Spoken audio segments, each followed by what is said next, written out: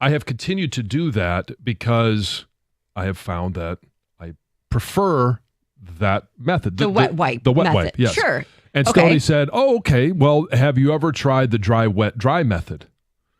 Dry, wet, dry. Okay. I Sure. can imagine Sure. that. Yes. And so I then asked Stoney, I'm like, Stoney, it's been a long time since you've had baby wipes. Do you use the dude wipes, the baby dude wipes, wipes. whatever it is? And he goes, no. And so I said, okay, well, how do you do the dry, wet, dry method? Mm-hmm. And he goes, well, I dip. So please use your imagination. What? Okay, I thought you were going to say, well, I can, like, our toilet is situated next to the sink in our, like, half bath, and I turn on the sink. No. Wait, Yes. what? Because even if the sink was right there, right, Stoney's arms aren't that long. Did he clarify when he's dipping? Like, is he going I in did there and ask like, that question. like, okay, I know what's about to happen. I better dip this now, and then I'll sit. You asked that question. I asked that question. Or I believe I asked if there was a courtesy flush to make sure it was a fresh bowl. Oh, no. Well, okay. All right. And it said no. Like sometimes you just have to moisten the TP. This could be the worst thing I've heard about Stoney yet. Like that's wrong. What? Does he do this everywhere? Because some bowls, some bowls are cleaner than others, no matter what just went in it. The outhouse, he's got blue. He's in a porta He's got a potty? blue streak. This is, Heather, I think you're right. I think this really is the most disgusting one. It really is. It really is. I mean, this is a man at one point in his life that was probably doing this, and he was still using Febreze to wash his hands. Therefore, his hands weren't getting clean after dipping into toilet a water. soiled tank. I mean, This is. I can't believe he's admitting this on air. Live this on air, is yes. I disgusting. was You can't taken believe back. Stoney's admitting something He's on the radio dipping that toilet paper into the toilet that he just used Yeah. to poop in. Well, and to as wipe you're his butt. as you're motioning, right, you're doing it on the side. Like I'm not sure.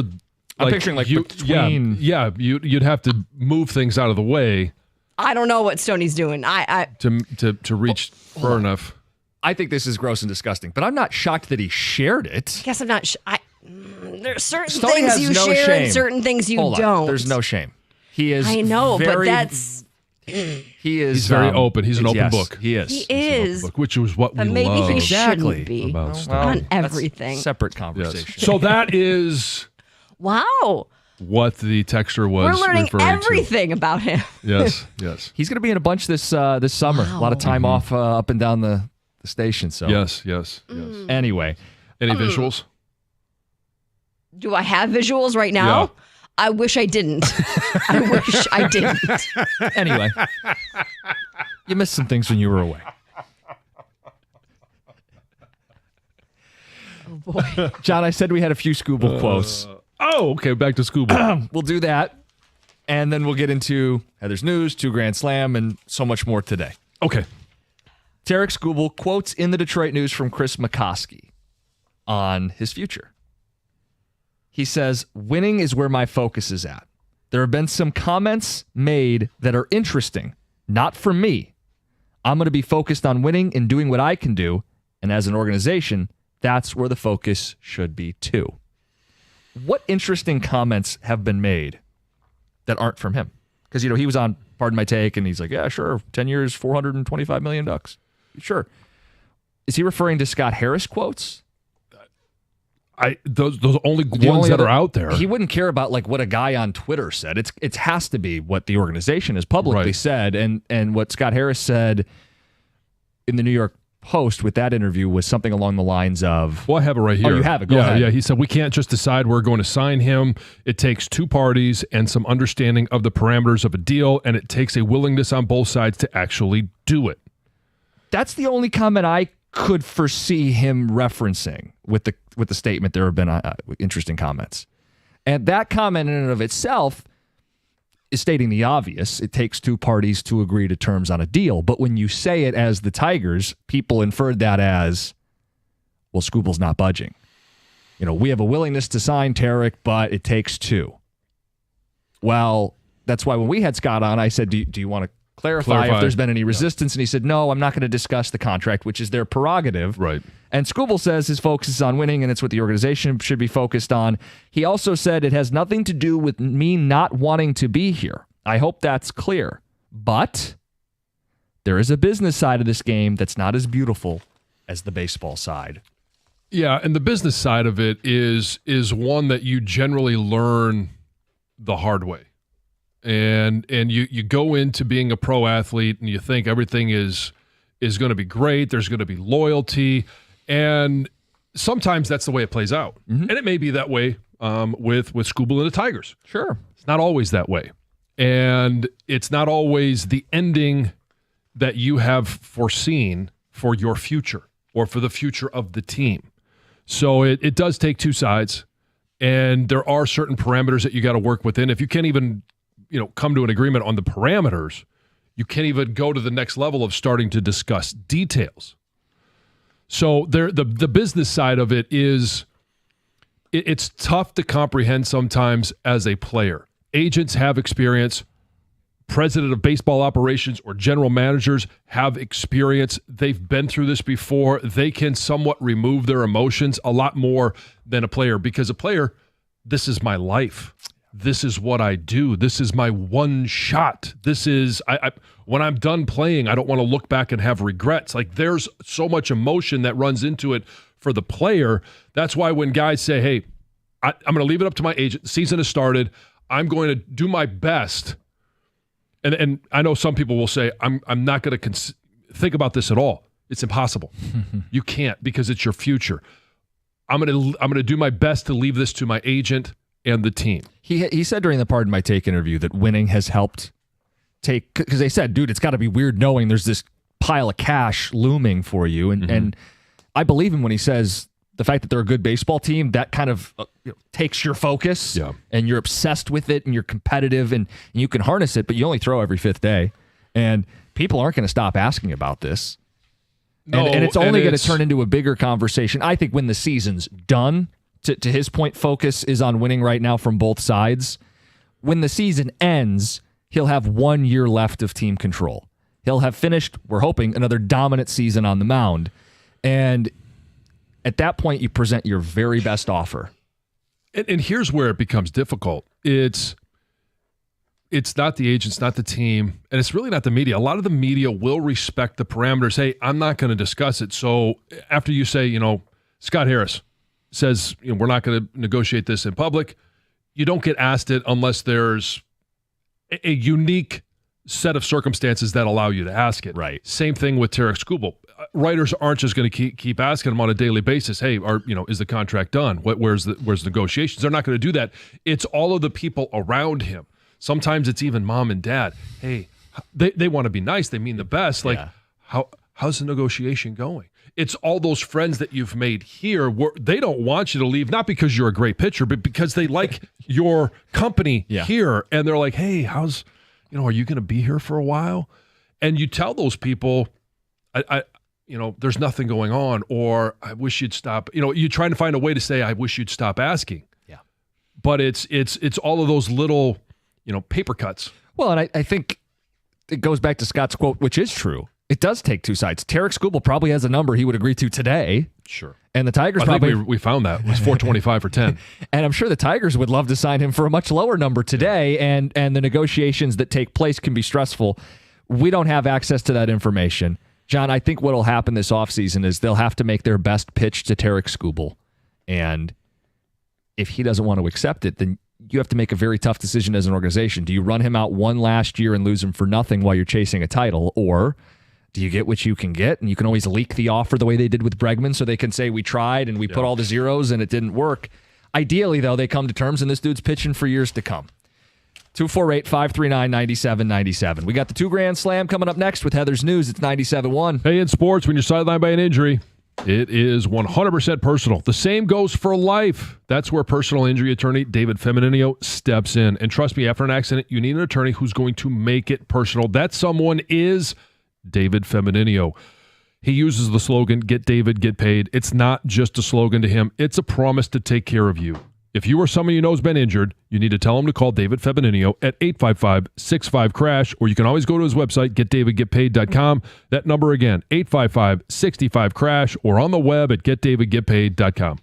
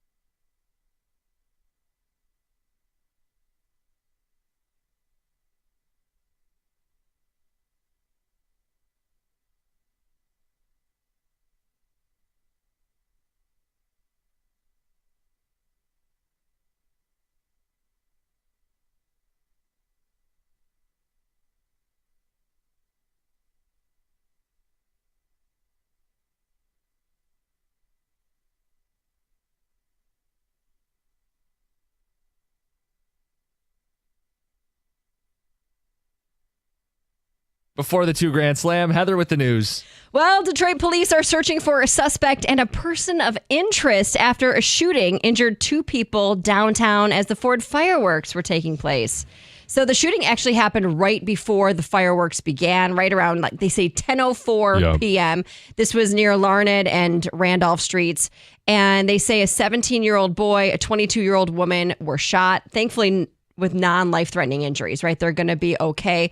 But police also have video of the incident, and they have provided the public with pictures of who they are looking for. So you can see they're not perfectly clear photos, but you can make out enough to see what these people look like, their body style, what they were wearing. They say the suspect and the person of interest took off into a parking structure after the shooting and have not been seen since.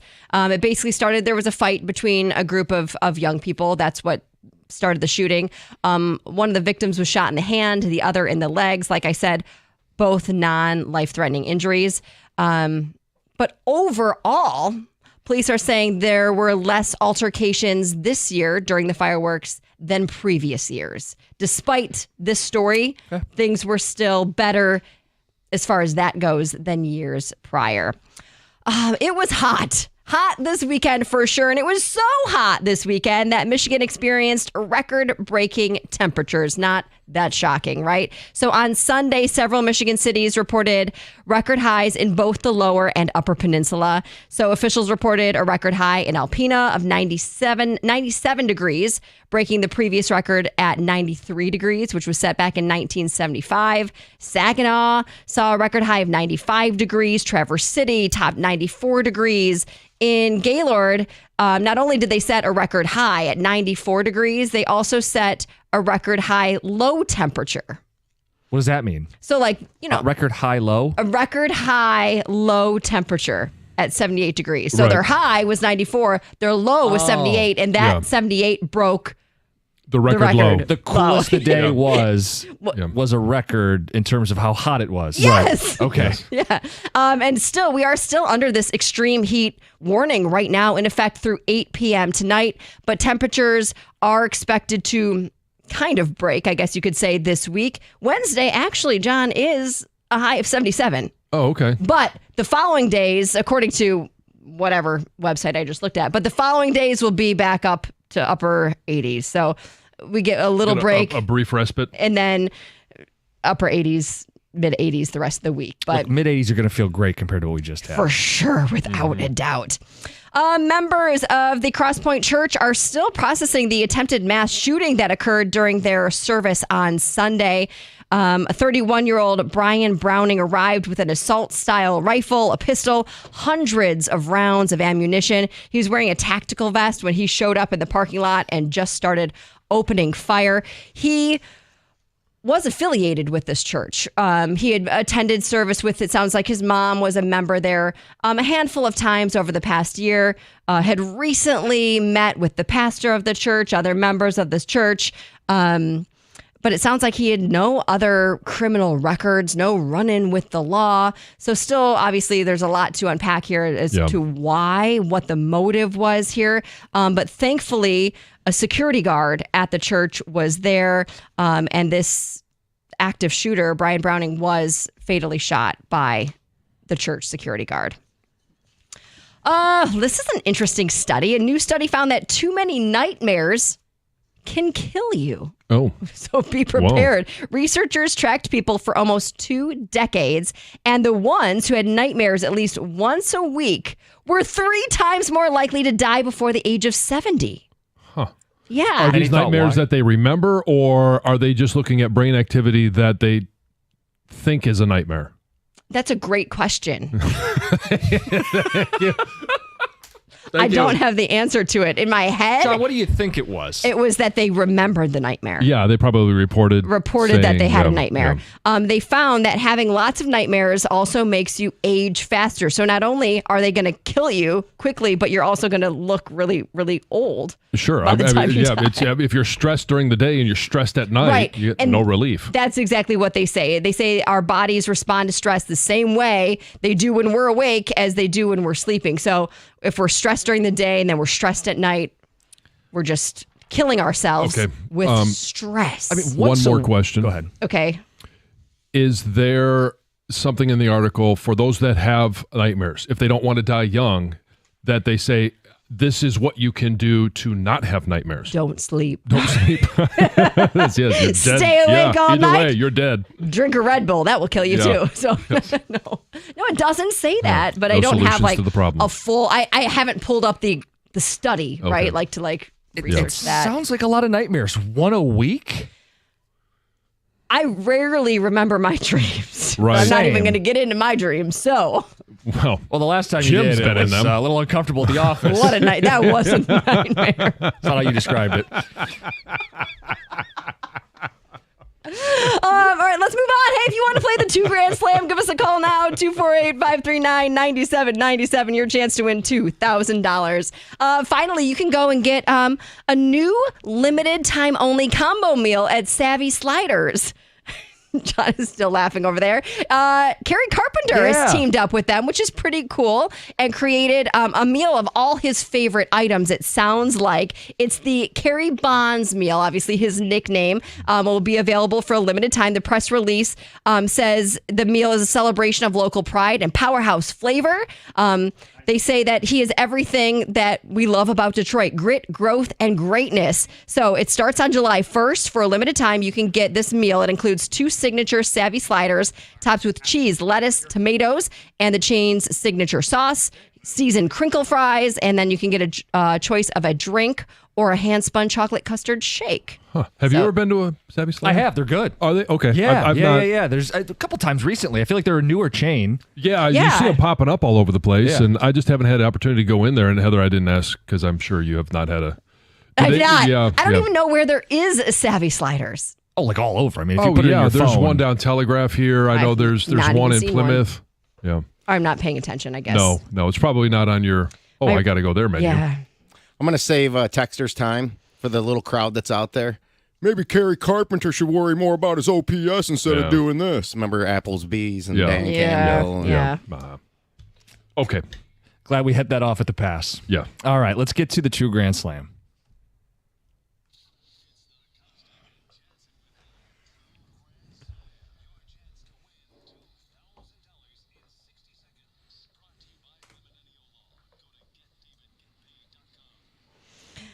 Well, let's give away some money. Hopefully, we can give away $2,000. The rules of the game are super simple: 60 seconds, 10 questions, $25 for each question answered correctly, and $2,000 if our contestant can get them all right. Our contestant, speaking of him, Patrick in Westland. Patrick, good morning. You're on 97.1. Good morning, everybody. How is everyone? Oh, Good. good. Hey, Patrick, just a quick question. Do you, by any chance, go by a secret name of Jamar in Westland, or do you know anybody in Westland named Jamar? No, but if I can be, if you want. No. No, We I have don't. somebody that I trolls don't. us. Oh, no, I'm definitely not a troll. All right. Okay. Patrick, have you played the game before? Yes, I have. All right, so you're familiar with the rules. If you don't know one, pass, and if there's enough time, we'll get back to it. Are you ready to play? Okay. Yes, I am. Here we go. Where did Amon-Ra St. Brown play in college? Pass. Who did the Detroit Tigers play tonight? The Athletics. What is the capital of the Bahamas?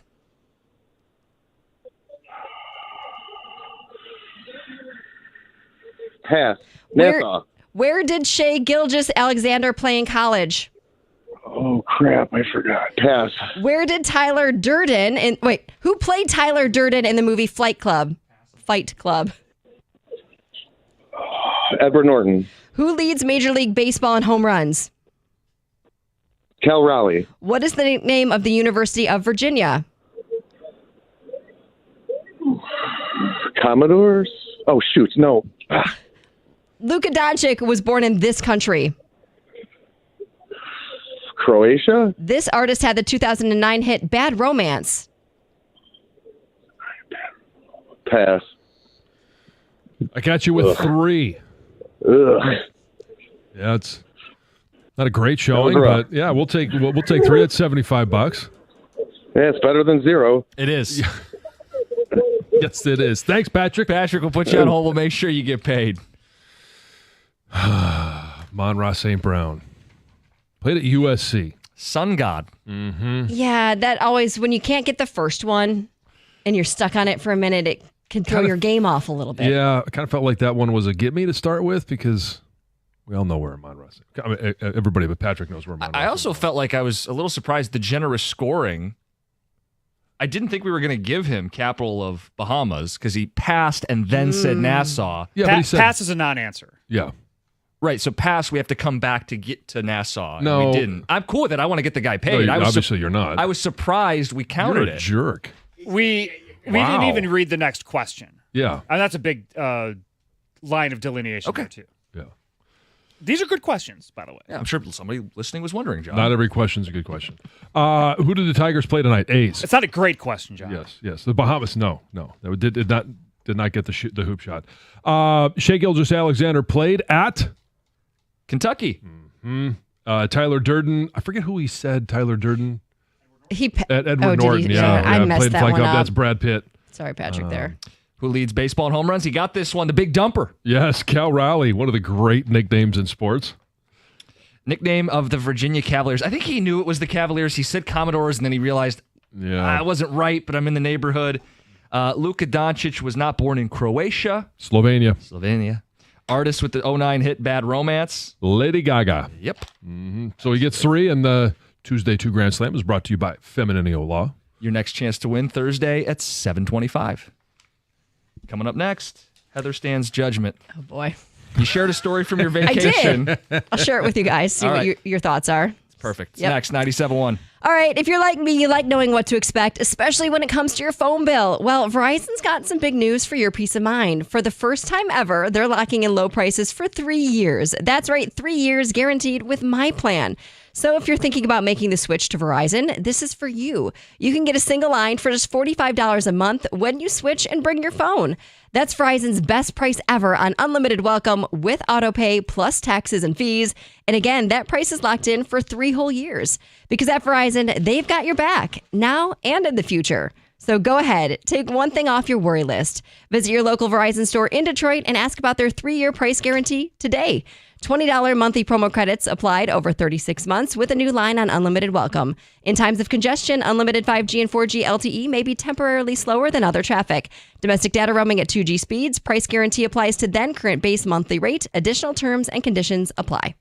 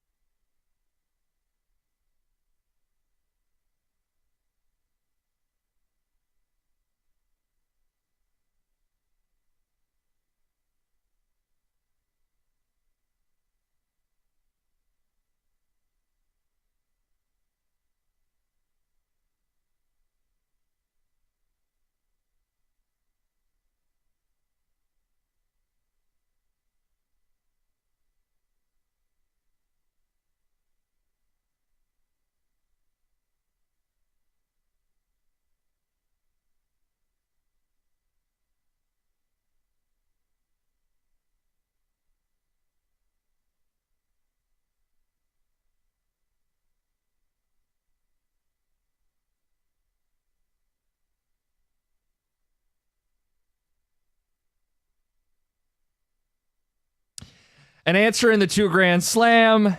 Good morning. 97.1. Jim Costa, John Jansen, Heather Park, Govin Greg behind the glass, Jeremy Otto on the updates. Heather back from vacation. Yes, refreshed, relaxed, wishing I was still on vacation. Yes. We all, not wishing you were on vacation, but that we were all on vacation. How'd that alarm hit today? It was tough. It was tough especially as last night, like watching, like, okay, it's 11 o'clock and I'm not tired, right? Like, because you can really switch your schedule that quickly, especially when you're on vacation. You're staying up late. You're sleeping in a lot later. It'll hit me. I'll nap today. I'll try. See anyway. a nap in your future? Yeah. Yes. So you shared a story with us, and we want you to share it with the audience, and then they can weigh in, fair or foul. Have they ever done this, and what do they make of your decision? Yeah, something happened on our vacation that I have never done before, and it made me feel a little uncomfortable. We went out to dinner. We went out to dinner every single night we were there. Restaurants are pretty busy there. There is always a wait, but we anticipated that. So we went and were able, you can't make a reservation at most of these places like on your phone and reserve a table. You have to be there in person to put your name down.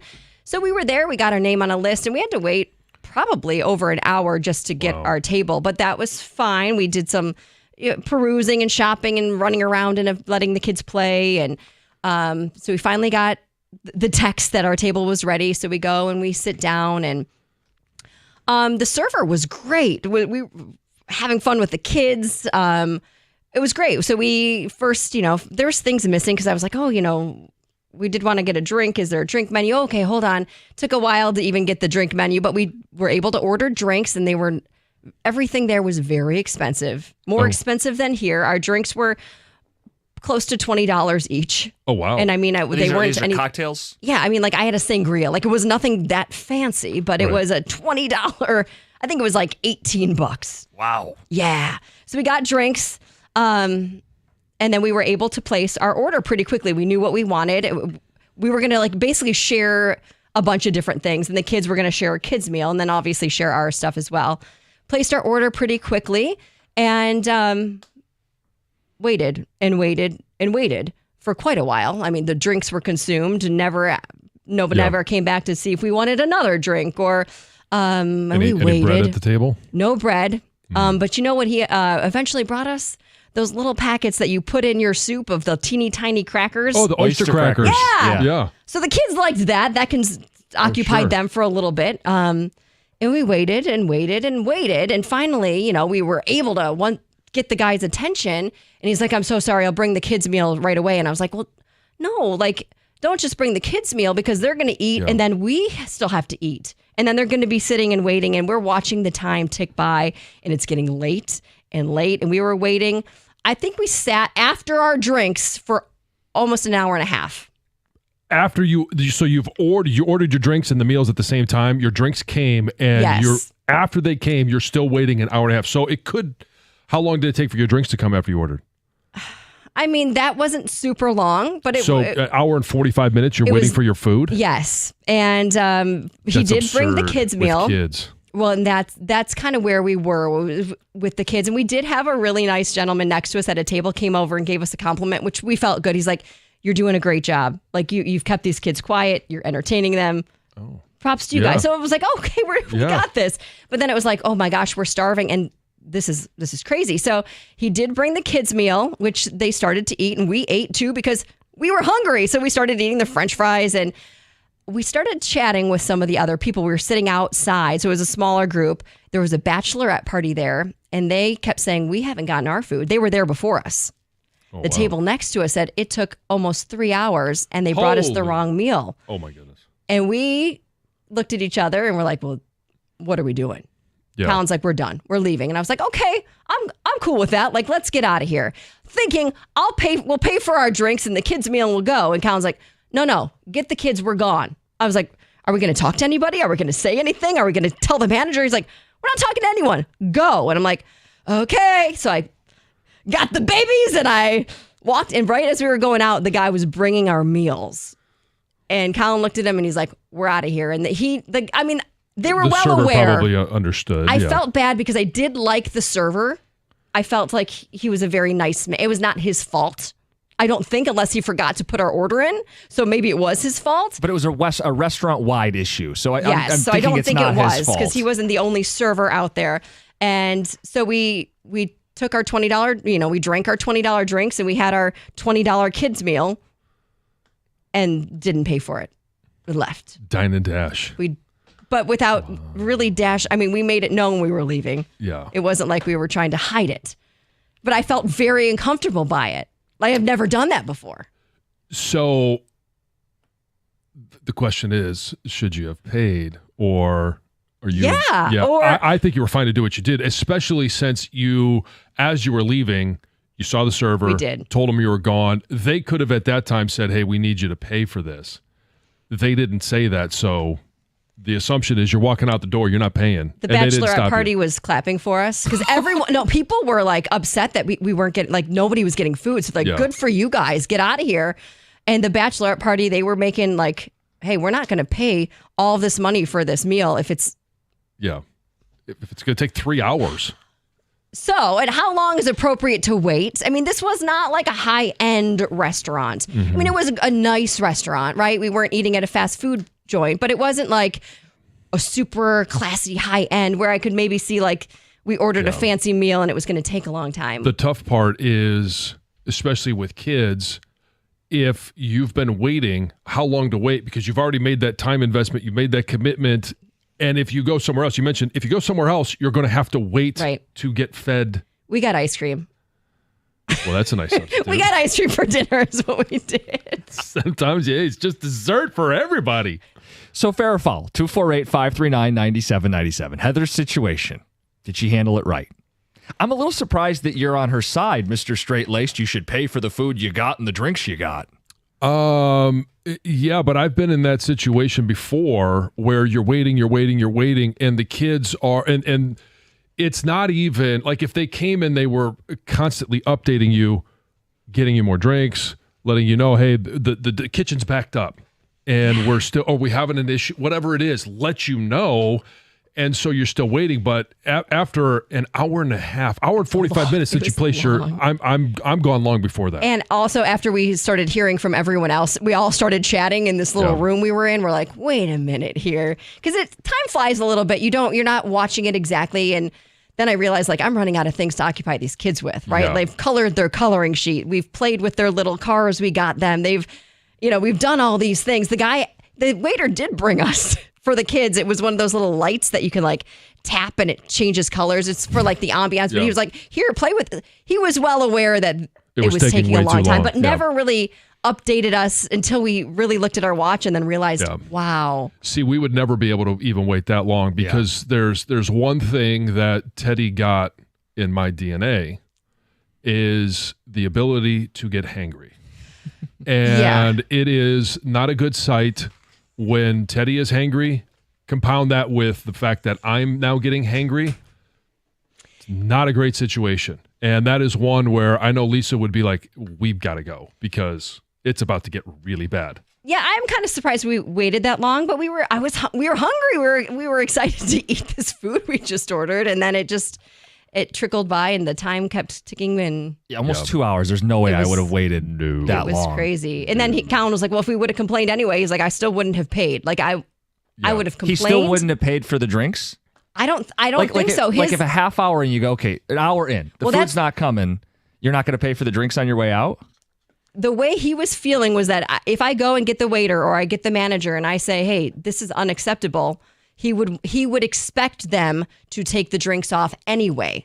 He would expect that was his reasoning. Mine was like, "Oh gosh, we've got to pay for what we drank and what we ate," and he was like, "No, just go." No, I had one. Well, I'll tell you when we come back from a break. I was going to say, and I want some of these callers to weigh in because they have, what does this one says?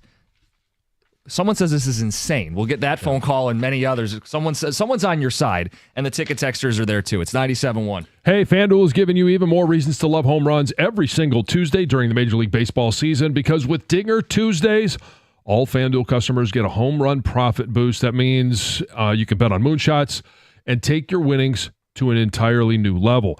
So whether it's a big blast or somebody goes opposite field, FanDuel is your home for betting home runs. All you have to do is visit FanDuel.com/971Detroit and gear up to go yard all season long. That's FanDuel.com/971Detroit to claim your Dinger Tuesday profit boost and make every moment more with FanDuel, an official America's #1 sportsbook, official sports betting partner of Major League Baseball. Must be 21 or over and present in Michigan. Opt-in required. Bonus issued is now withdrawable profit boost tokens. Restrictions apply, including any token expiration and max wager amount.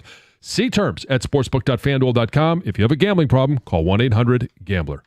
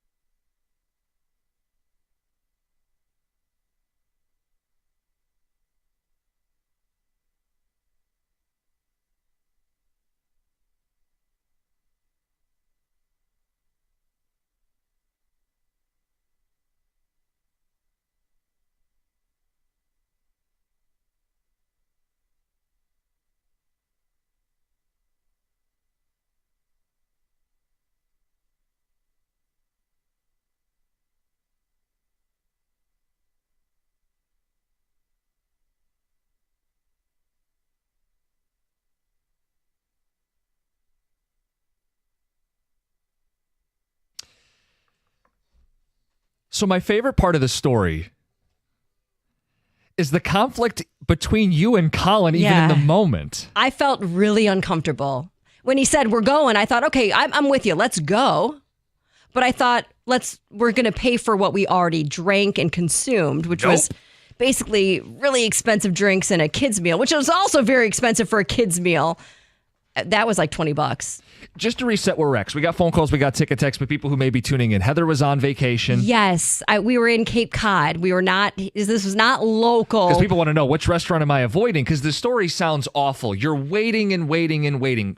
Expensive drinks and a kid's meal is all that shows up at the table. But you were there for basically 2 hours. Oh, for sure. And we had to wait. We put our name in and had an hour wait before we could get in. So 3. But that was typical. That wasn't like a red flag because, we're in a touristy area, right? It was just busy. It was a holiday weekend. It was a beautiful weekend. People were out and about. So it wasn't what didn't shock us. We put our name in early. We knew we were going to have like a long wait. But you put your food, you put your drinks in. You only got your drinks. You only got the kids' meal. And you said, you know what? This service was good, but the food didn't show up.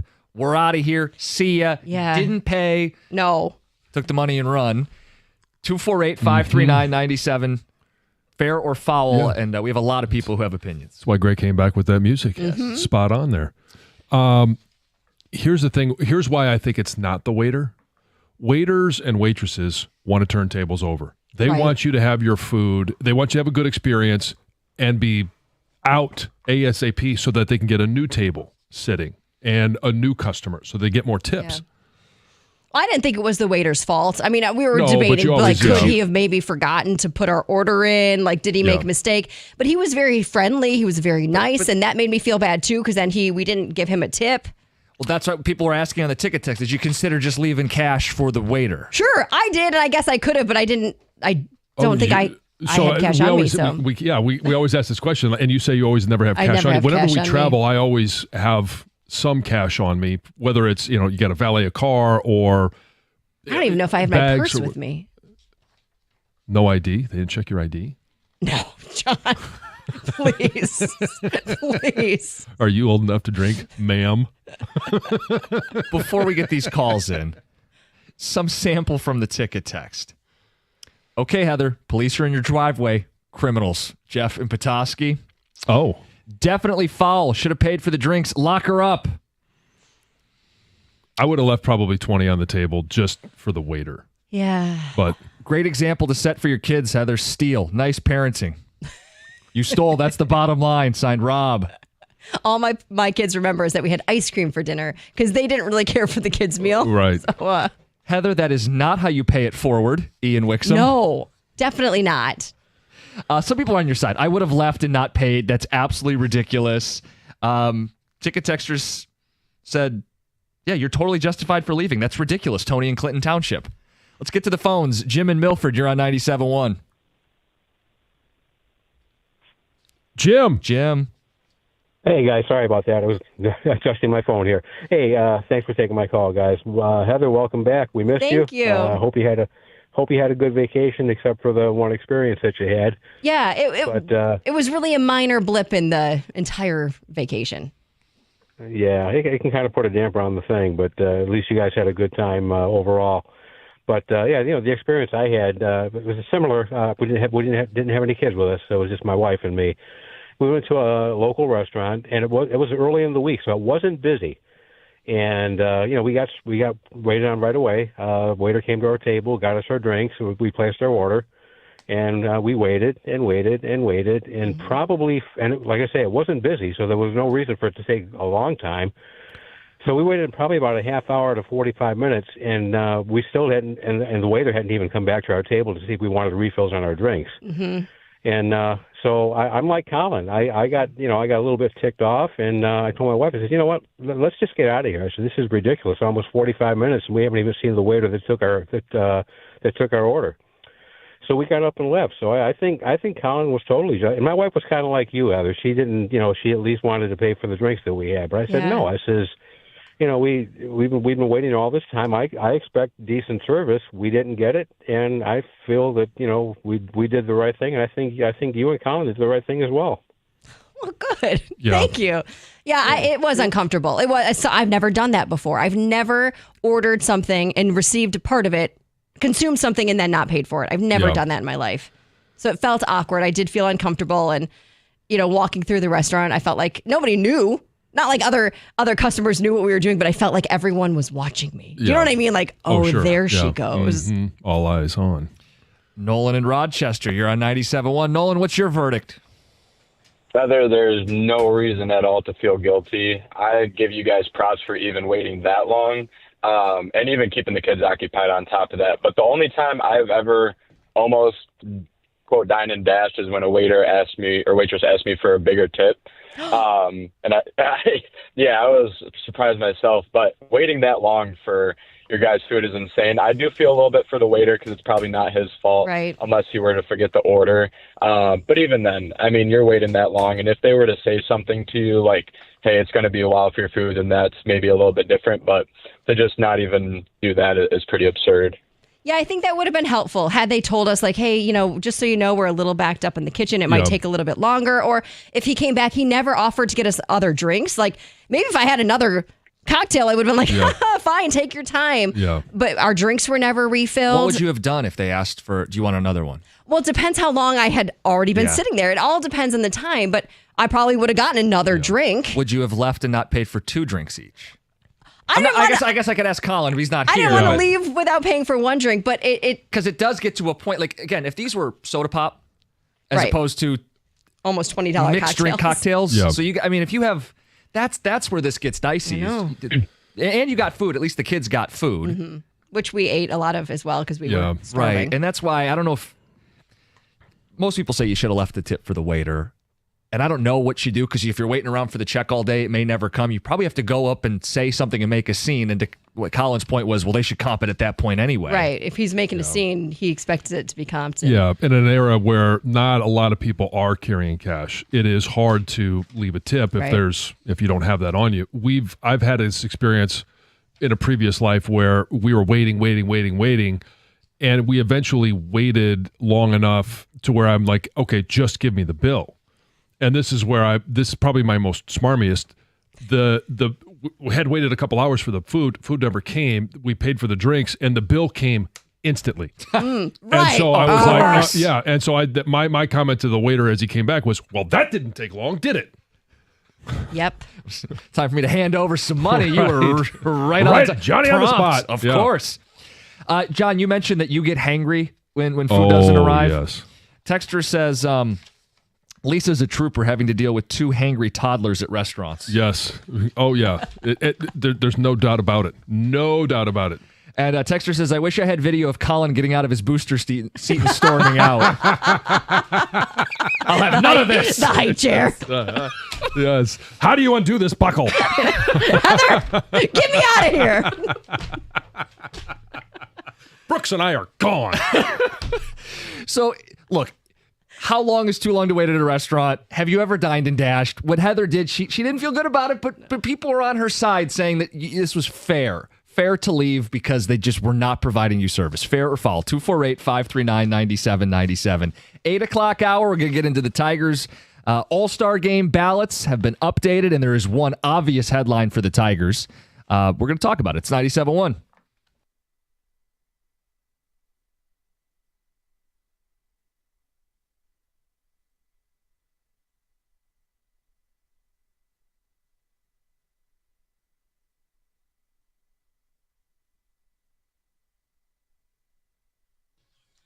Brought to you by Northfield Lumber. No Tigers game last night. They kick off a series with the A's tonight at Comerica Park. There's just 2 days left in the first phase of MLB fan voting. The league gave another look at where players stand. How about Javi Baez? He surpassed Mike Trout. Yes, Mike Trout for the last outfielder spot. Gleyber Torres is still your leader among second basemen as well. Dylan Dingler and Zach McKinstry need some help to advance to stage 2. They're both third. Meanwhile, Kerry Carpenter has struggled at the plate lately, but is still in the conversation in the outfield as well. Carpenter spoke in an appearance in Sinclair Shores and know that his hamstring feels better, but it's still something that needs to be watched.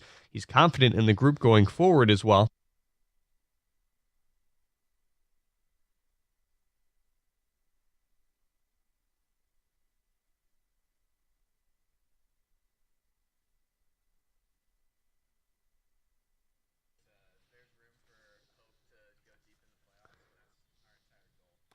Audio courtesy WDIV. The Rocket Classic has a star-studded Pro-Am tomorrow, which is free for fans to attend. It includes the likes of Red Wings captain Dylan Larkin, NASCAR driver Noah Gragson, Lions punter Jack Fox, and legendary running back Barry Sanders. Hall of Famer Jerome Bettis also joining the mix there. At the Corwell Health Sports Desk, I'm Jeremy Otto from Oregon at 97.1 The Ticket or Odyssey.com.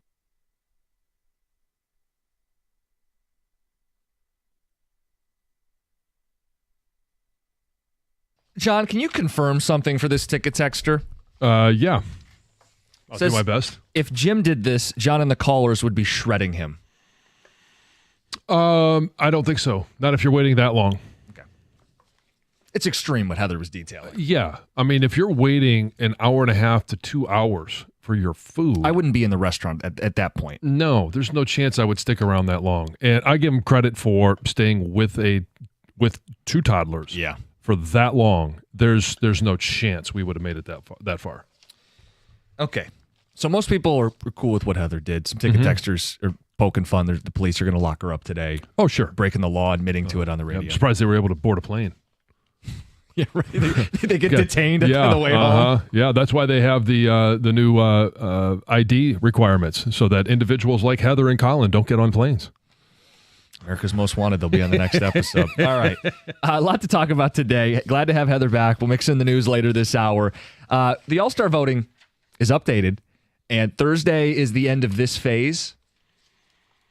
John, I was stunned to see Javi Baez as a starter in the All-Star game today. Mm-hmm. Again, today, he'd have to win phase 2 voting, but John, the graphic has Javi Baez in center field at the All-Star game. What? So now you throw Torres, who's still in there. He's the leading vote getter at second base. Right? Mm-hmm. And Riley Green, who has consistently been in the starting outfield spot. That's 3 of the starting 9 are the Tigers. Throw in Skubal and maybe Canely. We got 5 All-Star starters if this holds. The Javi thing is what people are staring at and maybe having a hard time really processing because it's one of the craziest surprise stories in Detroit sports history. And I don't remember last week when Mike Trout was 3rd and Javi was 4th, what the vote discrepancy was. But I know that right now Javi is 12,000 votes ahead of Mike Trout. And if the trend continues, which I expect it to, I mean, there's with the June that Javi has had, I know he hasn't been playing in center field. Well, that's the weird part of this, but that's just the uniqueness of the Javi situation. He played a ton of center field early when they were missing 2 guys. And made great plays. And now he's playing shortstop because Sweeney has not performed. He's been the ultimate team guy, and he's producing. In the month of June, he's hitting .333 with a .916 OPS. He's playing his way into the All-Star game. Now, I think Byron Buxton has better numbers, but the All-Star game is a popularity contest, and Javi, super popular. Torkelson, on the other side of things, is batting .175 this month, and he was already fighting an uphill climb because his name's not Vlad Guerrero Jr., and he doesn't play in New York City. He's playing himself out of the All-Star game. It's probably fair to say he's not going to be an All-Star. Yeah. On the Javi thing, Jeff Rieger's big on his lists. Oh, okay. You familiar with the bit Rieger does some nights and weekends? I'm not, but I'm becoming familiar with it. Okay, so this is what he does. He comes up with a list of things, and then the audience plays kind of a game show with him where they have to guess what's on the list. It's kind of an extended Family Feud instead of the top 10 answers on the board. Okay. He does, in this case, 20, and he did the most surprising things in Detroit sports in his lifetime. Okay. There's one problem. He did a terrible job. Oh. So Rieger and I are close to the same age. So I should have a grasp on the list that he has provided. So I'm going to do, and I think we are all going to partake in one of the station's favorite pastimes, ragging on Rieger. Okay. So we're going to go through this list a little bit, and you're going to notice some issues. But the overall question for everybody out there is, where does Javi fit in? Javi Baez, one of the great surprise stories in Detroit sports history. From a guy we wanted bought out to a guy starting in the All-Star game as of today. Where does that rank in terms of Detroit sports surprises of the last 30 or so years? Okay.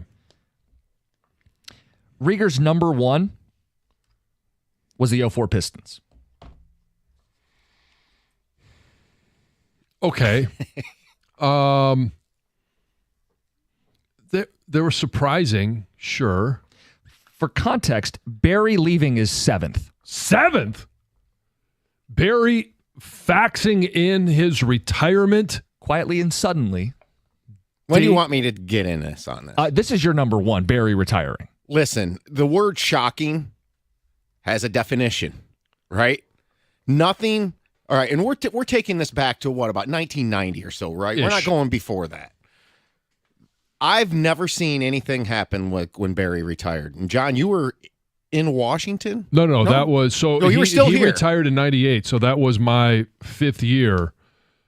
He retired in '98, right? When you played at Michigan, though, you were so focused on playing that you knew what was going on in Detroit sports, but you weren't locked in. And I'll tell you what, when Barry Sanders retired, nothing has ever shaken this Detroit sports earth like that. It was after the 98 season, before the 99 season. Right, so I was going into my rookie season, and just a little context of this. So, yes, I was very aware of Barry retiring because our second or third game was in Detroit. And obviously, having been from here, very aware of what was going on. And then at the end of the year, Dan Snyder had just bought the Washington Redskins. There was scuttle in Washington that he was trying to create a trade at the trade deadline or later in the season to acquire Barry Sanders from the Detroit Lions, the rights to him, and convince him to come back and play for us. Now, in fairness to Rieger, he did say, look, the shock has worn off. And I kind of couldn't understand that based on it's at the moment. It's the shock is he's starting in center field of the All-Star game right now. It's currently happening. It's incredibly surprising. He had it number 2 on his list. Javi in the outfield, starting in the All-Star game, is the second most surprising Detroit sports story of his lifetime. And that Javi Baez starting in the All-Star game is a bigger shock to him than Barry's sudden retirement. Retiring. Yeah. Oh, there's a bunch of bad takes. I mean, the way that happened, I worked that night when Barry retired, and we went all night long. We did a show from 10 p.m. to 6 a.m. because the phone lines were jammed the entire time. It kept people up all night. Javi it's stunning. I'm blown away by it. But Javi doesn't keep me up all night. Well, okay. Yeah. Yeah, I mean I mean his list, you may say, is more stunning and should be number 2 on the list. Let me just rattle these off just so we know what we're working with, some of the context so we here. got 04 Pistons at 1, Javi starting at center in the All-Star game is 2. He had the 06 Tigers run at number 3, but I would argue last year's Tigers were more surprising. Yeah. I mean, once they sold at the deadline and had a percentage point chance to make the playoffs. Now, you could say 06 made the World Series, but just in terms of sheer shock, nobody thought last year's Tigers team was going to make the playoffs, even in season. The 06 Tigers were on fire in the summertime. This team last season was out of nowhere. It had happened once in 100 years. Yeah. So now he had last year's Tigers 6th. 6th? Yeah. Oh, okay. So 06, then trouble with the snap. 06, Michigan beating Ohio State last year, trouble with the snap, and then 2024 Tigers. Then Barry, then Malice at the Palace, then Goff beating Stafford at number 9. Was that a surprise? The Lions were favored in that playoff game. That shouldn't even be on the list. 10 is Darko. Picking Darko, wasn't that at the time, wasn't that surprising that they took Darko? I mean, you may have preferred Carmelo or Wade. It's awful in retrospect. Is that one of the 10 most surprising things in Detroit sports, that Joe Dumars fell in love with Darko? It's one of the worst decisions. I don't think it's one of the most shocking. Number 11 is the Vladdy car crash. Number 12 is the Spartans beating Ohio State with sad Urban Meyer pizza. That would have been Tyler O'Connor at quarterback in 2014. I think that deserves to be on here. Ozzie replacing Hasek and winning the Cup in 08. Okay. The 0-16 Lions. Kinsler for Fielder. Trading for Miggy at the winter meetings. App State's upset of Michigan, the Chris Webber timeout, Armando Galarraga, and Middle Tennessee State, Giddy Potts and company upsetting the Spartans. Those are the 20 on Rieger's list. Where does Javi fit into all of this?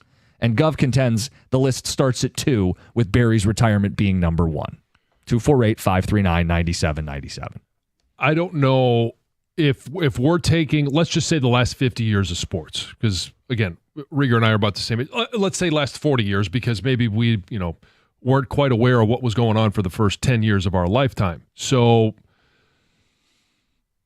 in that 40 to 45 years, has there been anything more shocking than Barry Sanders retiring, faxing in his retirement, hopping on a plane, and leaving, vanishing moments before training camp? Like, I don't know that there's anything that could possibly top that. And he didn't put it not 1. He put it 7th. Right. And he looped it in with Calvin, which was not Calvin. even comparable. No. I mean, there was chatter about Calvin Right. ahead of that. There was no chatter about Barry. What's number 2 then? Seriously, because I don't know how it starts at 2. The list starts at 2. And he put Javi at 2. So the question is Javi 2? I'm not overstating this for the younger people out there like you. You didn't know Barry's retirement. And I'm telling you what, I've never seen anything shake the earth around here from a sports story perspective than that. It was unbelievable. People were losing their minds. Well, so I only have stories of it. I mean, I was born in 93, so he retired when I was 5-6 years old. You just don't have the capacity to truly understand what that meant to people in the moment. So hearing you talk about it, I gather it. I've also seen there's a Barry documentary. I think it's on, is it Amazon? Yeah, by Barry. And one of the opening scenes is Jamie Samuelson. I think he's reading a text or making a wisecrack, and he says something to the effect of, at least OJ only stabbed someone once. I got stabbed, or what was something like... His dark sense of humor. You know what I mean? Because it was something about the fact that Barry stabbing everybody in the back, and OJ only stabbed one person. So people felt like cheated, jilted, betrayed, the suddenness, the shock, the surprise of it all. So it's a conversation inspired by Rieger, but we're ragging on him, and we need to do this better than Rieger, okay? We can do much better than what Rieger put together. The surprises and where Javi checks in. It's 97.1. Hey, summer is here. The heat is here. Don't wait. Whatever it is you need, and if it's AC right now, you need to call the team at Mastercraft Heating, Cooling, Plumbing, and Electrical. They take care of my house. They do a great job with that. They're going to take care of yours just the same. Upgrade your system now, and you can save up to $1,000. Give them a call for details. You can also schedule a free in-home estimate to see what it's going to cost before you make that jump. They also offer same-day service, but you got to call before noon. So you got about 3 hours and 45 minutes. Give them a call if you need that AC fixed now. You can find more information on the web at mastercraftheating.com. That's mastercraftheating.com.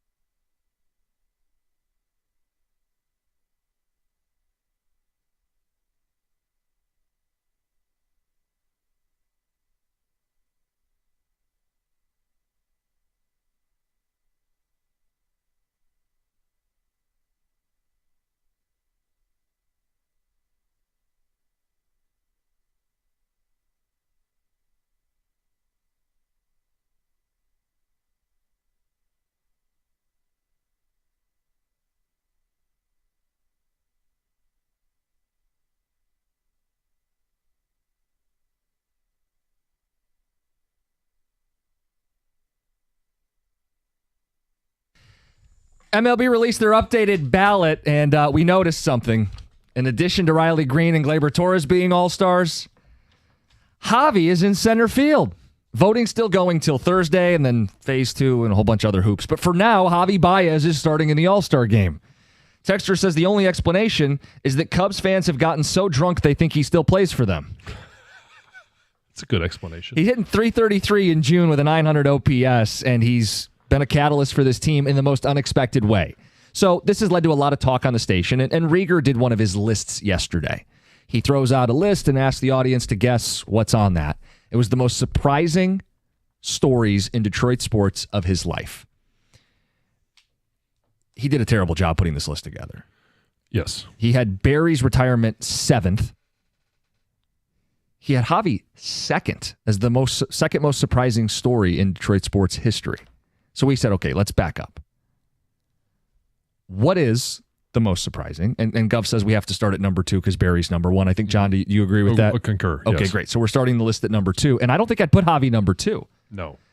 Texter says Rieger spot on with the Pistons at 1. Kobe and Shaq were prime, best 2 players in the series. Nobody gave the Pistons a shot.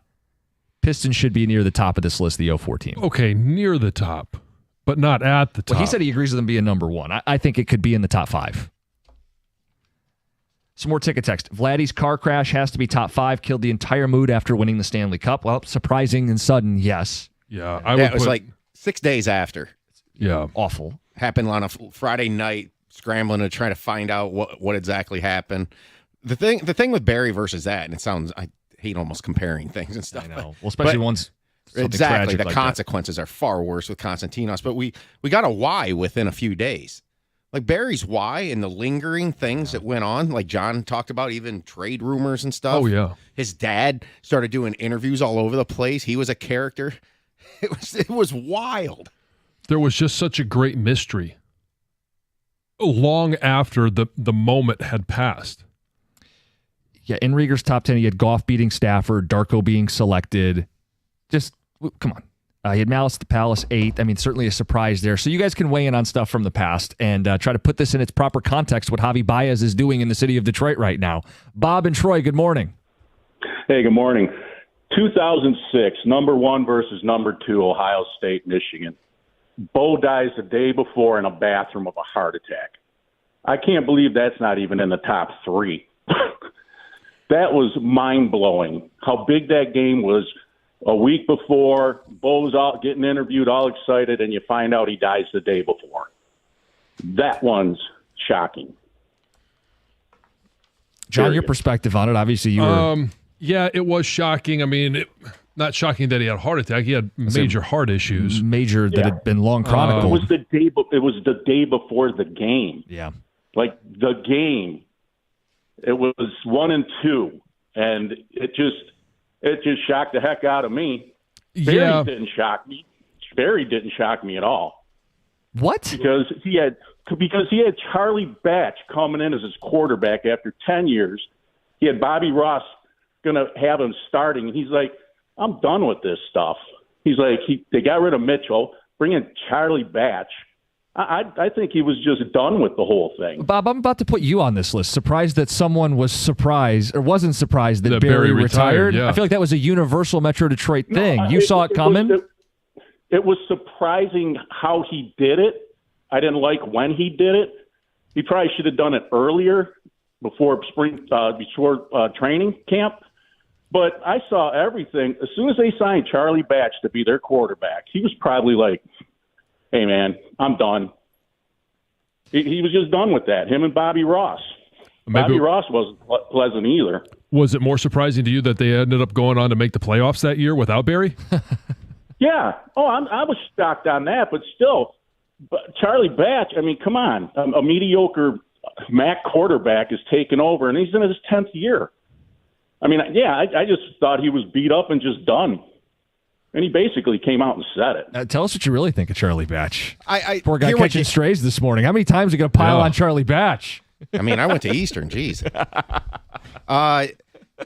Dave's working with facts after the news.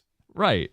None of that was known. Well, it just news came cycle back out then. of nowhere. Yeah. Something's on Ticket Text Quick. I always want your guys' opinion. Yeah. Is this ours or not? Because it certainly is very high on the list if this is truly Detroit's. The attack on Nancy Kerrigan. It happened at Joe Louis Arena. Tanya Harding. We knew people like Jeff Gillooly and Shane Stant who were. Yeah. That story is unbelievable. It is. It's shocking. What year did that happen? 94. I know all about it. I've seen the documentaries on it, but I would have been a year old. That was insane. Yeah. And maybe it should be on the list, but I mean, Barry's is still more shocking. Is it a It Detroit sports Yeah, is surprise? it ours or not? Do we own that? Well, it happened here. at Joe Louis. Look, you could put it on and kick off Goff beating Stafford. The Lions were favored in that playoff game. Right, yeah. I don't know that was a huge surprise. I mean, it was an emotional game. Like, again, there's different ways to describe these. That was not a surprise. We expected them to win that playoff game. We were nervous of what if they didn't, but it wasn't a surprise that the favored team at home with the better record won the football game. Right. And it led to a lot of emotions. It was a very emotional Detroit sports game. It's certainly one of the more emotional playoff games we've ever had. But not surprising. You know, quickly on the 04 Pistons, like my thing was that they came off an Eastern Conference Finals appearance the year before. It wasn't out of nowhere. I guess if you want to say directly to the Lakers. Specifically to the Lakers. They were dogs, but they weren't super heavy dogs. There had been some chatter that the Kobe Shaq thing was on the fritz. John, what did you make of Rieger putting Michigan beating Ohio State last year as the fourth most shocking thing to ever happen in his life, Detroit sports? It was shocking for sure, but I don't think it doesn't. Like, how about this? It's ahead of trouble with the snap. Trouble with the snap, albeit one play. Right. You're never going to see that again. No, you wouldn't think so. Michigan has upset Ohio State before. Yeah. Gosh, I mean, there's just so many more things that were shocking that when you're talking about college teams, college moments, and I know this one obviously involved a lot of our listeners, Michigan and Michigan State, whether you were shocked good or shocked bad. I'm just very reserved to think that trumps anything that would have happened. Like, I would have put the Malice at the Palace ahead of that. I would have put the 24 Tigers ahead of that. I would have put Barry retiring certainly ahead of that. 06 Tigers, 04 Pistons, the Vlade car crash. Yep. I mean, I would put MSU beating Ohio State in 2014 as more surprising because it was a backup quarterback. Yeah, and it was a loaded Ohio State roster. I'd say more loaded than the team Michigan beat this year. Yeah, and we just haven't seen that happen as often. Now, Michigan State and Ohio State don't play as often as Michigan and Ohio State does. The 0-16 even be on the list. I don't know that was necessarily shocking. Maybe it was shocking that they lost all 16 games, but that they were going to be bad. Well, it's a little different, too, to put something like that. I don't know if you know, but they did win all 4 preseason games. Yes, John, thank you. It's always brought up. You know what some of this is, though? The challenge of 0-16 being on this list is you come to grips with it slowly. Everything else on this list is a moment, a play, a day. Yeah. 0-16 is a death march. I mean, you're 0-12, you're 0-13, you're 0-14. Hell, it's going to be 0-16, right? At some point, it's not even a surprise. It's historic, but it doesn't resonate the way these other surprises, to me, do. I mean, you could, for a moment, you could even say, if you're going to put Darko on here, how about drafting Eric Ebron? That seemed shocking in the moment. At the time, everybody hated the pick. Yeah. Yeah. 248-539-9797. Let's get to Josh. You're next. You're on 97.1. Good morning, guys. Good morning. My most shocking moment was actually when the Heisman Committee gave Charles Woodson the Heisman Trophy. I think that should be top 5 to 7 all-time in Detroit sports moments. Even with the season that he had, just that he was a primarily defensive player, you thought that was the shocking part of it? Yes, because Peyton was Peyton, and it was bred up. Peyton came back to get the Heisman only, and I didn't think the real committee would actually give a defensive player, Woodson, the Heisman. I don't know that I was, well, obviously I wasn't necessarily shocked because I was on that team, but he had he had Heisman moments, like the punt return against Ohio State. The pass, a number of different passes that he had, from the wing position. Did you expect him to win the Heisman that night? I did. So so if you did, we did it. I was like 14 years old. I didn't think it would go to him. Yeah. I thought he should have won it. I didn't think he would get it at that moment. He's prepared to be outraged, only to be pleasantly surprised that his guy got it done. I would be more him. shocked now because it is more of a quarterback award than it was then. Yeah. Texter says, I'm not saying it's number one, but it should have been on the list. The offseason that predated the 0-2 Stanley Cup for the Red Wings, adding Hasek, Hull, and Robitaille, one move after another, felt like there was no limits to what the Red Wings could do. Real quick, to run through this, just so people keep texting in and Greg's getting phone calls, what's on the list, what's not on the list. This was Rieger's list yesterday, the 20 most surprising things that have ever happened in Detroit sports in his lifetime. Really, this goes back to the Weber timeout. Number 20 was Middle Tennessee State. Number 19, Armando Galarraga's robbery of a perfect game. Weber's timeout was 18. App State's upset of Michigan was 17. 16 is trading for Miggy at the winter meetings, the surprise of that. 15 is Kinsler for Fielder. 0-16 checked in at 14th on the list. Number 13 is Ozzie replacing Hasek to win the Cup. Sparty beating Ohio State. Sad Urban Meyer Pizza was 12th.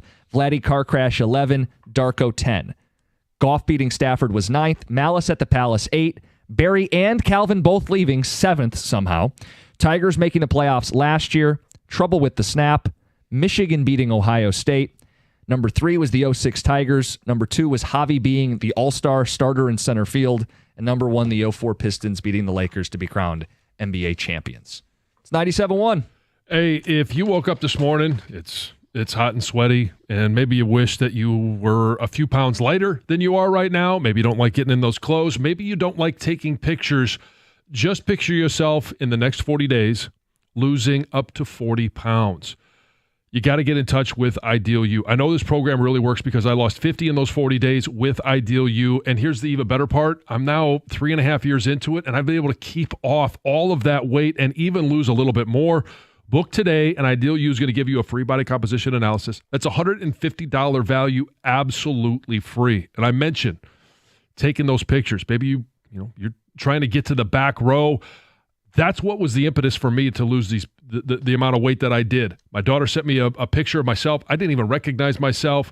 Got in touch with Ideal You, and boom, 40 days later, I'm down 50 pounds. Book your free consultation right now at idealu.us. Ideal You is different than other weight loss companies because it works, and it works fast. Lose up to 40 pounds in 40 days and be happy taking pictures again and getting into that bathing suit this summer. Book your free consultation right now at idealu.us to get your body composition analysis, $150 value, absolutely free.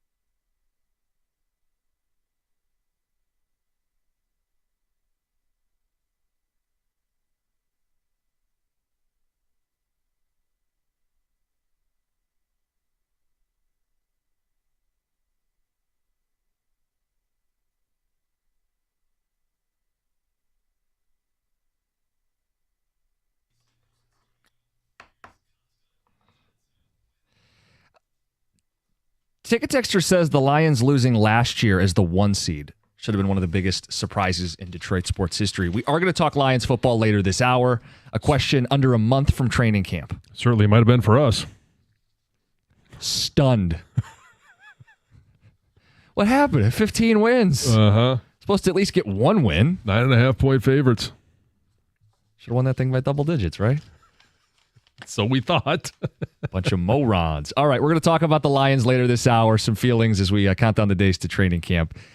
John, All-Star voting, Detroit Tigers. We've been talking Javi as a starter as of right now. He's not the only storyline from the All-Star voting. No, he's not. And obviously we've got a number of individuals that are in the top 3, top 4, top 5, and it all starts at first base. And Spencer Torkelson has lost a little bit of ground. He's hitting 175 this month. He's not doing himself any favors. Not surprising, but he is still in the voting. He's about, 80,000 behind Jonathan Randa for the Rays. You only have till Thursday. Yep. Paul Goldschmidt for the Yanks, and Vlad Guerrero Jr. is the number 1 vote getter for the Blue Jays. It's not going to happen for Torque. No. Second base. Not surprising either that Gleyber Torres has not only held on to that number 1 spot, but increased his lead over Jackson Holliday with the Orioles, Jose Altuve with the Astros. So it looks like he's going to be a starter at shortstop. Trey Sweeney comes in at number 5. Just letting you know where the stats are right now. That is a testament to Tiger fans more than it is anything to do with the way that Trey Sweeney has played baseball. Another testament to Tigers fans. Fire up chips. Zach McKinstry coming in at number 3 for third base right now. Jose Ramirez, no surprise, is number 1. Alex Bregman, number 2. Maybe that moves a little bit because he's been hurt for so long. Yeah, I don't think people are voting for Bregman because he's hurt. If McKinstry can get up to 2, the way this works, the top 2 end up in a runoff. I don't know that he's going to be able to do that because he's 150,000 votes behind. You haven't seen CMU's global campus activate. Once we get the Chippewa alumni involved on this, we're going to get McKinstry in here. You setting up the chip signal? That's right. You can get CMU staffer Connor Stallions to help too. Okay, there we go. Appreciate that. Oops, that's supposed to be a Stallions drop. Never mind. It says, I don't always break the rules. Sign stealer, Connor Stallions. Sometimes this thing doesn't update. Anyway, continue. Aaron Judge, number 1 in the outfield. Riley Green, number 2. Yep. And Javi Baez, as we've been talking about, number 3. Overtakes Mike Trout by about 12,000 votes right now. Catcher Dingler's 3rd. Catcher Dylan Dingler is 3rd. Cal Raleigh, not surprised. He is number 1. And Alejandro Kirk for the Blue Jays is number 2. In the designated hitter category, we do have a representative there as well, Colt Keith at number 4. Ryan O'Hearn for the Orioles 1, Ben Rice for the Yanks 2, and Ben Rooker for the A's is number 3. Look, we're going to get 3, I think, from the position players. 4 with Skubal. Tommy Canley's 5. 5 Tiger All-Star. Sound pretty good for the team with the best record? It sounds about appropriate. All right. Yeah. Let's get to Heather with the news. Heather, what's going on? Well, a Birmingham man is facing a felony charge after he allegedly tried to break into a home in Bloomfield Township over the weekend. Police say that the homeowner called 911 early Saturday morning to report that this man was kicking and stabbing his front door to try to get inside. Yeah. So when officers arrived, they found this guy, a 37-year-old man, on the front porch of the home, took him into custody. They did find a knife on a window ledge by the front door that I'm guessing he was using to stab the front door. Strange way to break in, but that's what he was doing. The door sustained more than $1,000 in damages. But it's his door, right? Well, it wasn't his door. He was trying to break into somebody else's home. Oh, okay. No, not his door. So far, authorities haven't said why the guy was trying to break in or if the suspect knew the homeowner, right? Was there something else going on? But anyway, he's facing some charges. Detroit police are searching for a suspect, also a person of interest, after a shooting occurred downtown right near the beginning of the Ford fireworks. 2 people were injured. They say the shooting took place right around 10 p.m., right before the fireworks began. A 17-year-old boy, 22-year-old woman were shot. Non-life-threatening injuries. They were both of them sustained. And there is images of this suspect and the person of interest. It was captured on video surveillance. So police have released those images. You can see what the people were wearing. You can get a good idea of what they look like. It's not like, a great image of their face, but you can get a great idea of what they do look like. They say the victims were treated. One was shot in the hand, the other in the legs. But they do say overall that there were less altercations this year during the fireworks than in previous years. And it was hot. Tensions had to be a little bit high. It was hot. Maroon 5 will be closing out their fall tour at Little Caesars Arena. So the group announced their new album called Love Is Like and their new tour on Monday. Tickets for the November 25th show go on sale at 10 a.m. Friday on Ticketmaster. They put on a good show. I would imagine they do. Saw them at Pine Knob last year, a couple years ago. Who knows when they were there, but I've seen them at the LCA. Yeah. Jalen Hurts can now add author to his resume. The Eagles quarterback has written a children's book called Better Than a Touchdown.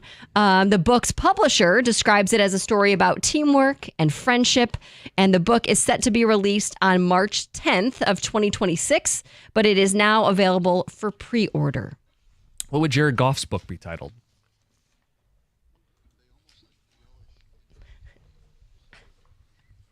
Come on, man. I'm just asking. What do you think his book would be titled? I don't know. I don't know. Okay. There's a Texas man who received a big scolding by a judge when he showed up for his felony court appearance wearing a T-shirt that said, "World's Best Farter." I saw this. Right there on the front of the shirt. Now, the judge was less than pleased with his fashion choice.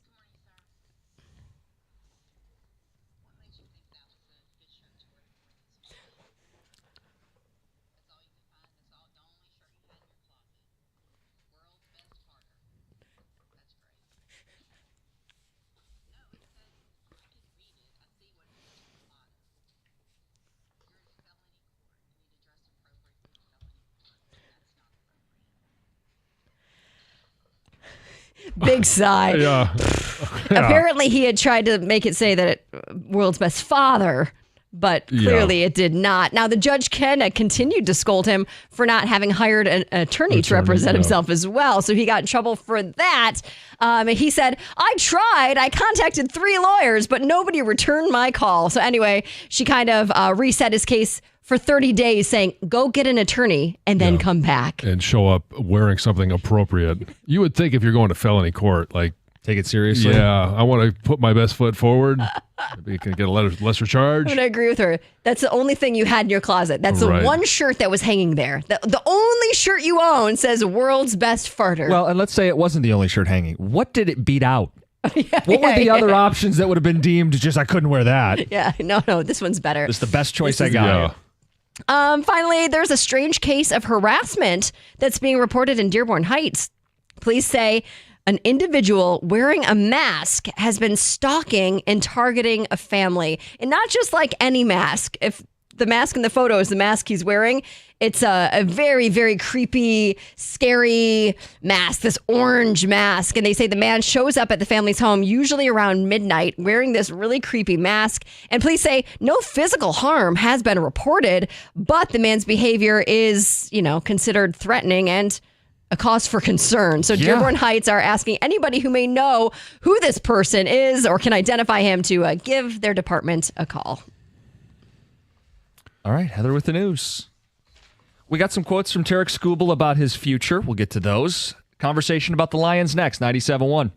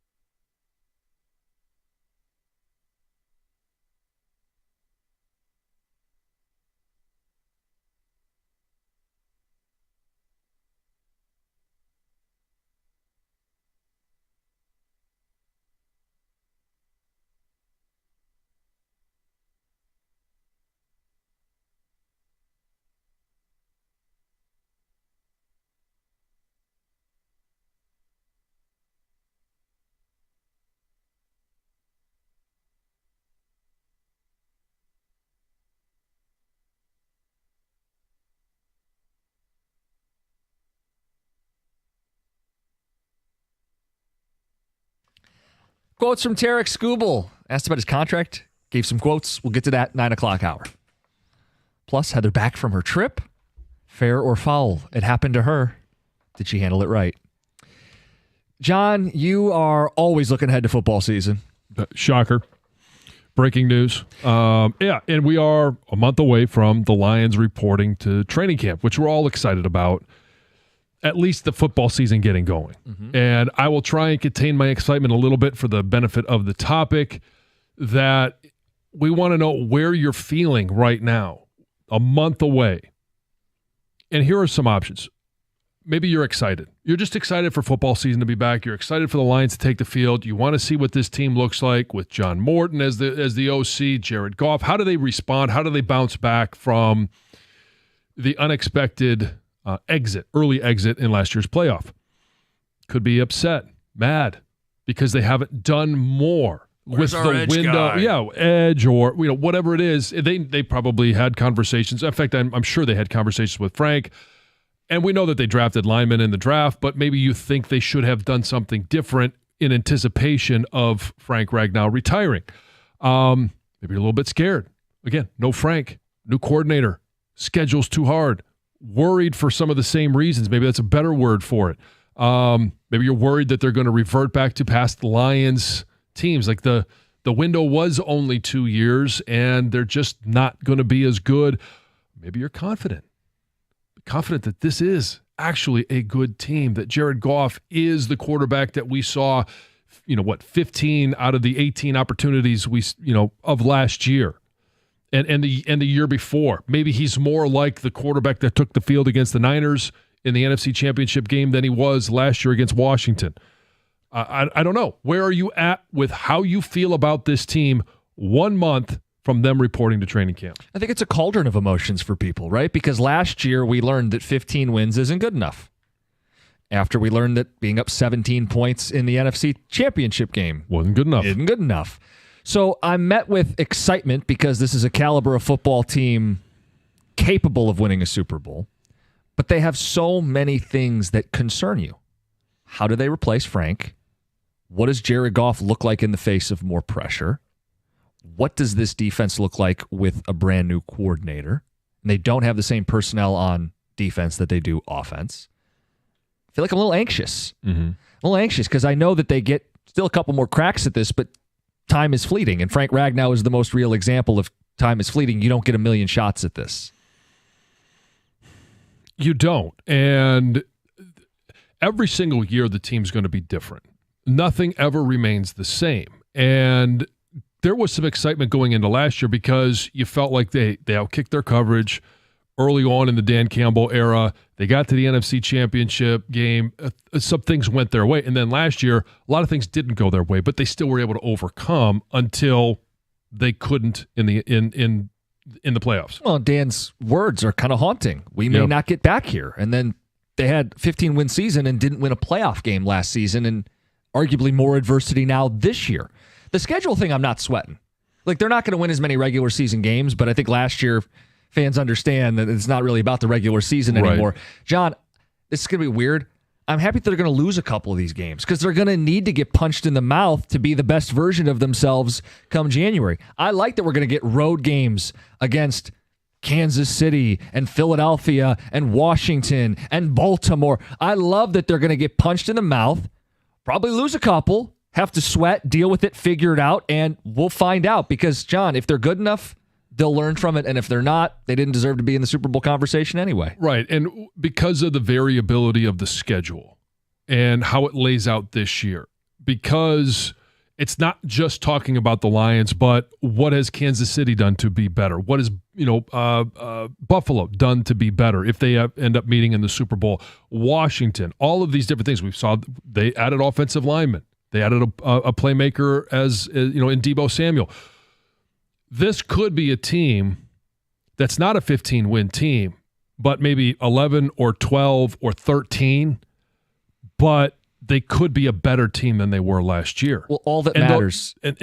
All that matters is getting to the postseason and winning in the postseason. Are they better in January? There's no doubt they're not good enough out of the box with brand new interior offensive linemen that have never played meaningful National Football League games. They're not proven. Yeah. So go prove it over the course of a gauntlet of a schedule, and Hank Fraley's going to have to get that bunch ready to go. He's got 18 weeks, 17 games to get there. Look, I still think worst case scenario, this team is winning the division.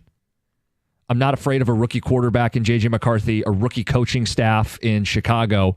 And while the Packers are the biggest threat, I'll point to Dan Campbell's 17-3 in the division the last 3 years and think that they're going to be in the postseason hosting at least the first game. Beyond that, I got to see how this team handles the situation, the challenges, the schedule, the adversity, the turnover. For you, best case scenario for this season is Super Bowl champs. Yeah, I think that's on the table. I mean, worst case scenario is they still win the division, but may not host a playoff game. Well, they would host a playoff game if they won the division. Right. Well, so, but may beyond not win that, one. Yeah, beyond that, I mean, last year is scarring. Right. I mean, last year we're discoing. They should have won by double digits, and they lose the game outright. Actually, they lose by more than single digits. They got blown out. Mm-hmm. 248-539-9797. The emotions that you face as a Lions fan as they get set to face another season. Yeah, and what's your best and worst case scenarios? And maybe there's somebody out there that thinks the best case scenario is just being able to get back to the NFC Championship game and not being able to beat Philly. Maybe it's San Francisco. Maybe because there's a lot of people that are sitting there talking about San Francisco and what they've done this offseason. They had to send a lot of players off, but they do have a lot of players back. Christian McCaffrey, we assume, is going to start the season healthy. So you're wondering if there's like any Mike Greenbergs in the audience? Yes. That's part of the outlook is they just don't see it happening. I don't buy the window anchors thing. me. I really don't buy the window thing because they have a good roster, the Lions. Now they're going to have some ups and down seasons here where they might go 10-7, but in terms of a window, this roster's young and they should be good for a while, right?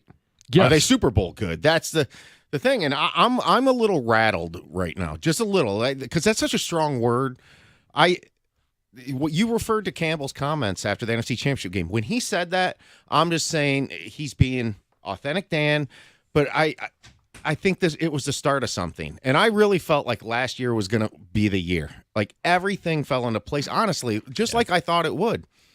And then it unraveled, some due to injury and some due to quarterback play in my mind. And until Jared Goff can get that out of his system, those interception games, those are killers, man. And do you realize, though, that that's kind of the frustration here, or maybe what causes someone to be rattled? We are going to ask more of Jared Goff this season. Pre-snap, right, without Frank Ragnow, and post-snap, because you're not replacing Frank, there's going to be more pressure up the middle. We're going to ask more of Jared Goff at a time where the takeaway from that playoff game is we need to help him more. Right? Yeah. We need to run it more and not put him in those positions, yet we're going to ask more of him this season. But in a way, you're asking less. Less is more with Goff. He is not a number one elite quarterback. And when you put him in situations like he is, like throwing on 3rd and 1 last year in that playoff game, that did him no favors in that game. They run the football, they probably score a touchdown on that drive, right? Instead, bad things happen. You got to protect him, max protect him, how much Frank matters or not, because he's going to fumble the ball more often than some other guys in the pocket. He has shown that. They've gotten away with that a little bit the last couple of years. Right, but so let's play this out. I have to keep an extra guy in more often now. That's one fewer guy in a route. That makes it harder on Jared Goff.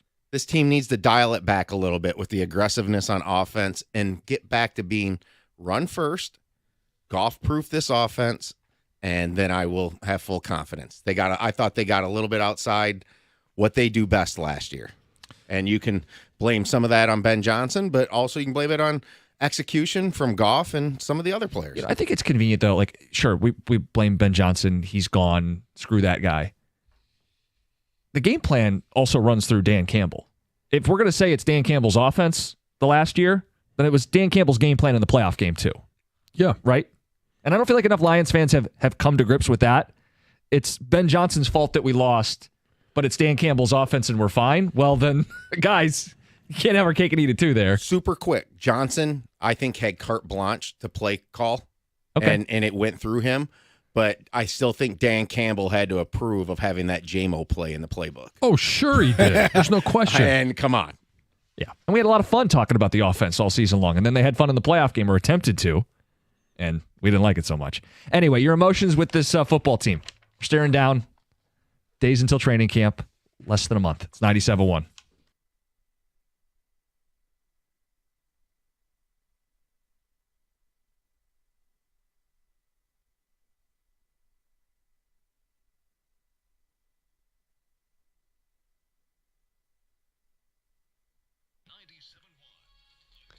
Brought to you by Twin Peaks. The latest update in MLB All-Star voting surfaced yesterday. We're just 2 days away from the first phase wrapping up. The headliner, at least locally, is that Javi Baez has surpassed Mike Trout, sliding in as the third starting outfielder. Gleyber Torres still remains the starter at second base. The top 6 outfielders in each league advance to the second stage of voting. Kerry Carpenter is 7th right now, behind Cody Bellinger. Dylan Dingler still sits third at catcher. Zach McKinstry is in the same position at third base. Derek Skubal spoke to the media about his contract talks, and Chris McCoskey wrote an article about it yesterday. Quote, "I just don't think it does any good to come out and say anything about what's going on. If something changes, I might comment on it, but it doesn't do any good, so I'm going to keep it to myself, to my agent, and to the front office," end quote. He clarified that he's very happy to be here, and he's not against any extension talk. Gary Carpenter spoke to the media in an appearance yesterday and said that his recent ailing hamstring is better, but noted it's something they have to monitor. Carpenter just 2 for his last 33. It's a practice day at the Rocket Classic today. The tournament announced who will play in the Pro-Am Wednesday. It includes the likes of current Lions kicker Jake Bates, former kicker Jason Hansen, legend Barry Sanders, Red Wings Dylan Larkin, and Alex DeBrincat, along with Eminem's daughter, Haley Jade. The Boston Celtics have traded Drew Holiday to the Trailblazers, Anthony Simons, and 2 second-round picks. Heading the other direction, Holiday is 35 years old and averaged 11 points while shooting 35% from 3 last year. At the Corwell Health Sports Desk, I'm Jeremy Otto for more. Go to 97.1 The Ticket or Odyssey.com.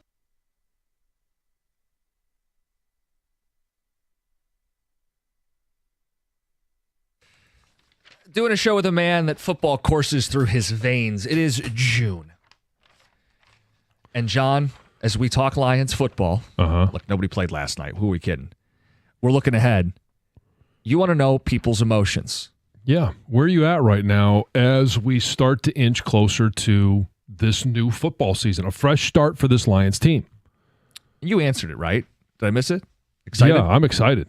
I can't wait to see, because every time there is a change, whether it's through coaches leaving for other jobs, players leaving in free agency, some retiring, and even in the middle of the season. I've said this last year, when guys get hurt, it creates opportunity for the next in line. And I'm excited to see what John Morton brings to this team. It could be better than it was last year. They had the number 1 offense in football. Right. Not really a lot of room for improvement there. They were dominant offensively. Right, but it could be better. Sure. And I suppose they could score 40 a game, yes. Okay, yeah, there's a lot of different ways. God. There are a lot of different ways to measure a good offense. It's not just in terms of total points. It could be yards per game. It could be passing yards, touchdowns. It could be a lot of different things for different guys. And so this could be a better offense. It might be a more reliable offense, not relying on some of the trick plays, so that when you get to the playoffs, you're not waiting for J-Mo to make a pass. Fair point. And so there is that opportunity. Could be worse, right? Probably more opportunity for that to take a step back than they are to take a step forward, because of the offensive line, change in the voice, calling the play, still understanding the strengths, weaknesses of Jared Goff. Defensively, I'm excited to see Aiden Hutchinson back on the field. What does that mean for this defense? Terrion Arnold in his second year. I might be most excited about that, to see what type of gains he has made in self-evaluation, what I didn't do well, a lot of pass interference calls early in the season last year. Can he still be that aggressive style and nature, but a better player? Why is it that the questions equal excitement for you? Because I think, to me, the questions are a source of curiosity. I certainly don't expect all of them to go the Lions way. Yeah, right. I just think that's... No, because I like opportunity. I like it when guys have a chance to step up and show what they are. And maybe it's Tate Ratledge at guard. It's Christian Mahogany. We have a very small sample size of what he can do on the field, but it was enough of a tease to get me excited about what he could be on the field. And And I think anytime there is a change, because every single year, even if the entire roster was back, some guys are older, some guys are just more experienced. Some guys are going to be better, some guys are going to be worse. What will this team be, and who is it going to be that steps up? And I'm really excited to see what can John Morton do? What can Jared Goff do without Ben Johnson? Like, how much of the success that he's had over the last couple of years was just that relationship and the play calling ability because Ben knew what Jared would be calling if he was calling plays. So it's a little bit of chicken and the egg, Ben Johnson and Jared Goff. Like, they helped each other, absolutely. But I think the key part of the equation was always the offensive line. I don't think it's a surprise or an accident that when Ben Johnson arrived in Chicago, they immediately started making significant changes to their offensive line, trading for 2 guards and signing a center. They absolutely recognized that what made Goff great, what made Ben Johnson great, was a great offensive line. And it's kind of a tenet of football. Like, what makes a good offense is a good offensive line. Well, it's everything. You want to go for it on 4th and 1? You better have dudes that are going to create a push. You want to operate play action? You better have dudes that are putting linebackers on their heels because they know that that offensive line is going to go elephants on parade if you aren't ready. A great offensive line is what sets everything up. You want to play with a lead. You want to salt away games. You want to impose your will. You have to have a great offensive line. You want to keep your statuesque quarterback from committing 5 turnovers. You're going to need a great offensive line. They don't currently have a great offensive line. No, but the opportunity is there. And that's what excites me about every single season is to see how much work these guys have put in the offseason, to see it put in place during training camp, and to see the opportunity. Are they going to be able to step up for the opportunity presented them? So not everybody does. Not everybody can. So this is the competitor coming out, and John, I can see it like in your face almost, like when because your opportunity, you got a chance to, you're competing. These guys, they get it's the next man up mentality. The Eagles lost Jason Kelce and won a Super Bowl, and that argument isn't exactly the same here situationally, but somebody stepped up, had an opportunity. Okay, look at a guy like Mekhi Becton, who salvaged his career last year in Philly and got paid for it. That's what John's talking about. Okay, but he's not comparing. I know, Jason and that's why Kelce I'm trying retiring. to rein in, because we're not replacing Jason Kelce. We're also replacing a guard next to him too. Yeah, we're replacing Kevin Zeitler, who is a highly productive veteran presence next to Frank. We're replacing 2 key players from the middle of the line. The Eagles still had Landon Dickerson, one of the high-end guards in football, to aid in the transition on that interior. But they also had Becton, who had a pathetic career up to that point. Right, and what's exciting about it is when these guys get that opportunity, the chance that they have to be maybe Tate Ratledge, because maybe he doesn't have the experience of a Kevin Zeitler, but not maybe. He doesn't have the experience of a Kevin Zeitler, but he does have the benefit of youth. See what John's he might be able to pull where Kevin Zeitler couldn't pull. There are things that maybe Zeitler was limited athletically that now Tate Ratledge can do. He's considered a plus athlete. Look, I'm not going to tell you that I'm going to doubt Hank Fraley's ability to get the most out of Ratledge, and I think he'll be a better version of himself in the late months of the season, having played in the NFL. I just don't know that he's going to be able to be the guy that anchors a line and wins a Super Bowl as a rookie. I think that is a much more foolish expectation. I'm not saying that they're going into the season as a top 3 offensive line or the best offensive line in football. That's not what I'm saying. I'm saying that the opportunity is there for unknowns to step in and become known.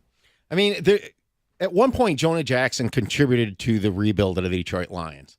And then he got flawed and he got let go and he got overpaid, right? Mm-hmm. All it takes is a year or 2 for a guy to step up in this. And it may not be the long-term solution, but if they can get, that's what John's saying about competing. I would say you're favoring law of averages says percentage-wise it works less. Well, and I think we're getting accustomed to what it's like to be a really good football team where, hey, 15 wins wasn't good enough.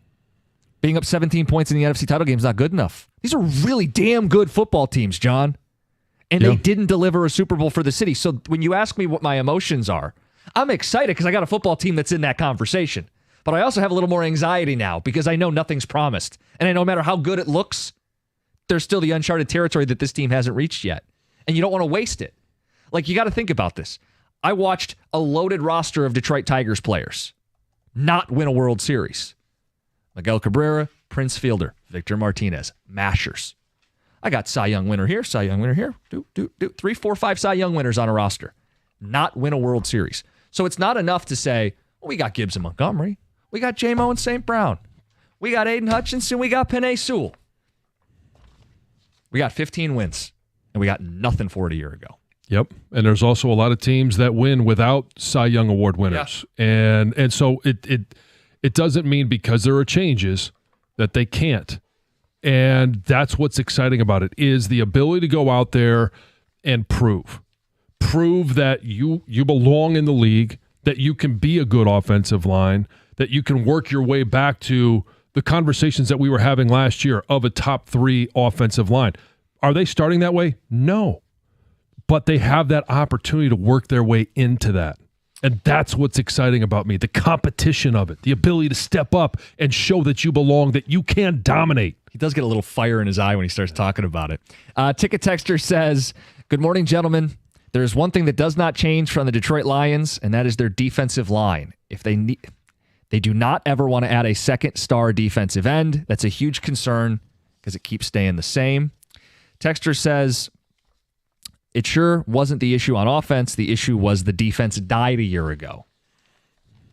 Yeah, a lot of guys got hurt. Why is no one talking about Aaron Glenn leaving? We raved about how good of a job he did last year. Isn't that a big deal replacing him? I do think it is. But again, Calvin Shepard. And no one's talking about him as a defense coordinator because no one has. He's never been a defensive coordinator. Is that a negative? It can be. It's also an opportunity. Everything's an opportunity with you. Yeah.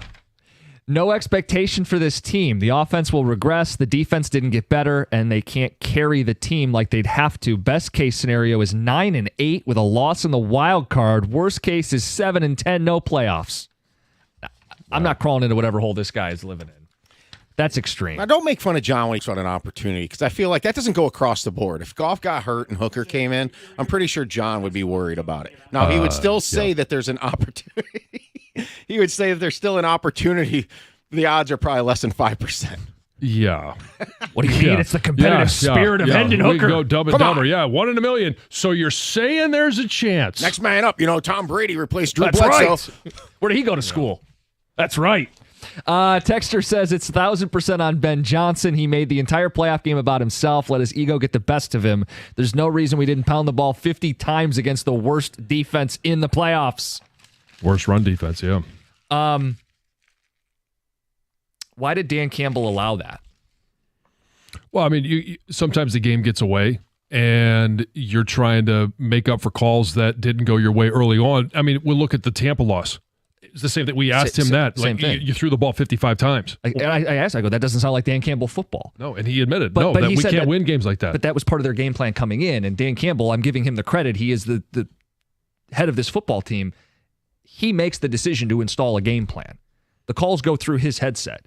He's responsible for everything that happens. There's no love lost for Ben Johnson, and I get why we've pinned this as a Ben Johnson 1,000% problem, because it's way more convenient than being like, I don't know, our coach should have reined him in. But that's part of it too. Yes, it is. All right, we got some quotes from Tarek Skubal on his future in Detroit. We'll get those next, 97.1. Do you avoid being in pictures? Maybe you didn't like it when you woke up this morning, you looked outside, you felt outside, it's really hot, and you just don't feel good about how much you weigh right now. Just imagine yourself being 40 pounds lighter in 40 days, and you could do it with Ideal U. I know the program really works because I lost 50 pounds in those 40 days with Ideal U, and I've been able to keep that weight off. Book today. Ideal U is going to give you a free body composition analysis. That's a $150 value, absolutely free. They're going to pair you with a weight loss coach. You're going to take those numbers and everything that you talk to your weight loss coach about. They're going to construct a plan that works for you. And they'll adjust it along the way as well, just like they did for me. Book your free consultation right now at idealu.us. Ideal U is different than other weight loss companies because it works, and it works fast. You can lose up to 40 pounds in 40 days and be happy getting dressed in the morning, putting on a bathing suit this summer, or just standing in there and taking those pictures. Book your free consultation right now at idealu.us to get your body composition analysis, $150 value, absolutely free.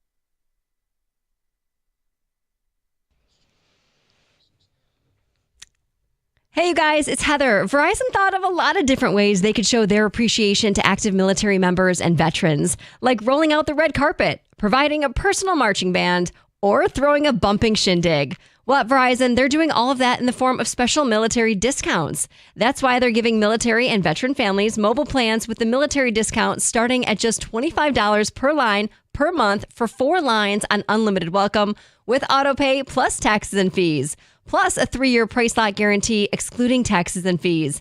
Think of it as their way of flying a squadron of jets overhead while launching fireworks. Now that's what I call a celebration. Visit your local Detroit Verizon store to learn more. Discounts for personal line only for military and veterans. Approved verification documents required. $30 per line per month for 4 lines, less $20 account discount.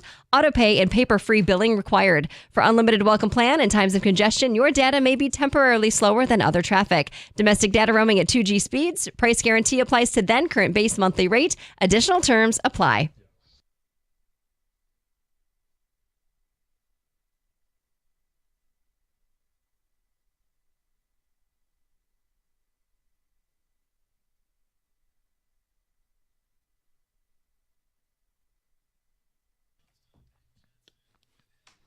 Quotes from Tarek Skubal on his future. Contract stuff, Detroit, all of it. Some ticket text. John, you want to know people's emotions? Yeah. Lions football tends to bring out those emotions. Texter says, I watched a reel of Brian Branch the other day flatlining people.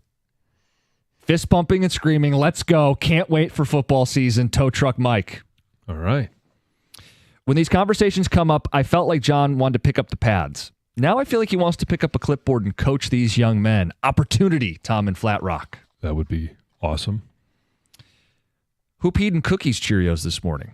Out of the two of you, I'm choosing to watch the Lions with Jansen. Yeah. Well, I mean, that's not a shock there. I don't know how many. If given the option, 2 rooms, which room would you go in? One, you're watching the game with me or watching with Cookies? You say you don't like to talk during football games. You just kind of zone in. Okay. Still doesn't. I mean, that might still be better than watching a game with you, Mr. Optimistic. See, if I was watching the gym at his house, all right, dude, chill out. If you started freaking out, go to Twitter and post it. I don't want to hear it. Yeah. Go pet your cat. Yeah. John, yeah, Your cat, okay. Yeah, yeah. Excuse me, I have to hit Twitter. This one says, Drama Queen Costa, dude, give it a rest. John asked me about my emotions for the season. What do you want me to say? Everything's going to go great. We're winning the Super Bowl. You want 2 of those on the show? Opportunity. I didn't say they're winning the Super Bowl. Opportunity. He has yet to say it. We tried to get him last week. I know, he wouldn't step in it. My whole thing is, dude, I love this team. I want them to win. I'm thrilled with how they've turned things around. There are real concerns for them not being a good team, being a great team. Mm-hmm. And I voiced those concerns, but that's too much drama for people. No, I agree with your concerns. I also am providing another but they're all going to work out. To look through. Opportunity. I'm not saying they're all going to work out. I'm saying there's a chance that they could. There's a chance none of them do. Right. I feel like you don't really dwell on that part. No, I choose not to dwell on the negative before the season starts. Okay, John. Before we even see it. Everything's going to be okay. Are you saying that Jim relishes the negativity? Here we go. All right, Frank's gone. It's all right. Opportunity's there. Yep. Got some Skubal quotes. So everybody wants to know what's going to happen with him. We've asked Scott Harris about it. This has typically stayed behind closed doors. Yes. Tarek Skubal said, listen, winning is where my focus is at. There have been some comments made that are interesting, not from me, but I'm going to be focused on winning and doing what I can do. And as an organization, that's where the focus should be too. Before we move on, John, what is he talking about? There are comments that have been made that are interesting, not from him. Right. And so we haven't heard him talk about, we did in jest. We heard him talking about it on a podcast. And when we had Scott Harris on, he decided that he didn't want to talk about negotiations. They don't want to do this in a public forum. And I respect both of those approaches. There was just maybe one slip up by Scott Harris where he did talk about the negotiations. I believe this was before the season or in a very this early quote's part from, he was doing a podcast with the New York Post. Yeah, and so here's the quote that Scott Harris had. We can't just decide we're going to sign him. It takes 2 parties and some understanding of the parameters of a deal and it takes a willingness on both sides to actually do it. That was twisted by some as, well, we're willing to, but they're not. Right. It takes two. And then we offered Scott Harris the chance, hey, this is getting twisted by people. Do you want to clarify? And he said, no. Right. So I'm not going to characterize it as any resistance on their side. I'm just not going to talk about it at all. Right. I don't know what else Scooble would be referring to, because I doubt Scooble's going, yeah, I saw Tiger Joe 444 on Twitter say, it's got to be from someone in the know, and there's been very little of that. The other quote from Scooble was, it has nothing to do with me not wanting to be here. I hope that's clear. But there is a business side of this game that's not as beautiful as the baseball side. Yeah, and you learn that business side as a player in some hard lessons, and hopefully this isn't a hard lesson that he has to learn in regards to, the emotion. There's just more emotion in it for the player because it's their life. It's their contract. It's their future. Agents will have many players. They'll go through this and have gone through this many times. Scott Boras is his. His track record is well chronicled. Scott Harris, a little bit less of a track record, but still has been in contract negotiations for almost the entirety of his professional life. So it's not new to him, the back and forth. And when you hear it as a player, it's impossible to remove emotion. And Scott Harris, Scott Boras could both be talking in their terminology, but when a player hears it, hold on a second here. What are you guys talking about? It just, you can't remove that emotion. And when you hear Scott Harris, because a lot of times you have to talk about the things that are great, you also have to talk about the risks. It's a pitcher. It's one every 5 days. He's had a harm event. Maybe he's due for another one. All of these things play a factor in why they're trying to lessen the number. Scott Harris is always going to be Scott Boras is always talking about the positive things. Oh, well, Cy Young, possibly 2 Cy Youngs. A trip to the postseason, maybe a trip to the World Series. There's that give and take, and on the business side of it, it becomes very uncomfortable as a player. So there's not a ton to glean from what Scooble said, but focusing on winning, that's what he wants it to be right now, suggests we're not doing a deal today. We're not doing a deal in season. Nothing's getting signed right now. In the offseason, they'll have a conversation with him. He'll have a year left. It's incumbent on Scott Harris to try to get something done in terms of a deal. Don't want to give to free agency.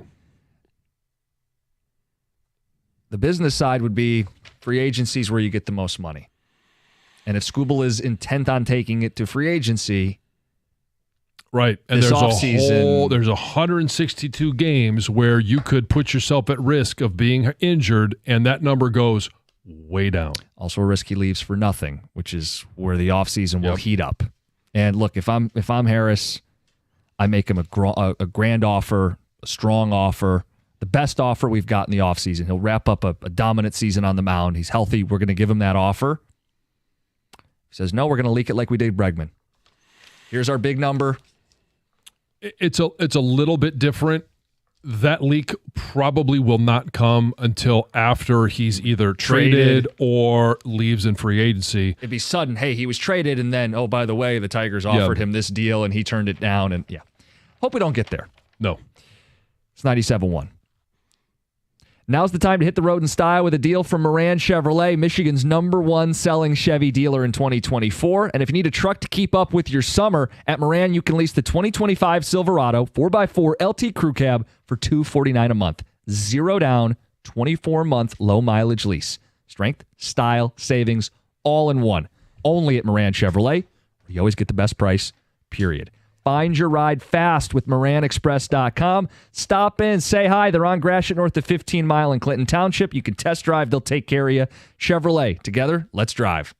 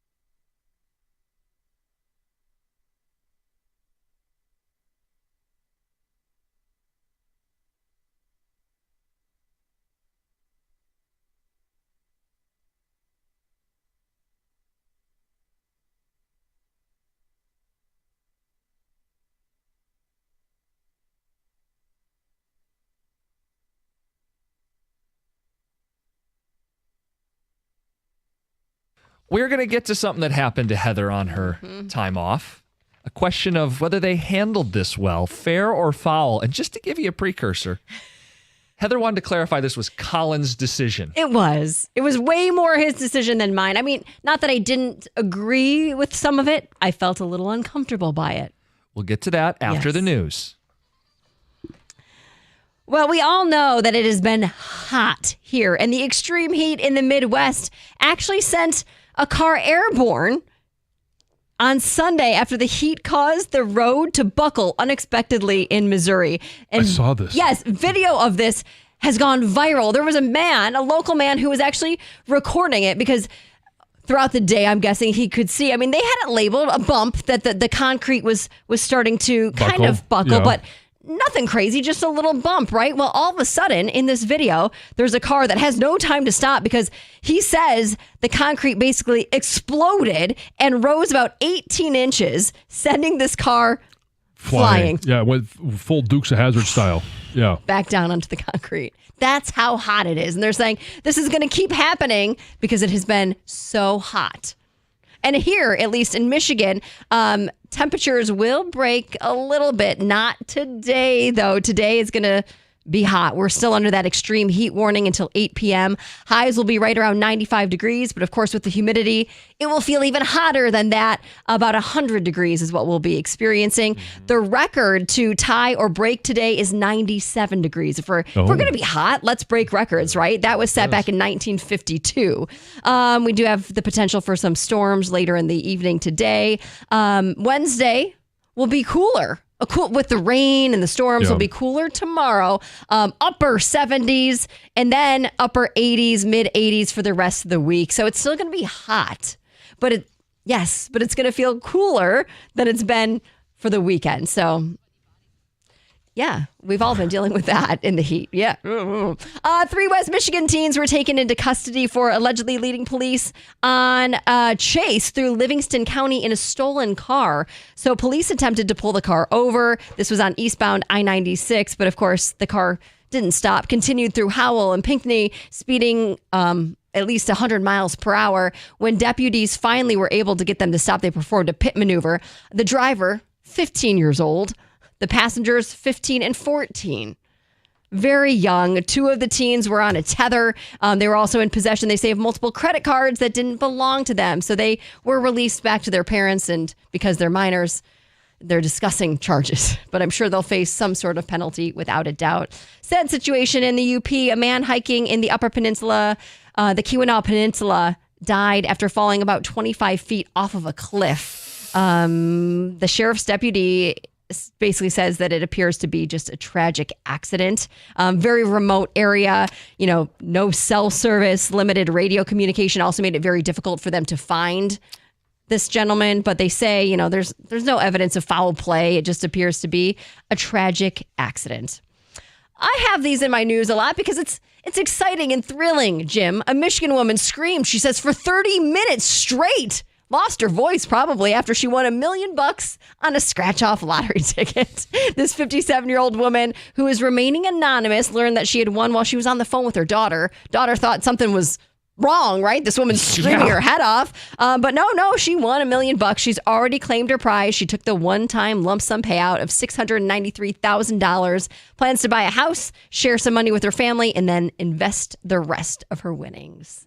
It's exciting, right? It makes you want to play, even though I won't, but it makes you still want to try.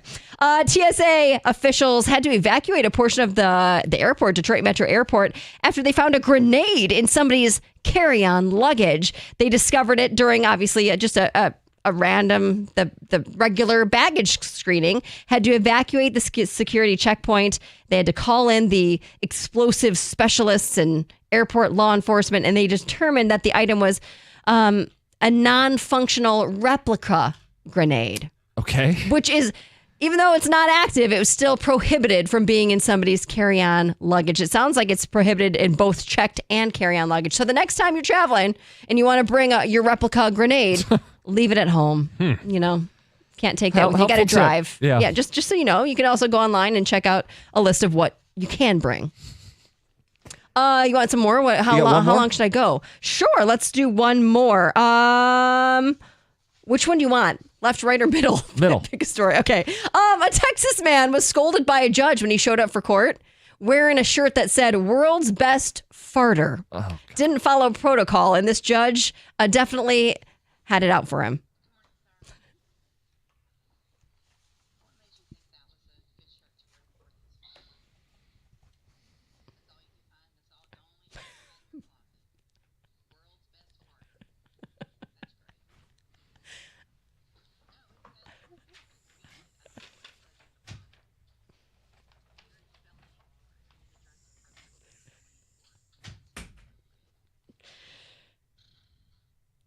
That was not a fart. That was a sigh at the end there. The man.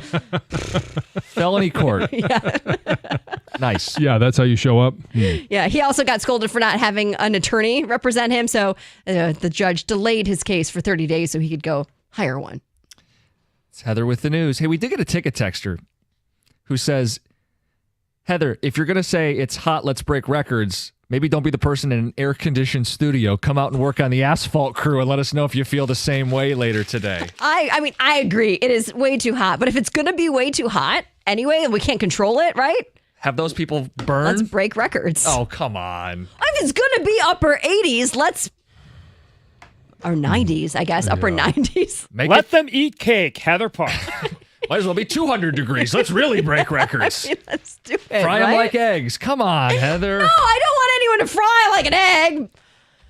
Okay. Die of heat exhaustion or like Anything- heat stroke. I don't want that. But if it's- Hydrate. And yes, we're thinking of you if you're on those work crews. Of course. Not all of us want to break records with the heat today. I guess. I'm just saying we can't control it. If it's going to be hot, why not set a record? Yeah. I wanted to make sure we had time to get to what happened on your vacation because we're not really judging you about your comments on the news. Okay. We want to judge you about what you and Colin pulled, the stunt that you guys pulled. A stunt. I don't know if I'd call it that. Well, we went out. We were vacationing, right? We went to Cape Cod, which was a great time. We had a blast. It was perfect vacation to go with toddlers because we took our kids too. And we went out to eat every single night. And, it was expensive. Everything was very expensive. That's beside the point. But we got to a restaurant. We had to make a reservation. You couldn't make them before. You had to make them in person. So we knew this. Every restaurant was packed. So we went early, put our name down, went and did some shopping and walking around. And then we finally got to sit down after about an hour wait. And right off the bat, there was just little things, all the menus weren't there. We wanted to get some drinks, but we didn't have a drink menu. So we had to wait for them to bring us that. But we did order some drinks right off the bat. And I think we probably ordered our drinks and our meal together because we were ready to go. We You're had hungry. the kids and we were hungry. And so we got our drinks and the drinks were not cheap. They were about almost $20 a piece. It's like 18. Yeah, they were give or take. $18, Yeah. which is expensive for a cocktail.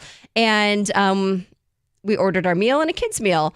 And we sat there and drank our drinks. And I realized, okay, that's gone. That's all right. Sat and wait. We're entertaining the kids as much as we could. And time's going by. And we realized that we've been sitting almost an hour and a half. With no food. They did come and bring us those little crackers for the soup. Oyster crackers. Bags. Just here's some bags of crackers. Like right? sympathy crackers? Yes. But the kids liked it all right. Like that entertained them. They liked eating the crackers and I ate the crackers too because I was hungry. And then as we were sitting there, we were out on this back veranda, like this back patio. So it was a little bit more intimate. There was other groups and there was a big bachelorette party there and they started kind of chatting with us and they hadn't gotten their food. They were seated before us, got there before us. There was another couple who were just leaving and we're like, just so you know, we were here for about 3 hours before we got our meal and it actually wasn't even the right meal when we got it. And we thought, oh my goodness. And the waiter finally came back over. We never were able to refill our drinks. But he's like, we kind of said, what's going on? He's like, I'll bring the kids' meal. And we're kind of like, bring all of our meals. Because if the kids eat, they're still going to have to sit and wait for us to eat. And it's getting super late, bedtimes, whatever. After the discussion with everyone else, Colin was like, you know what? This is crazy. We're out of here. And I'm like, okay, sure. I understand. I'm thinking, okay, we're out of here, but we'll pay for our drinks. We'll pay for the kids' meal that did come. But he's like, no, go. We're done. We're leaving. And as we were walking out of the restaurant, our server was coming back with our tray of food. And we talked didn't talk to him, but we made eye contact and Colin said, look, man, we're out. And he did that sympathy, like, okay, I get it. Like the nodding of the head. And we left. We just walked out. And I felt very uncomfortable because I thought we would at least pay for the food or like tell somebody, like tell the manager. I don't know. That's how I thought we were going to go. But Colin's like, no, just we're out. We're not paying for anything. So you dined and dashed, kind of. I mean, you didn't get your full meal. You got drinks and the kids' food. Right. And then you left without paying. We did.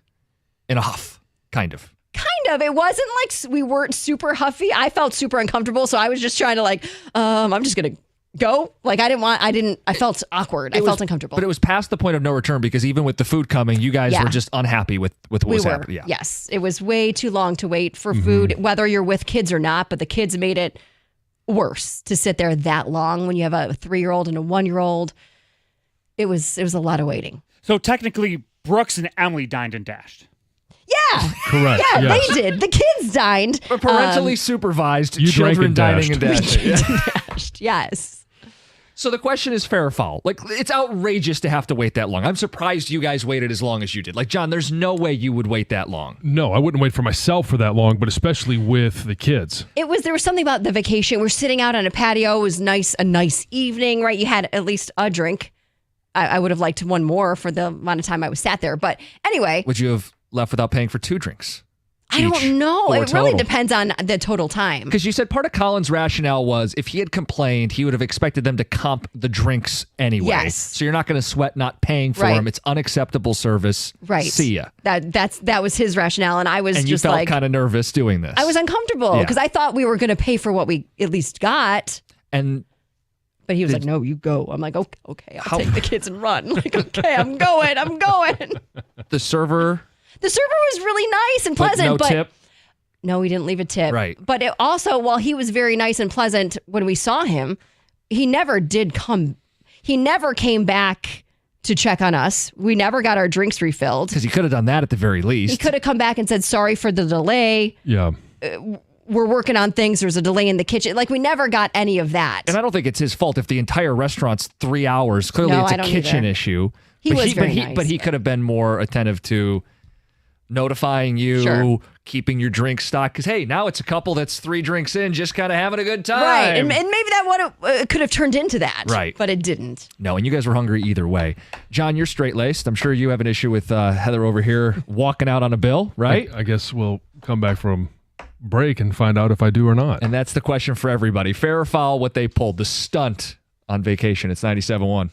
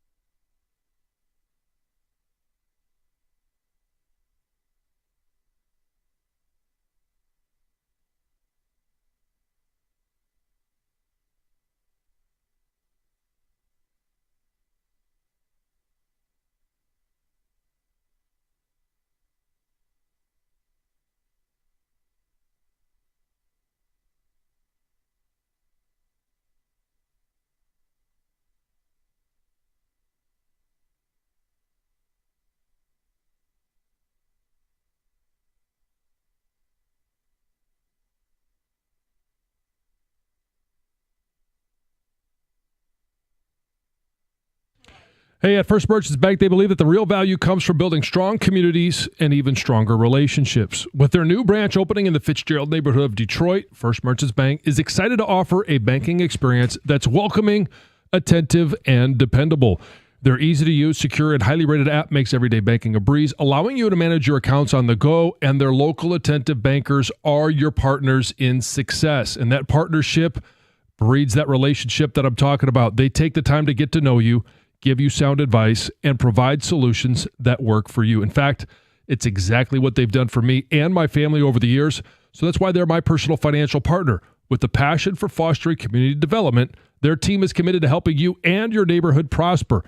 Experience the difference of banking with an award-winning bank that truly cares about your financial journey. All you have to do is visit firstmerchants.com/Fitzgerald to learn more about how they can help support you as well. That's firstmerchants.com/Fitzgerald. First Merchants Bank, helping you prosper. Member FDIC.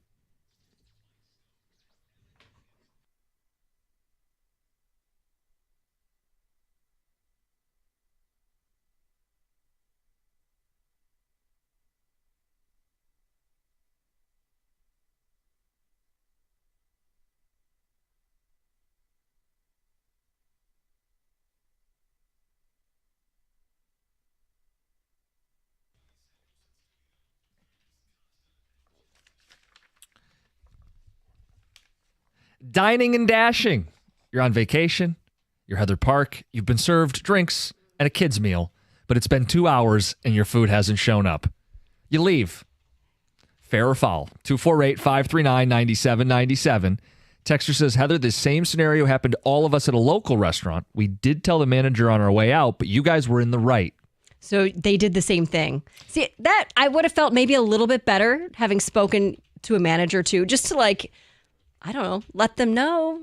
And we weren't like angry.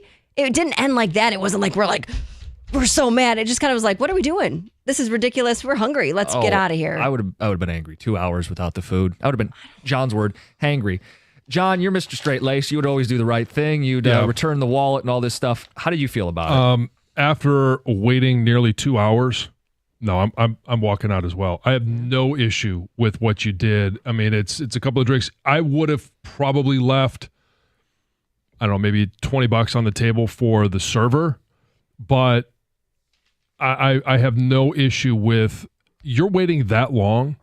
They have abused the relationship that they're trying to build with you to serve you food. You came in, they didn't fulfill their end of the deal, so take off. Yeah. Texter says, I get it. I think I would have thrown down two $20 bills, but I understand walking away. Tom in Flat Rock. Yeah, that maybe could have been something we did, at least for a tip, if nothing else. But we typically had don't carry cash, so that's also. Like, what would the bill have been for 2 drinks and a kid's meal? The kids' meal was also $20. Okay, so which about is super expensive for a little kid's meal, but so like $60 give it or would have take. been $60 with just what we got. Jeff and Troy says it's a crime to walk out on a bill. All right, I guess we're locking Heather Park up today. It is, but I know there wasn't any words said between Colin and the waiter, but he could obviously tell what was going on, and he could have stopped you at the time and said, "Let me get your bill, and we'll take off. You know what I haven't served you yet." He just kind of nodded and said, "I understand what you're doing." The only word spoken was, "We're out of here." Yeah. I just think though, like when you go to a restaurant and things aren't normal, whether something was happening in the kitchen to cause it to be long waits or they're short staffed somewhere, that they would be upfront about it. Like what's going on? Like when we were in Florida, we went to this restaurant one night and all the tables were not seated, but we had to wait. And they said, "How long we'll wait?" And half hour at the most. And I said, "Okay, we'll do that." We knew why. We could read the room that they didn't have enough staff to serve all the tables, so they were being honest with their customers. Yeah, and I think that would have made a huge difference had we known off the get-go that this is going to take a lot longer than typical. Are you okay with that? And you make the call. Then we could have decided say, right then and there. We just want to cash out. We'll pay the drinks and leave. Right? If they had Sure. told you, it was gonna, yeah. at that point, if they tell you, hey, like, or even before we were sitting down, you just wouldn't have even gone. Oh yeah. Well, especially when you said other tables had waited several hours. Yeah. This wasn't a new problem. This was an ongoing issue Yeah. at the restaurant that they just hoped you would sit through and grin and bear it.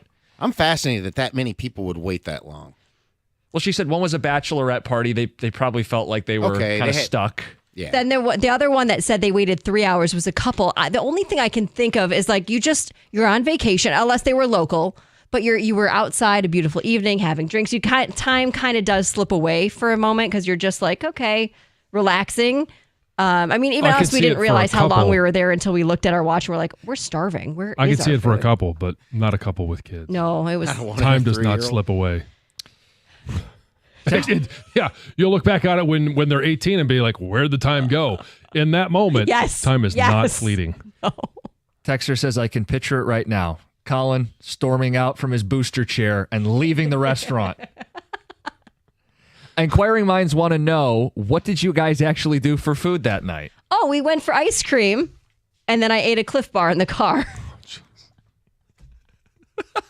Kids loved it. They had a big bowl of ice cream. Did Colin get something later? No, he ate a big ice cream cone and then whatever. I mean, we had stuff at like the place we stayed, snacks. So I could eat ice cream for dinner, but No. it would have to be a lot more than just an ice cream cone. We didn't eat dinner that night. It was late because it was late. It was just way too late. Yeah, but I mean, you can order. I would have had to order pizza or delivery of some sort. I know, but where we were staying, it's like this quaint little, like things weren't open late. There wasn't just like a pizzeria open till midnight or something, you know? I agree with Heather's husband. I would have left, especially after they didn't come and check on you guys. Yeah. Texter says, being a criminal defense attorney, I can tell you that bad service is no defense for not paying your bill. It's larceny, false pretenses. Wow, Heather. Then there's 4 exclamation marks. Is it a misdemeanor or a felony? What are we talking here? Lock her up. Can't believe they didn't confiscate your passports at the airport. Not let you fly home. First world problems. Heather didn't get her grilled cheese with ketchup fast enough. That would have been pretty good. I would have taken that. Yeah, taking anything at that point. Are you brought up to speed on this issue? I was listening to it driving in. Okay. First of all, I can't believe you stayed there for as long as you did. I know. Without the service. But Jim, you said something about when you were talking about responsibility. Yeah. I don't think that the server is to blame. No. But was it he? It was a he. He has a responsibility to still do his job, which at the very least would communicate and keep you apprised of the situation. Like, come back at least 20 minutes later and say, hey, let me make sure your drinks are okay, or we're having an issue in the kitchen. Give me some kind of heads up. I agree. Comp him an app or something. Right. It really went downhill when he was like, I'll just bring the kids' meal. And we're like, well, no. No, please bring ours as all well. of our Yes. meals. Yeah. Oyster crackers? Yeah, it was, I know. I mean, what did you order? Was anything? No, lobster ravioli and crab cakes. And then the kids had fish and chips. All right. So, I mean, if they make fresh pasta daily, right? Let's say that's the case and they just ran out of it. Then tell me. Yeah. Just so say, who made the ran choice? Was it you or Colin on what you were going to eat? It was not his choice. He wanted something else, but we were going to share it. I liked the lobster ravioli, so I won. You won. Yes. Colin said. Big winner. Yeah, right. Cut to 2 hours later. I was fine with it, but it wasn't his top choice. But The poor guy didn't even get a dinner anyway. He got ice cream. Yeah. But you guys walked out without paying for drinks or the kids' meal. How long were you there total? Oh, hours. 2.5 hours. No, I don't. Well, I don't know. Not counting the time you were waiting for a table. Right. We waited an hour for our table. And then we were there over an hour, at least an hour and a half. Pushing 2. So while you waited an hour for the table, did you get a drink while you were waiting for No, we knew we would have to wait. We put our name down and then we continued shopping. Like this was how all the restaurants were. That then came back we did. And then we got yeah. Okay. So it's not like you came back, waited an hour. No, we knew that was okay. That wait was fine. And still you stole drinks and food. And then we had to walk by it again to get to our car. And it was just that awkward, like, oh, should I run past it? Are they watching me? It was uncomfortable. That's a nightmare. Should have just tripped the waiter and then all your food would have been on the ground. I'm not paying for that. It's really uncomfortable. Doug Karsh in the studio. Doug, what's up? How we doing? Good. Great. Glad to hear it. Yeah. Another hot one. I missed the Champ and Chump yesterday. Well, it's posted The on our Heat? website. The Heat got a lot of votes for Chump. Did it? Yeah. I'm Wow. sure it did. Yeah. In fact, it was the winner. I'll just tell you right now. Thank you. The chump was the Heat. The Heat. But if you want the champ, you have to go to That's 971theticket.com, baby. Yep. What's on the agenda today? Well, we got to talk about the Scooble comments regarding his contract. It broke yesterday right near the end of our show, so we didn't actually catch that. Every once in a while, one of your team swings and misses, and I think one of ours, I just wish they didn't. I hope they took a swing. And Trajan Langdon's going to speak in the 1 o'clock hour, so we'll hear from him what he has to say on this eve of the draft. It's Karsch and Anderson next, 97.1.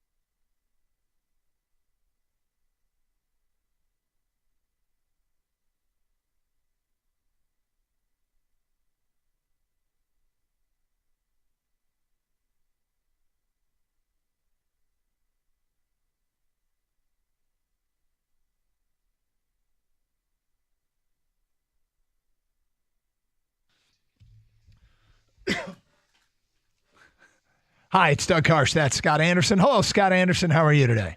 I'm all right, Doug Karsch. How are you? I'm good. Anything exciting last night in the Gator household? Exciting. I was excited for my mother because Comcast came out, or Xfinity came out to fix an issue.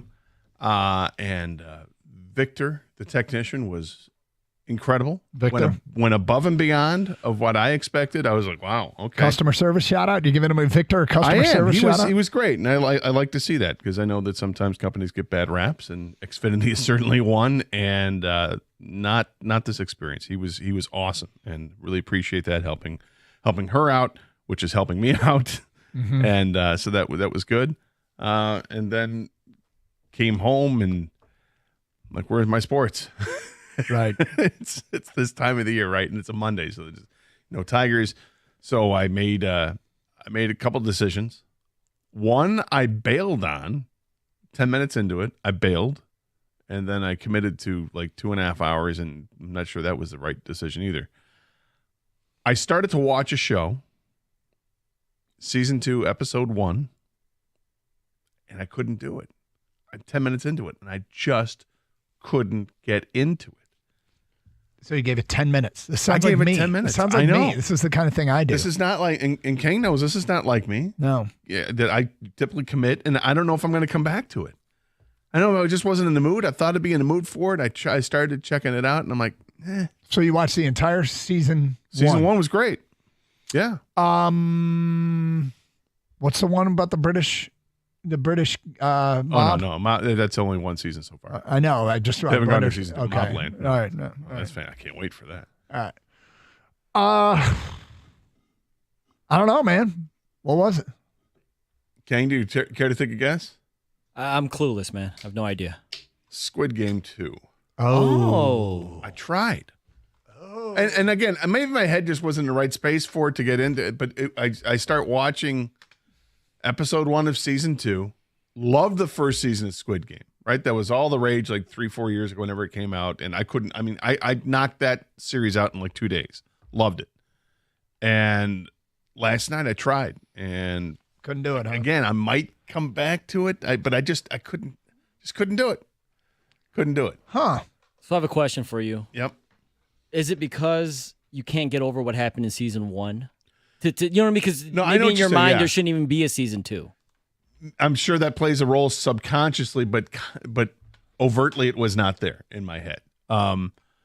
There's no doubt that the last 30 seconds of season 1 pissed me off. Yeah. There's no doubt. But I don't know. I just didn't like how this was setting up and how it was starting. And then I'm like, do I really care? Because, I'm trying to guess what the premise is going to be from here on forward. Where, hey, it's another opportunity to win money. And, if they're just trying to figure out who the guys are, I'm like, do I care? Do I care that, hey, it's some rich dude or what? I don't know if I care enough to go back. We'll see. But I didn't care enough last night to continue watching after 10 minutes. And then I decided to watch a movie that I had wanted to see that came out a couple years ago. And that was a sequel as well. And I watched it and I was entertained by it. But even though I was entertained by it, even after a while, I was like, all right, enough of this. My God. A little much, all this. But I still enjoyed it. But that movie they could have shaved, and I'm not kidding, a half an hour off of this movie, and it would have been way more impactful. It would have been fine. But the way that this series, if you will, has gone of movies with the original, and now they've had 3 sequels, and now with another spinoff to make it 4, I guess. Not to mention a TV series. This one was just like too much. Okay, what Even was it? for me. What was it? I saw John Wick 4 last night. I love the John Wick movie. I don't. But each one that, like the first time, when you go through John Wick the first John Wick experience with Keanu Reeves, I think you watch it and you go, wow, well, that's a lot of violence in a short amount of time. And okay, I mean, ridiculous. You suspend all kind of, realm of what's real, what's not. It's kind of cool, this underground assassin group, whatever, that they have their own rules and their own currency and all this. And they live right among you, but you have no idea. They clean up their messes and apparently cops don't care. But the violence that was in the first movie, like there's a scene in the nightclub where John Wick's character shoots himself out of a jam and kills like 50 people. Yeah. While he's doing it. They're all henchmen. None of the innocent people get killed. That was like, wow, that's I don't buy it, but it was fun. It was cool. Then you see it again in the second movie, but they kind of up the ante a little bit. Mm-hmm. And there's more people and more ridiculousness. Then there's the third movie, and they really up the ante to ridiculousness. You're like, come on. And then it ends, and you're like, come on. All right, so that's it, right? He's done. He just, kind of fell from a 6-story building, whatever, and then he's not there anymore. He's the boogeyman, Booga Yaga, and whatever. I still enjoy the movies. I'll watch. It was just the too fourth much. one, Yep. And then it happens last night, and there are there's at least 2 elongated fight scenes that last forever. Where it's just shoot, samurai sword, whatever, doing some martial arts to get out of things, grab another gun, shoot. And at one point, I was like, wow, I got to catch my breath here because that's ridiculous. And I paused the movie and I literally said outside to myself, I wonder if he's going to kill 50 more people in this single scene. And I hit play. And I got to like 57 more people. And I'm like, you've got to be kidding me. You feel the way about that movie the way I felt about the first one, where I was just like, all right. I mean, it's just, apparently, because it was just way too much.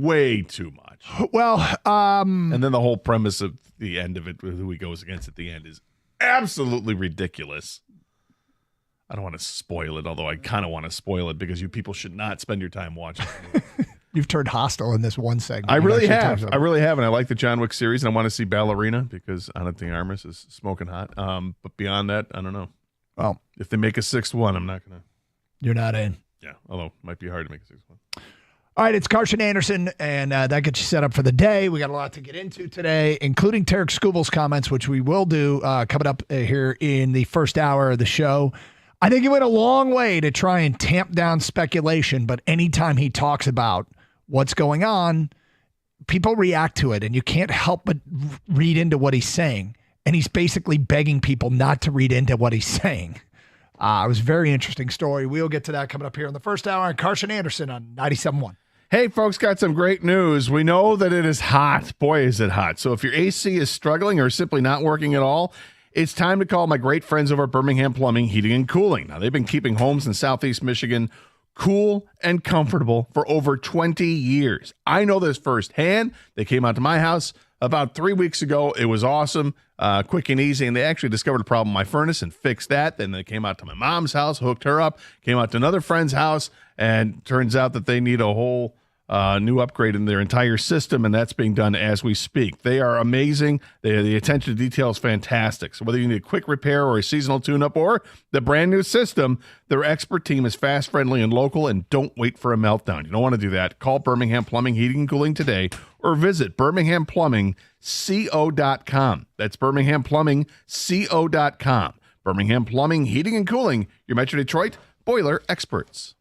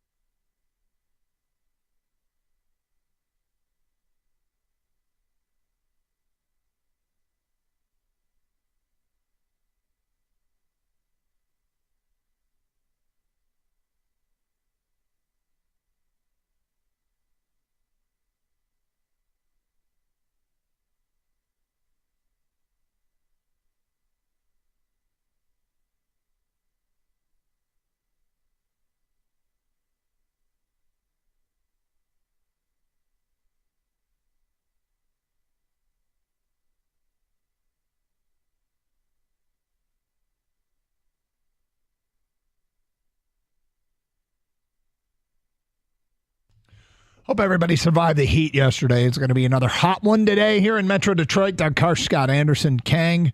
Kang is back. And people may or may not have noticed. He's a big part of the show, but he hasn't been here for, is it 10 days you were gone? I think a total of 10 days. Yeah, exactly. Yep. 10 show days. Unfortunately, and sadly, it was not for a great reason that you were gone. No, and you guys know this. And sometimes, we let people know in our personal life a little bit. But I've been gone for a while because my dad passed away last week. Or actually, late the following week, and I was off all last week. Love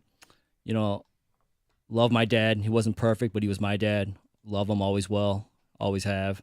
And, there's no doubt I'm where I am today because of all the things my dad did for me, sacrificed for me and my family. So, I can't thank him enough for all that stuff, And part of the reason I love sports so much is because of my dad. Part of the reason that my humor is the way I am is because of my dad as well. I don't know if you guys know that at all, but my dad was a funny guy. And I didn't know this at the time, but, you take on a lot of your dad's attributes without even knowing it, right? Just growing up and kind of just imitating, and all of a sudden you're like a sponge, right? Some of the stuff that just kind of just sticks with you. So the way his sense of humor was, I didn't really realize until I got older that I was kind of like my dad a lot when I made certain jokes. And he was he definitely stuck out to me in a lot of ways. And I'm going to share just a couple quick stories about sports and how my dad, these things stuck out with me as I was growing up. One was my dad did not know anything about baseball, and I wanted to play Little League baseball. And so he let me play, of course. And he offered me one piece of advice only. It's the only piece of advice he ever offered me. This piece of advice cracks me up. And he said, Kang, just don't ever make the last out. And so this is a great and bad piece of advice, I thought, because great because, as long as there was less than 2 outs, I was relaxed. I went up there, who cares? I'm not going to make the last out. But if there was 2 outs in the game, no matter what the score was, pressure was on because Dad said, do not make the last out. Because basically he was saying it will be all your fault if you lose because you made the last out. Just don't make the last out. Yeah, no matter what the score was. So I always thought that was funny for me. And the second one was I played rec league basketball for the city, right? I don't know, 8, 9, 10 years old, whatever. This one game was funny because there was some kind of controversial call. Yes, that's right, in City Rec League. Mm-hmm. And my head coach got into it with the ref a little bit and kind of was arguing for me or whatever, taking up for me. And then my dad saw this and decided to help out the head coach and make up his, help the head coach out a little bit with his argument. And I didn't know this, but you can get a technical foul even if you're not on the coaching staff. So my dad got a technical foul from the third row. And yes, it was a technical foul because the other team got 2 shots and possession. Oh, wow. So is that even legal, by the way, now that I look back at it? But that was hilarious to me, actually, thinking back on it. And I just want to give a shout out to my dad, and hopefully he's at peace now. So, been gone, but good to be back. And like I said, my dad helped me definitely fall in love with sports at a young age. We, what you said about being who you are today is a reflection of, the influence that your father had over you. And I know the husband and the father that you are. I know the work ethic you have here and what you bring to our show. He should be very proud of you. Absolutely. And who you are. So glad to have you back. Yes. Thank you. I'm sorry to hear for your loss.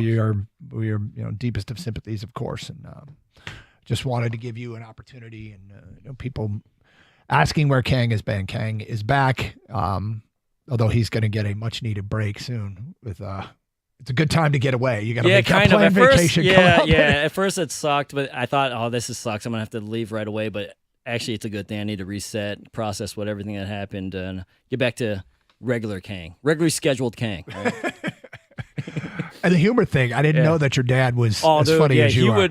I mean, I didn't realize it till the more I made jokes, my family would be like, "Man, you're kind of like Dad," the way because he would kind of troll us all the time and do certain maybe non-PC jokes or whatever, off-color stuff, but he was really funny. And the funny thing about him, too, was he did not like Detroit sports teams. His favorite players growing up were Julius Erving and Larry Bird. And I think that's why I like Michael Jordan. I didn't think I was supposed to like local guys.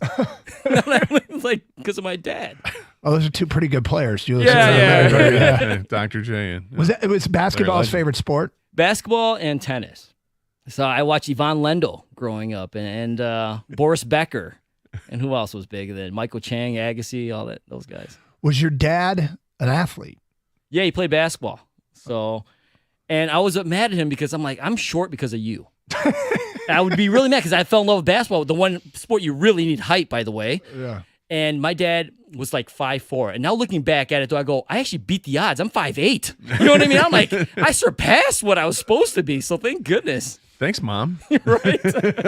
Thanks, Uncle somewhere. Yeah. Well, from a standpoint of you as an athlete, having played basketball with you and football, you're a pretty good quarterback. Had a pretty good arm on him, and pretty good guard as well. So, and you had a decorated karate career, right? Yeah, that was all my dad too. By the way, yeah. Yeah. Sometimes they say it's a good thing or a bad thing, and your dad's your coach. Yeah, it could be bad. Yeah.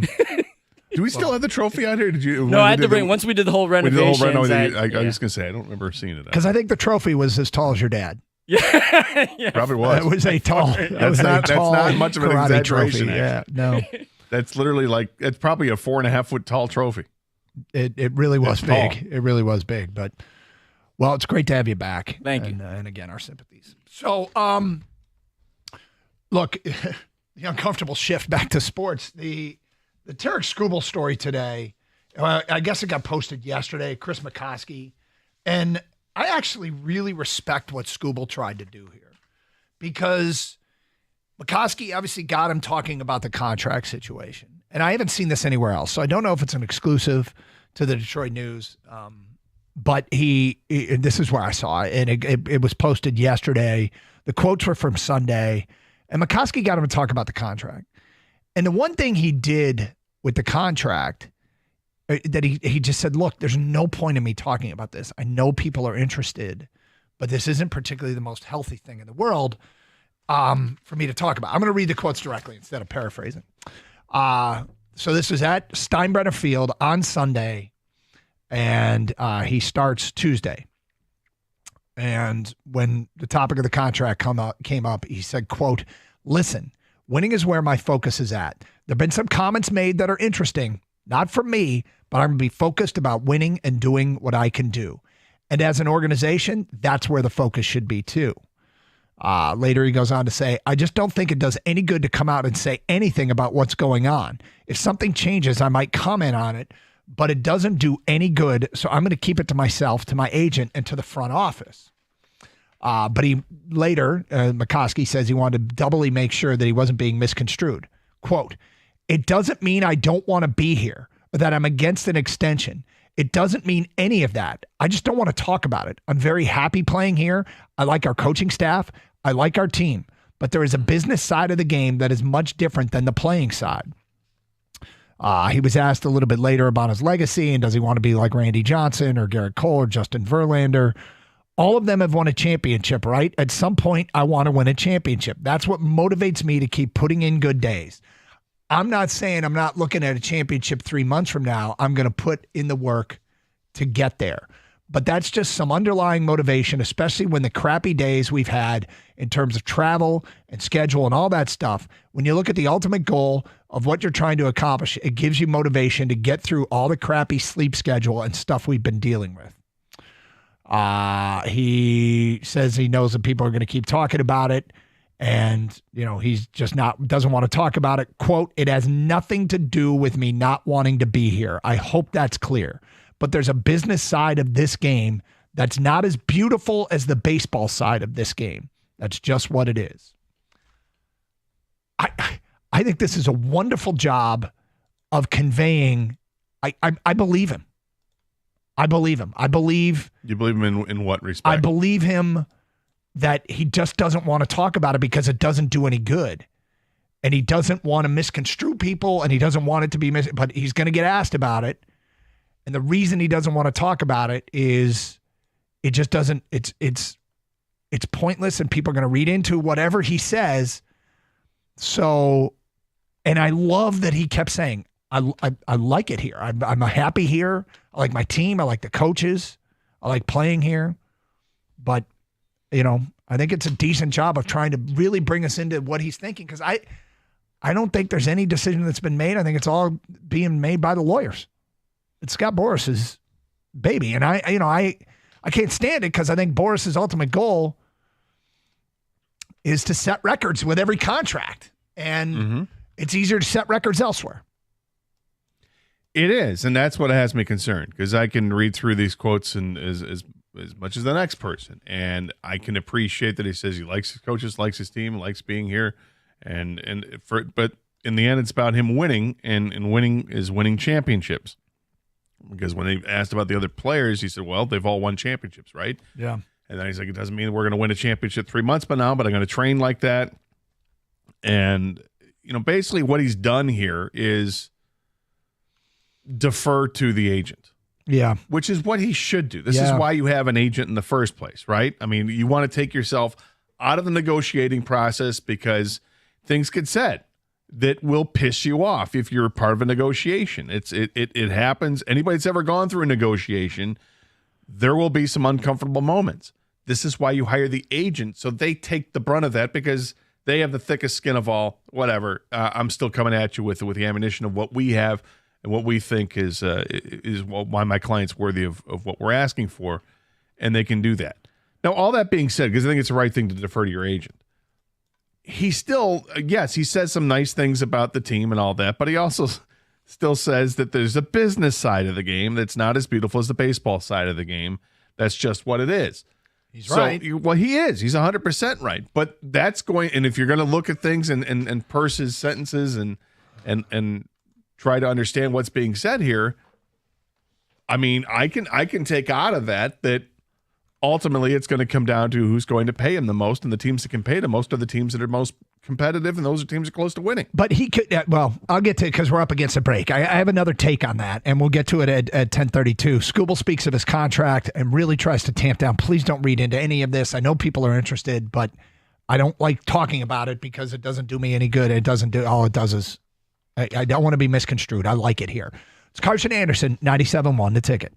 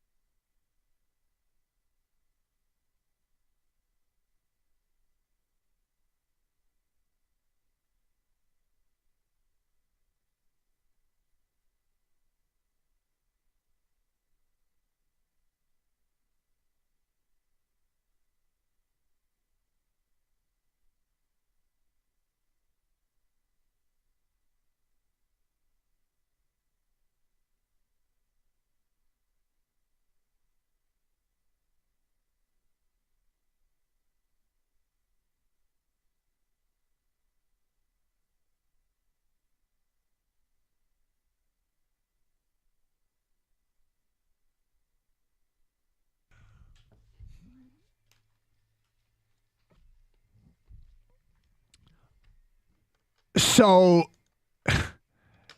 basically, Scooble, I think, kind of did McCoskey a solid to a degree, and maybe everybody who's so interested in what he's thinking about his contract, and said, okay, I'm gonna answer some questions about it, but I'm not gonna say anything. But I'm begging you not to read anything into this.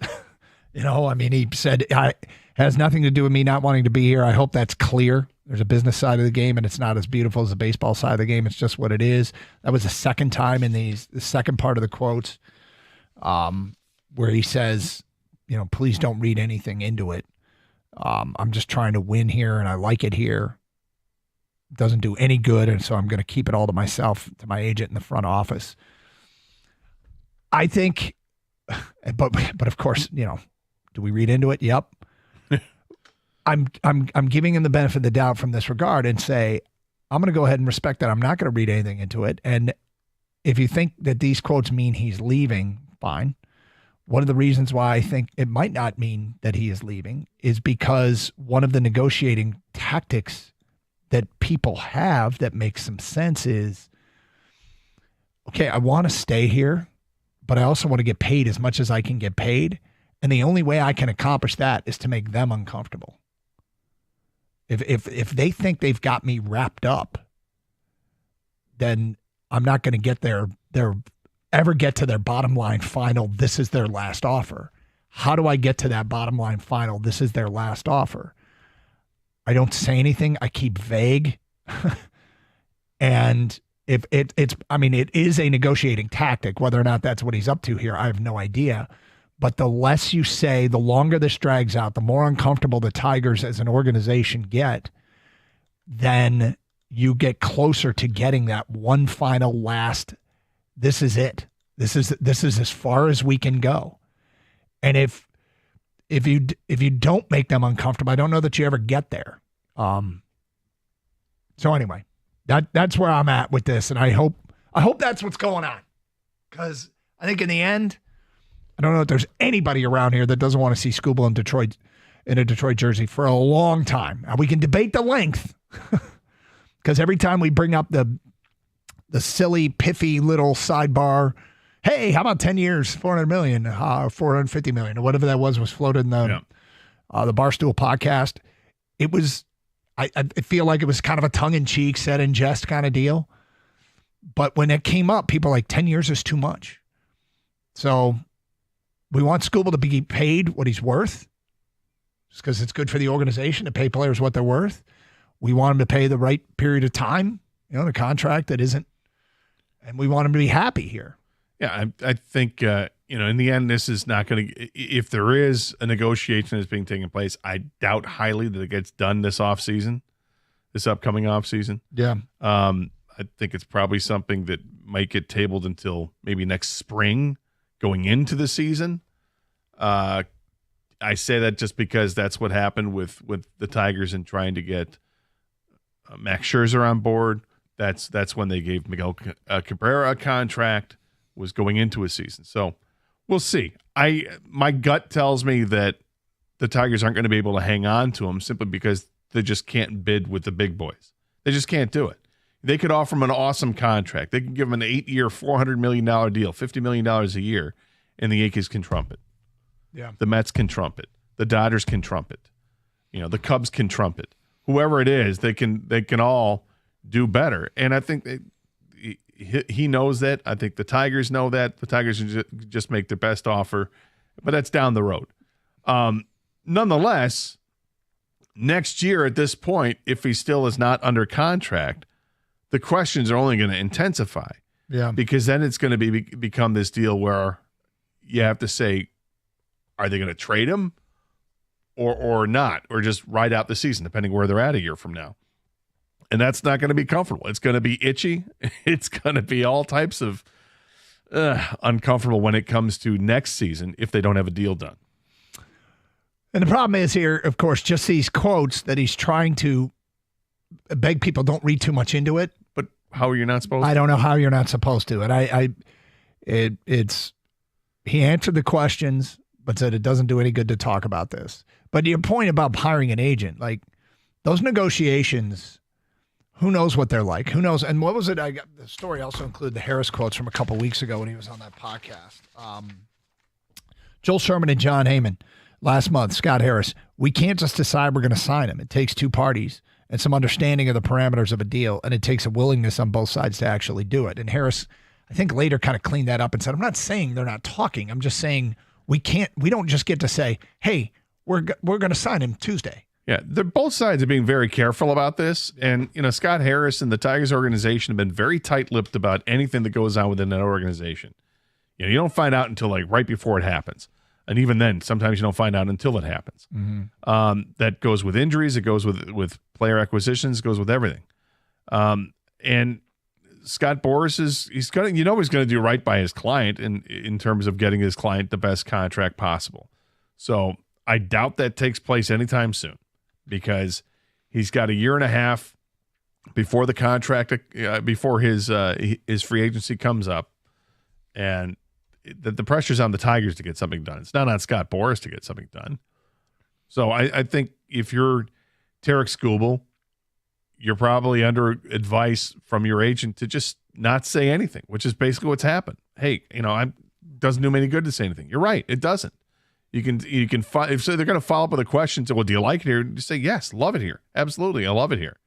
Do you want to be here? Yeah, I want to win, and we got a winning team. Looks great, but any negotiation and all that stuff, I'm not going to talk about that. That's done through my agent. That's done through Scott Harris. Those guys are going to deal with it. So I'm just out here doing the best I can do to help my team win, and right now we're the best team in baseball. 248-539-9797. Kevin and Fraser. Hello, Kevin. Yeah, how are you guys doing today? Okay.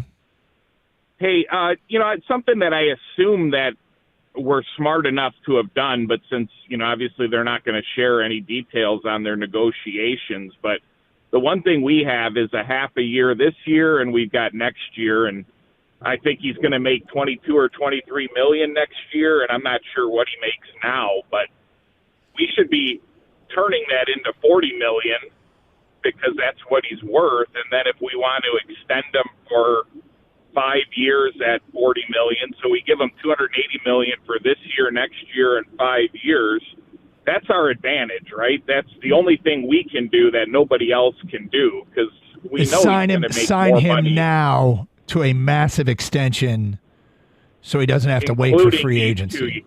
Exactly, and pay him what he's worth this year and next year, and that's the only carrot we have. And I assume that they've done this and thought of this, and Boris might not be enough for him, but that's for sure what we should do, right? That's the only way we're going to get him at anything. There was a story that's kind of hard to really know what happened there, but there was a story where I think it was Evan Petzold that had the quote about the Tigers had made a non-competitive offer.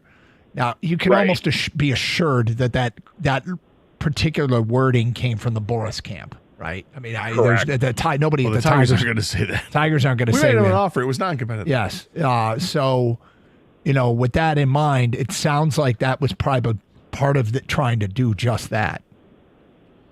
Yeah, then, and if that's not good enough, I get it, right? And he can go make more, but that's the only thing we can do is pay him fairly for this year and next year, and hope that I'm thinking $280 for 7 years, and that's probably not enough. And then we've got to decide if it's worth it, Yeah, and he's making just over $10 million this year. He's arbitration eligible next year, so yeah, it probably goes up. I don't know how far up, but let's say it is $20 million to go to $20 million. So that is interesting. If you throw, you basically rip up this situation right now, and that contract starts with next year, which we did last year going into free agency. If you want to get it 1 year ahead of it, but you got to pay him for that year. Yeah, well, and that's if it's 10 this year and 20 next year, and let's just say we agree he's worth 40, then that's $50 million we can give him that nobody else can give him, and that's that's something. Yeah, you'd like to see something like that pulled off. I don't disagree with you. 248-539-9797. It's Carson Anderson, 97.1, The Ticket. Hey, looking to upgrade your outdoor space? Well, Builders First Source has you covered. With 4 Metro Detroit locations, they specialize in top-quality composite decking. Brands that you trust, like Trex and TimberTech and AZEK. So whether you're a DIY enthusiast or you need a certified installer, their expert team will help you build the perfect deck that stands the test of time. Visit one of their locations today in Lapeer, Auburn Hills, Clinton Township, or Shelby Township, and discover why Builder's First Source is your go-to for decking. Quality, service, and unbeatable value, that's the Builder's First Source promise. Search buildersfirstsource.com.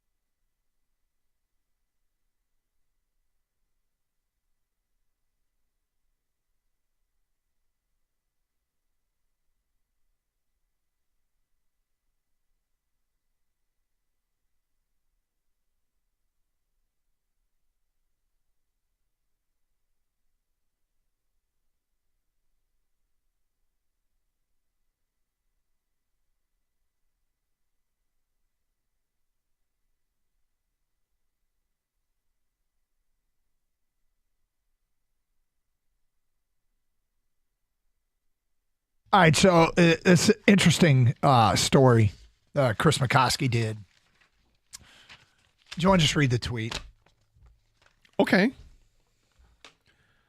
Chris McCoskey from the Detroit News. Because we're talking about his story that he posted, got posted yesterday, right before the end of our show. So on his Twitter, he has now tweeted something out. Per MLB transactions, Tigers have signed Korean-born right-handed pitcher Woo Suk Go to a minor league deal. He's about to turn 27, a couple partial seasons in AAA with the Marlins. So we are now ushering in the Woo Suk Go era. What can you tell me about Woo Suk Go? I don't know much about Woo Suk Go. I'm trying to effort some of that. Let's see. He's well, we know he's right-handed, relief pitcher. 5'11", about $190. Let's take a look at his stats here. In the Marlins organization, he's only pitched in one game. Well, actually, that's not true. So this year he's pitched at AAA in 5 games with a 1.59 ERA. It's only 5 2/3 innings. It's a very small sample size. Yeah, he's only pitched in 15 innings total this year with a bunch of different levels, 4 different leagues. 16 hits in 15 1/3 innings, 14 strikeouts. So, I mean, it doesn't look like anything special. In the minors, in his career in the minors, he's thrown in 56 games with a 5.99 ERA and a 1.7 WHIP. Pitching in the Korean League in 7 years, his ERA is 3.18 with a 1.27 WHIP. Well, I don't know that we have found our solutions to the bullpen problems with Woo-Suk Go, but keep an eye on him. Something to monitor.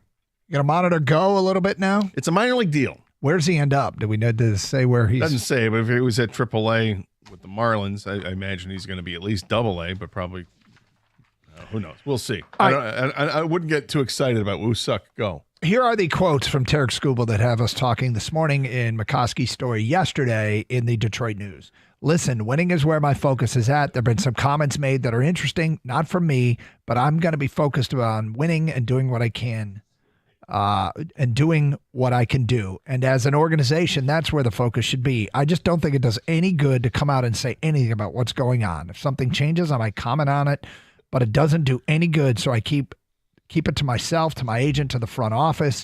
It doesn't mean I don't want to be here or that I'm against an extension. Doesn't mean any of that. I just don't want to talk about it. I'm very happy playing here. I like our coaching staff. I like our team, but there's a business side of the game that is much different than the playing side. Later in the story, he goes on to say, it has nothing to do with me not wanting to be here. I hope that's clear, but there's a business side of the game that's not as beautiful as the baseball side of the game. It just is what it is. And look, because he spoke about contract negotiations and literally said almost nothing other than, I'm not going to talk. Here's why I don't talk about it. And please don't read anything into it.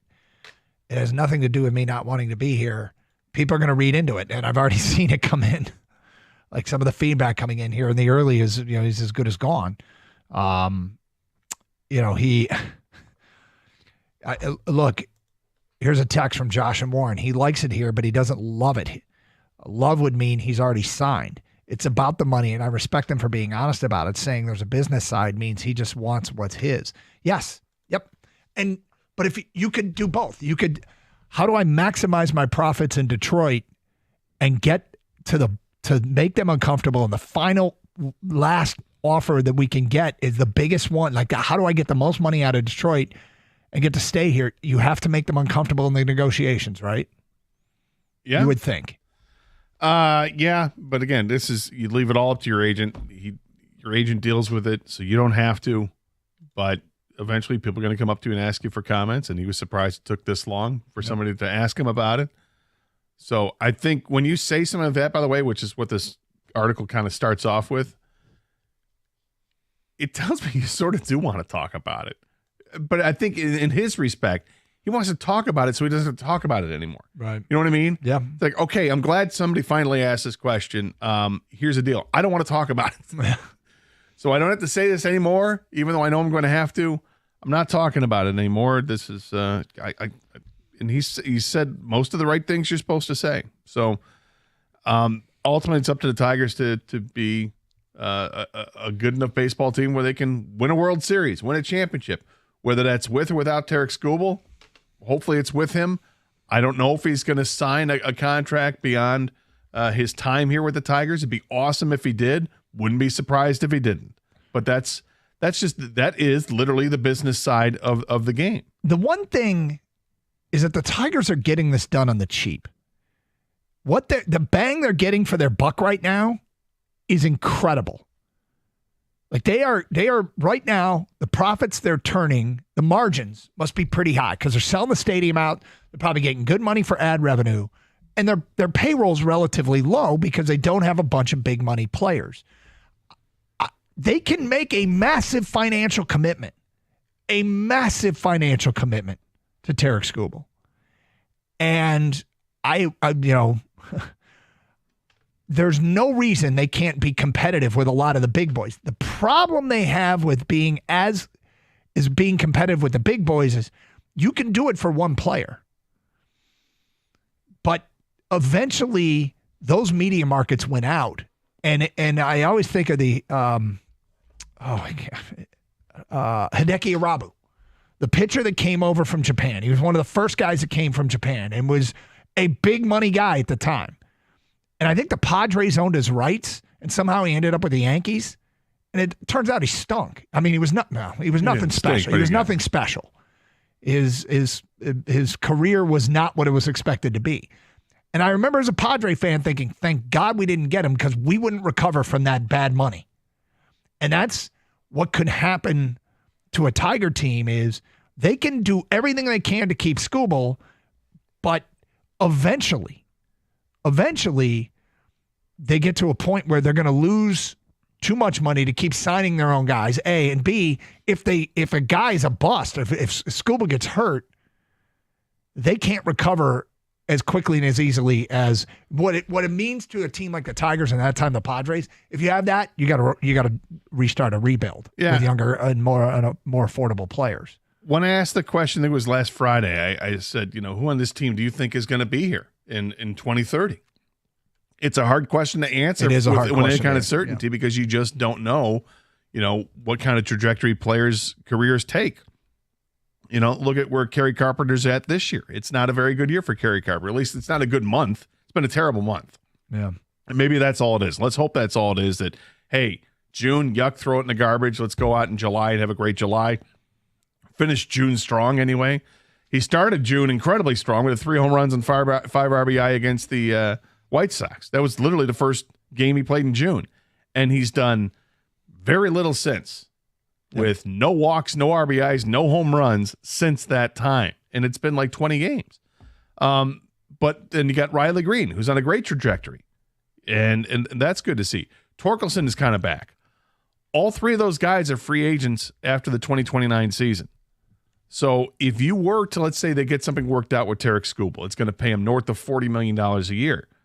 And you start to look at the payroll and where it's going to be. I mean, you're going to have to pay somebody down the road there. In addition to, let's just think about even next year.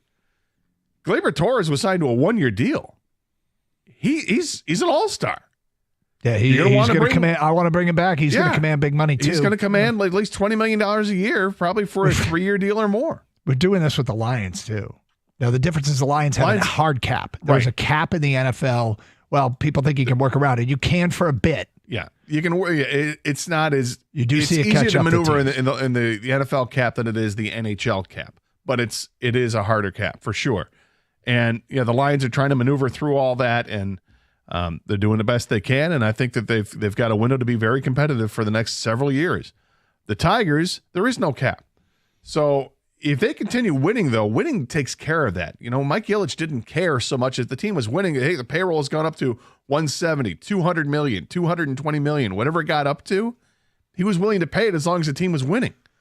And when you get 2.5 to 3 million people coming through the turnstiles, it pays for all that. But if you're not winning and then you're stuck with a massive contract or 3 massive contracts, then you have what the Tigers had in like 2016 and beyond, where they had to start selling off those parts. So here's the feedback. I get there are bigger markets than ours, but the Tigers are still owned by a multi-billionaire family. You can't say they can't afford them. Nobody's saying they can't afford them. What the scary thing is if they get into a stare down, a game of chicken with the Yankees, and it just keeps turning into, okay, we'll tag another $5 million annually on. Okay, we'll tag another $5 million annually on. If that just keeps going and going and going, the Yankees are going to win out. Well, yeah, the Dodgers are going to win out. Even though the owners might be multi-billionaires, which they are, the business model at some point, if you keep tacking on big contract after big contract, then the margin of profit disappears.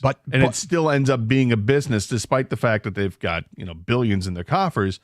If the business if the business model isn't working, then things have to change. I have no issue, and I am okay. And I think it's fair to say to an owner, I get that you're going to lose money on this contract, but we're trying to win here, and you hope that you'll get your money back.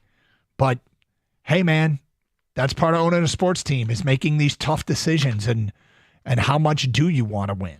Yeah, I mean, as a fan on the outside, what I always say to myself when it comes to something like this is, okay, I mean, if the cost of business is that you lost $10 million, you've lost $10 million for each of the last 5 years, and that's $50 million.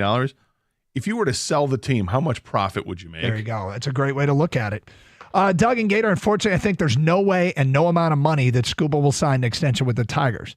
This is not the way Boris works. The Tigers would be better off trading him next season and then try and re-sign him when the market opens. I would love him to come back, but unfortunately, that's not how Boris operates. Look back at all of his clients, and lately Boris, in my opinion, has lost his guys' money by overvaluing them. So you're saying Boris won't sign? He's more likely to re-sign with Detroit if they trade him than he is to sign an extension. I don't know. I'd have to look at the history of Boris' clients and see if that's true. I'm assuming you've looked this up. I tell you what, I'm not interested. I'm not interested in trading him now. And we got some of that recently. But if you are going to get into next year and they're not competitive for some reason, I think you'd maybe then consider it. But at the end of the day, if they're competitive next year, I'm trying to win a championship still. But that's how Angels lost Ohtani. So let's hope that Boris breaks the mold and something changes. 248-539-9797. All right, so one of our teams, did they miss out on something? I don't know, but I can't believe a move that was made. We will get to that today at 11:05 here on 97.1 The Ticket.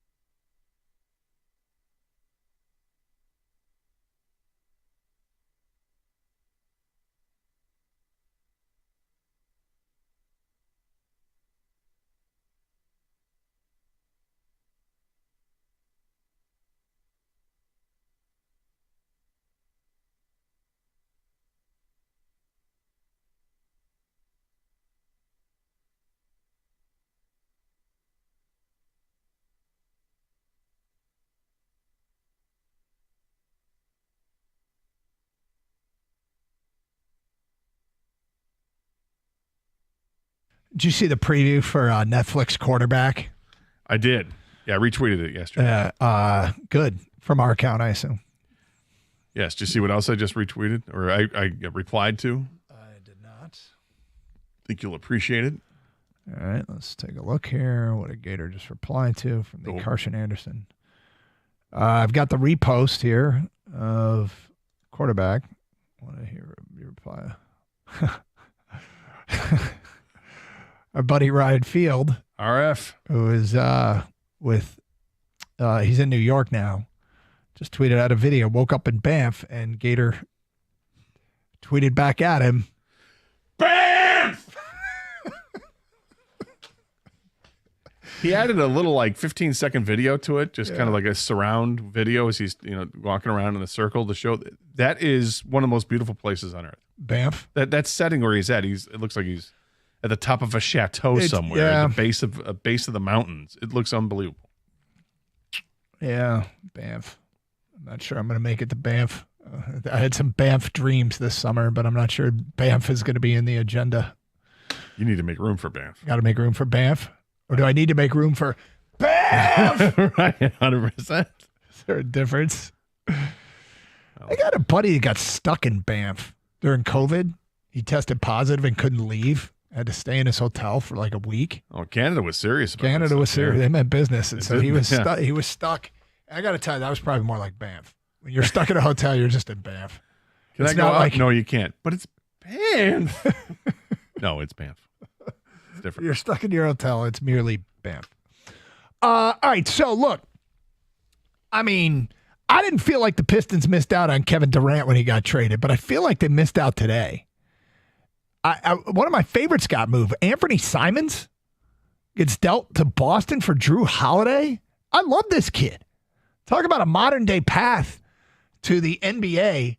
Drafted, stashed, 3 years, doesn't do much, explodes.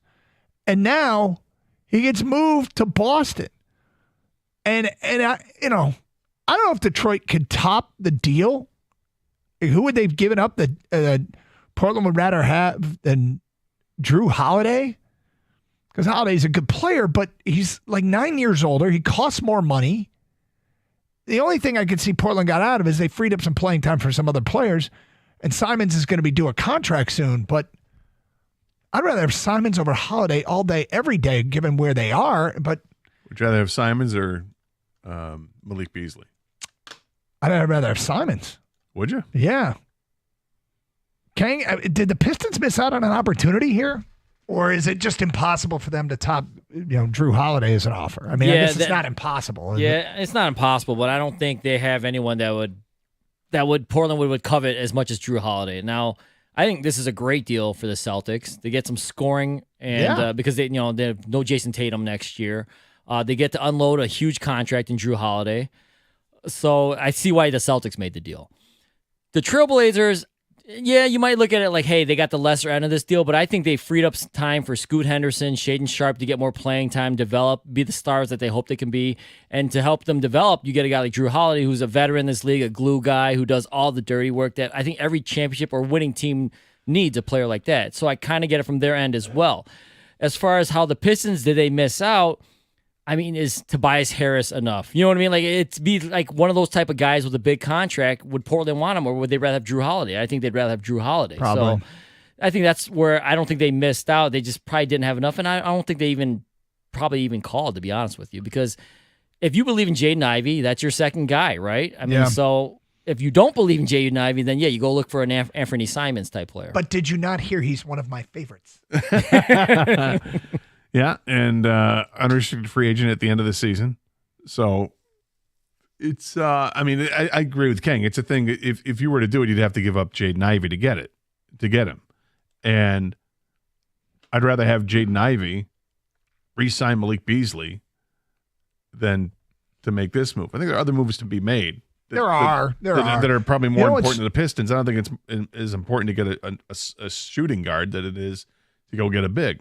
What's weird is you kind of just watch other NBA games and you develop guys you really like and you have basketball crushes on them. One of them was Dennis Schroeder, and I can't believe they got him, and I was ecstatic about it. Now in this offseason, there's that story on ESPN last week where I can't remember who the writer was. Bobby Marks. I've got it right here. There you Bobby go. Marks, when he was looking at free agent deals, said the two guys that fit best in Detroit are Naz Reid and Bobby Portis. And I'm like, wow, you're going into my playbook, especially when it comes to Portis. Now, the problem with Portis is I think Portis' best years are behind him, but he was an important kind of do everything big for Milwaukee in their championship run. Naz Reid, Kang, you kind of were like, ooh, Naz Reid would be a good fit. And the more I looked at it, the more I agreed. But a Naz Reid, Bobby Portis offseason, I guess it would mean what else does it do to the roster? But that would be pretty stunning. Yeah, I would love a Naz Reid addition. It sounds like the Timberwolves aren't going to let him go now, especially since they didn't get Kevin Durant. But, I mean, a stretch five, a great role player. Obviously, he can come off the bench. He won Sixth Man of the Year before.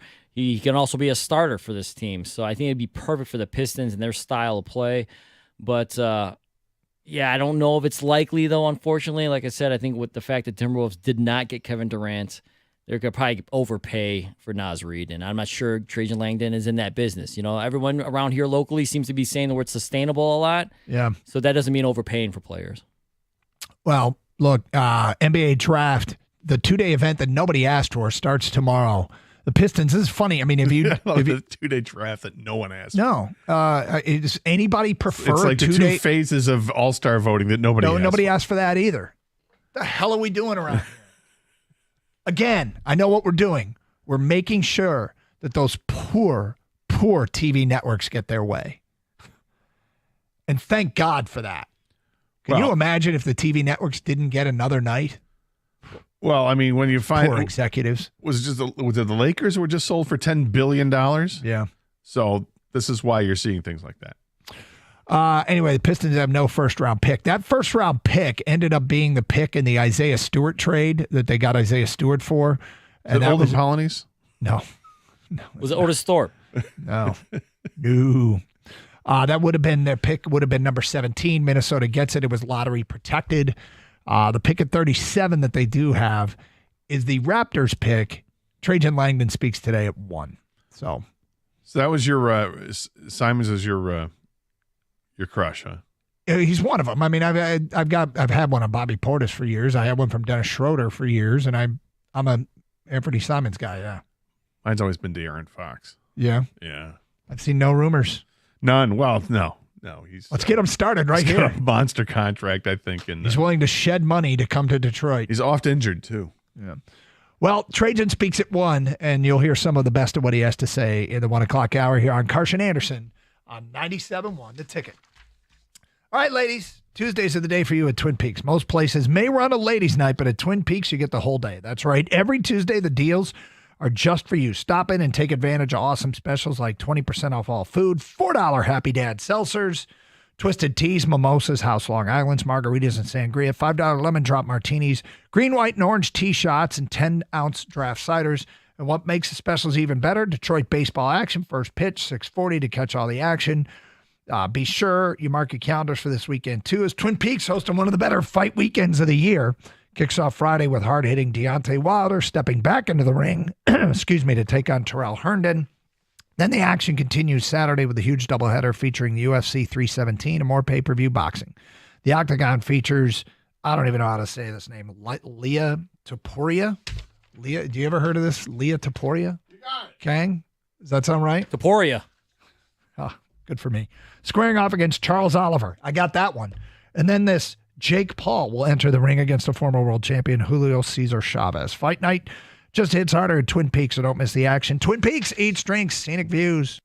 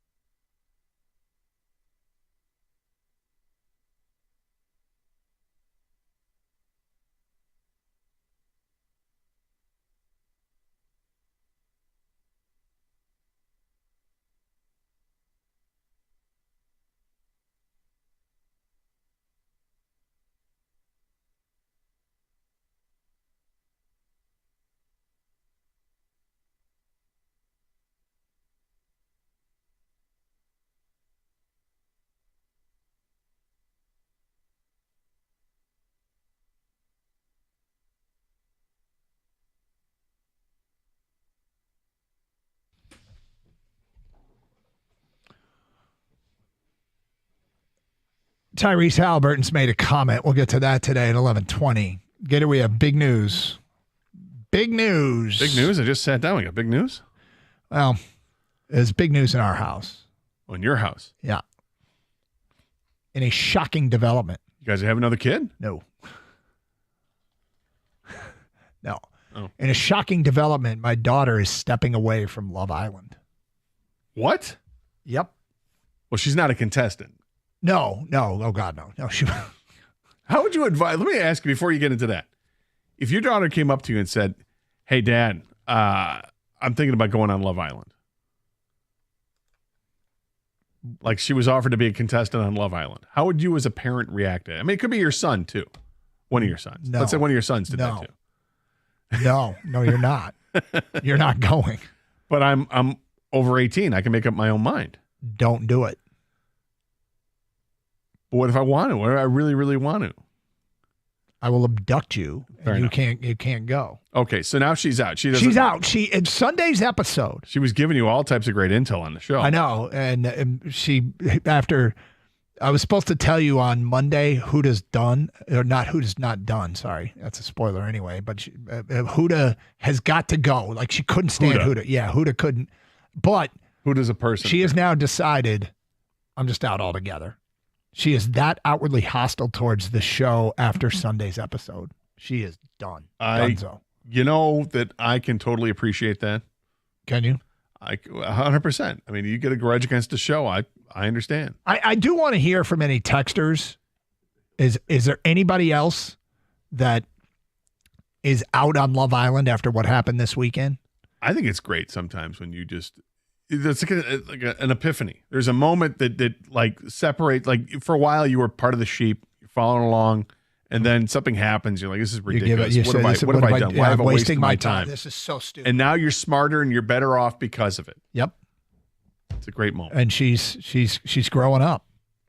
Well, she's out, completely out on Love Island. Right in front of our eyes.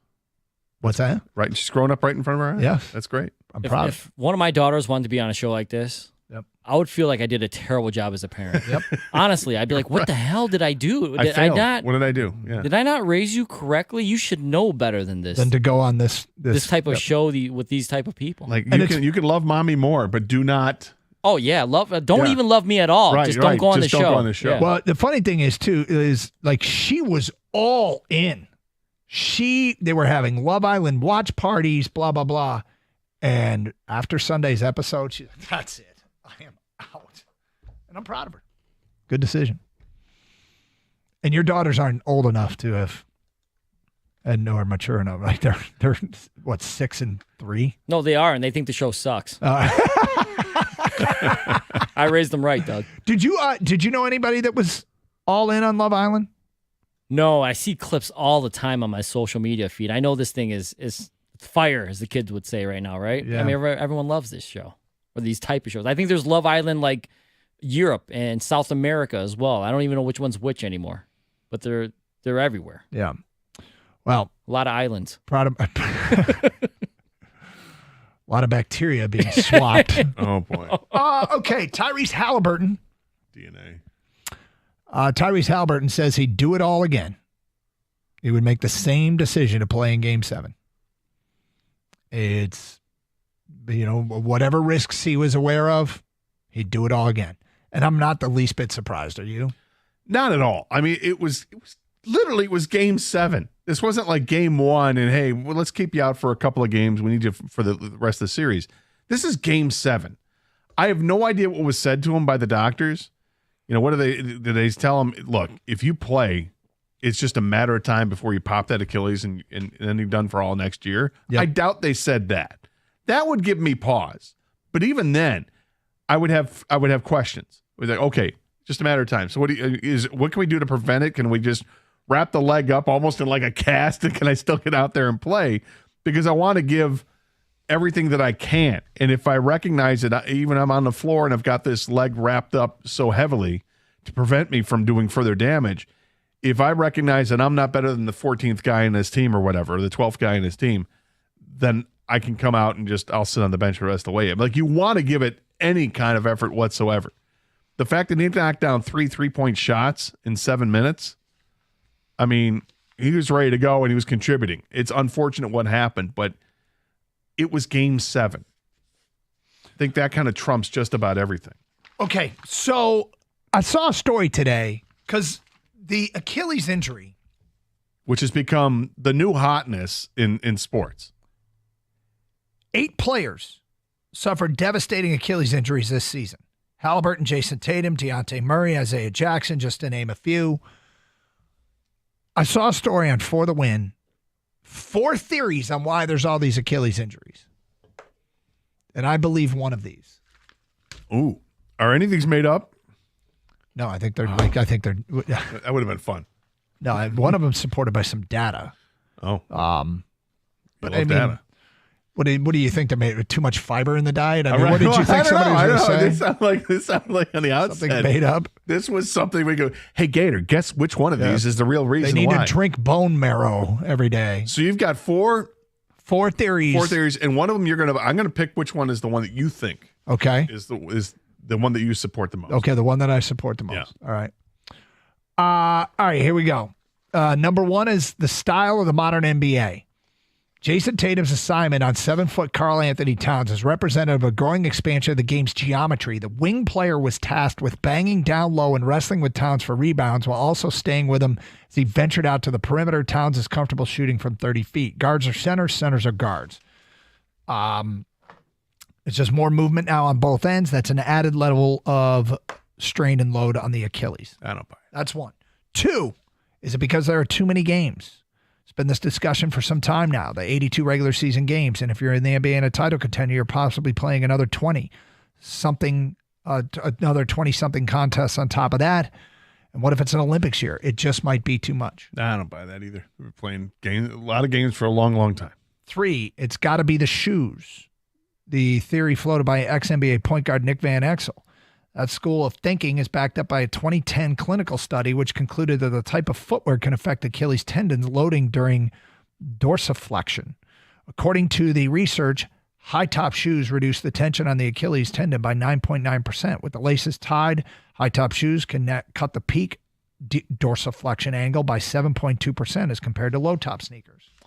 I tend to agree with that. I think ever since players started growing dorsal fins, it's a problem. It's not dorsal fins. It's the type of flex that's put on the Achilles. And 4, too many players are playing through injuries. Halliburton's injury came after a calf strain. Durant came after tore his Achilles after a calf injury back in 2019. Do you buy any of these theories? There are 2. I think the last 2 are theories that I would buy. Yep. But I think the one that you're going to subscribe to most would be the second to last one, the switching from high tops to low tops. None of the kids wear high tops. None of them. Like I'm going, all right, let's get you some basketball shoes. Kids playing basketball. High tops aren't even in the equation. Like they're not even thinking about high tops. I can't wrap my head around. When we were playing basketball, and it was better back in our day, but the equipment we used was different than the majority of the equipment that, like, I get there might be a kid here or there wearing high tops. But I'd look out on the court and none of the kids are wearing high tops. And functionally speaking, they were fine. But I guess they're just not drippy enough. But I mean, I'm serious. I think it's the high tops. I didn't own a pair of high top shoes until I was in college. So when I played football, it was always with low top shoes, and I would roll my ankle every year. Playing football or playing pickup basketball, every year I would do it. And I didn't have high tops. I didn't even, once I wore high tops, I felt indestructible. I thought, where have these been all my life? Why was I never wearing these things? If I had these for football, I would play with the ultimate confidence. This would be great. Let alone playing pickup basketball. And I don't think I ever rolled my ankle playing pickup basketball again wearing high tops. I don't I mean, if it's just a looks thing, then you're being stupid. It's all about vanity at that point. I mean, was Kobe Bryant wearing high tops, Kang? When he was done? When he tore his Achilles? when he was finished with basketball. Oh no, he was wearing low tops. He was wearing low tops, and he Yeah. did tear his Achilles. Well, I mean, he had before in his career. Well, I was just wondering, what was the year that people stopped wearing high tops? When did it happen? I don't know what color were your Chuck Taylors guys when you ran the picket fence. Look at this guy. Look at this So guy. of course it's partial vanity. These, everyone knows that, and everyone looks. They like the low tops better. It's not even my opinion. It's just those are stats by all the basketball shoe companies, right? The low tops look better. They sell better. My theory, guys, is the players just aren't as tough as they used to be. And here's what I'm saying by it. This is not like an old man staring at the clouds. No. Wow. It's pretty clear they're bigger, faster, and stronger than they've ever been, right? But the smallest nick or little something discomfort, these guys don't run as the same. It's like a sports car. The sports car's got to be perfect to be run in its pristine condition. But like a Jeep, no, man, you can run a Jeep through anything. I think there was more Jeeps back then than there are now. There's too many sports cars, and these Too many guys, Lambos. exactly. So the smallest little dent or the imbalance of tire, whatever it is, they can't handle it and they can't play anymore. Back in the day, you just played through anything, and you weren't big and strong as faster, right? The athletes weren't the same looking as they were back then and now, but they played a lot longer and played through things. So Kang's theory is the wussification of the NBA. There's never been more torn Achilles, ruptured Achilles this year than ever in the NBA. So then, why is that? Well, but these guys are bigger, faster, it's stronger, the right? shoes, man. It's the shoes. I think it's the shoes. I think it plays a big role in it. Well, someone needs to just like the first guy who wore a Guardian cap in the NFL, someone needs to wear the high tops in the NBA. Then. Bring it back. Somebody cool? Yeah. Who's a not cool- somebody not cool. No, it's got to be the coolest player in the NBA. Who right now is the coolest player in the NBA for the betterment of the game? SGA? I mean, he's the Yeah. MVP. Mm-hmm. Put on the high tops. Not you, Brunson.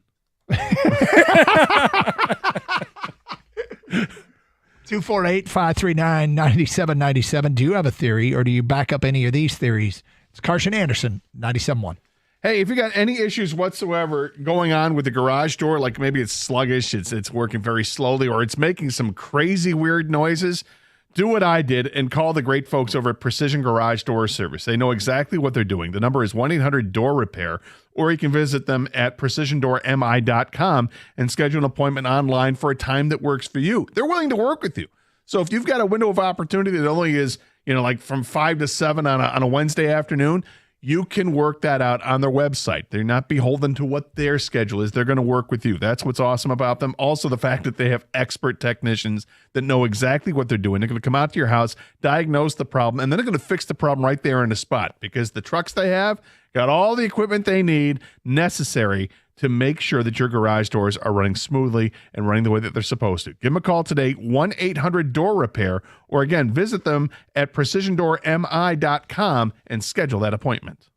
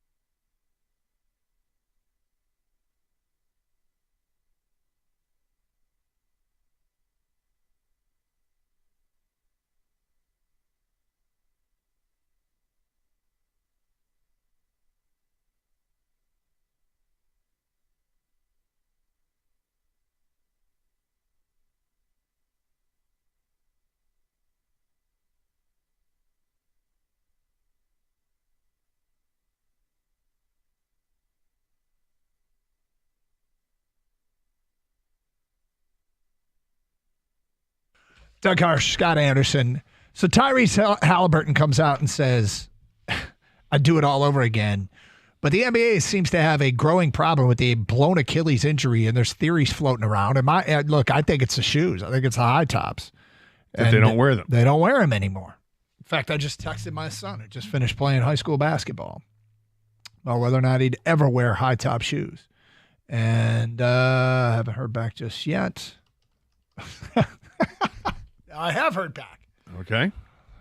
What do they look like? I mean, right? That's what he said. Why is that the first thing? Well, I cared. I cared, and I think they should care, but like the first thing for me is are they going to fit right? Am I going to feel comfortable in them? Yeah, and that's an old man talking right there. I suppose. I mean, certainly I do care about the style. I'm not like some idiot who's just about to wear orthopedic shoes just because they feel good, right? They do have to look good, and I understand it. But I don't know when this happened where they switched from high tops to low tops. But I just went on Nike's website just for the hell of it, and then I'm looking up basketball shoes, dude. And good luck finding a pair of high tops. They're all low top shoes. You can get sort of 3/4, but the high tops that we grew up with. Yeah, no. I mean, look, I will say this: the styles are awesome. We didn't have any of this stuff to go through. It would be amazing. But I want to make sure my feet and my ankle that they're going to be in good shape here. Exactly. 248-539-9797. Anyway, interesting discussion. Let's get to some of the feedback coming in here. There was a theory that the new move in basketball leads to Achilles injuries is the negative step to blow by a defender, apparently taught an AAU ball. That's from Kevin. Yeah, it's kind of like what happened to Halliburton. When you step back to get that forward motion going, like to spring yourself forward, that's when it can rupture. That's why I go to my theory about these guys are too finely tuned like athletes. They're just too much. Yeah.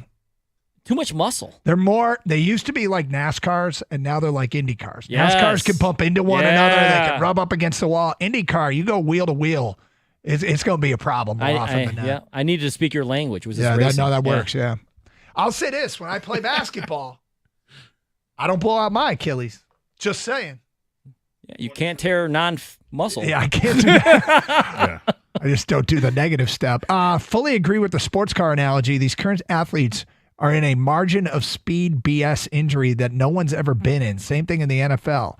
Just as 23 players on IR for just as in 23 players on the IR for the Lions. It is the shoes. There's a foot doctor that just came out with a video a couple days ago that completely explained why people tear their Achilles more. It's because the heel drops in the shoes. My auntie was really pissed at me. He went to work and he's like in a boot. And he's like, what happened? He sent me a note. What the hell happened? Or a video, actually. I had to explain to him I was wearing low tops. King, that was one of the developments when you were gone. He finished Severance in less than a week, both seasons. I knew it. Yeah. I knew it. What'd I say? I didn't expect it. It got good. I didn't expect it. Yeah, but I thought you had to figure it out after 2 episodes. I'm not going to I figured a lot of it out. I did figure a lot of it. Did you? But yeah, I did. But there's so much more to come in season 3. No kidding. And now I'm waiting for season 3. Yeah. It wasn't anything over my head. It was just kind of, Brian is next on 97.1 The Ticket. Hi, Brian. Hey, what's going on, fellas? Long time listener. All right, great. First time caller. And what made you call? I'm a podiatrist. Oh, here we go. And I'm also a huge sneakerhead, so I'm into shoes. And I've recently seen all these injuries professional basketball players have. And you were talking about the difference between low tops and high top shoes. High top shoes really don't make that much of a difference with these Achilles injuries. It's usually the anatomy is such that there's what's called a watershed area, meaning that part of the Achilles tendon doesn't get enough circulation or blood flow to it, and it's prone to snapping. And that's what usually happens with these injuries. So it really doesn't make a difference what kind of shoes you wear. Why do we have more of them today than we used to have? That's a good question. A lot of it could be, training, and a lot of it could be the stress over all these games. You're putting a stress on that area, and the NBA season is long and grueling, and that could be a reason why as well. But okay, so the story, there's this. I just want to bring up, because you know more about this than I do, clearly. Right. The story in For the Win, which is an off-spin of USA Today, is that there was a 2010 clinical study which concluded the type of footwear can affect Achilles tendon loading during dorsiflexion. According to the research, high-top shoes reduces tension on the Achilles tendon by 9.9%. With the laces tied up, high-top shoes can cut peak dorsiflexion angle by 7.2% as compared to low-top sneakers. Does that mean anything, or is that just mumbo jumbo? That does, but that's a 2010 study. Some of the newer studies that I've been reading, okay. I don't know them offhand. I'm driving in my car right now. Yeah, no. But a lot of the studies that I've read about suggest there's no difference between a low top and a high top shoe. The only difference is the high top shoe does give you a little bit more support and a little bit better of support along the lateral ankle ligaments, so you're less likely to sprain your ankle a little bit. But the reason why these pros go with a low-top shoe is you get more motion across that ankle joint, which makes you move a lot faster and more efficiently. All right, hold on. Kang's got a question for you. Brian, do they talk about this at the podiatrist conferences with the shoes and then the foot injuries? Of course. Yeah. Yep. And like basketball and professional athletes, things like that? With the shoes and the injuries? Well, we do a lot. I do a lot of sports injuries and of that nature. But our conferences, we do address a lot of the concerns, especially that pop up now with injuries like that. Any kind of injuries, really. Hey, thank you, Brian. Appreciate the intel. 248-539-9797. Joe in a car yard, 97 on a ticket. Hi, Joe. Hey, guys. Great show. Hey, listen, I think low tops are okay, but you have to tape. I even tape one with high tops. So it supports the ankle and the whole bottom of the foot. So I'd like to understand if I didn't see any tape around Tyrese's foot, and I think a lot of the players forego the taping and they use the low top, and it really puts a lot of pressure on it. I think you're probably right. I understand that it's you feel restricted when you have the ankles taped up, that you don't feel like you're moving as quickly. And as somebody who taped his ankles before every football practice and every football game, I get that. But if you've never taped your ankles before and you do it one time, you're like, oh, forget this. You're just not giving yourself a chance, because it just takes a while before that tape kind of breaks in. It still supports you, but it becomes, more malleable and you're more free running with the taped ankles than you expect it to be. I think you're probably right that players just don't get taped up as much. I'm with you, Gator. I think the first couple steps when you step down and you have that sucks, right? Yes. But after a couple of strides, it's already loosening up and still protects you. I just think the low top, it should be taped, and quite honestly, even the high top, but especially the low top. Thanks, guys. I appreciate it, Joe. Why all the Achilles injuries? We read the story with all the theories. And we're coming back to whether or not somebody needs to get themselves some old school Nike Legends pony IDs that you could tie up the ankle. We go to Nick. You're next. Hi, Nick. Hey, guys. I have a lot to add to this. Did you guys notice that Isaiah Stewart signed with a company called Zero? I did not. So that's actually a barefoot shoe company.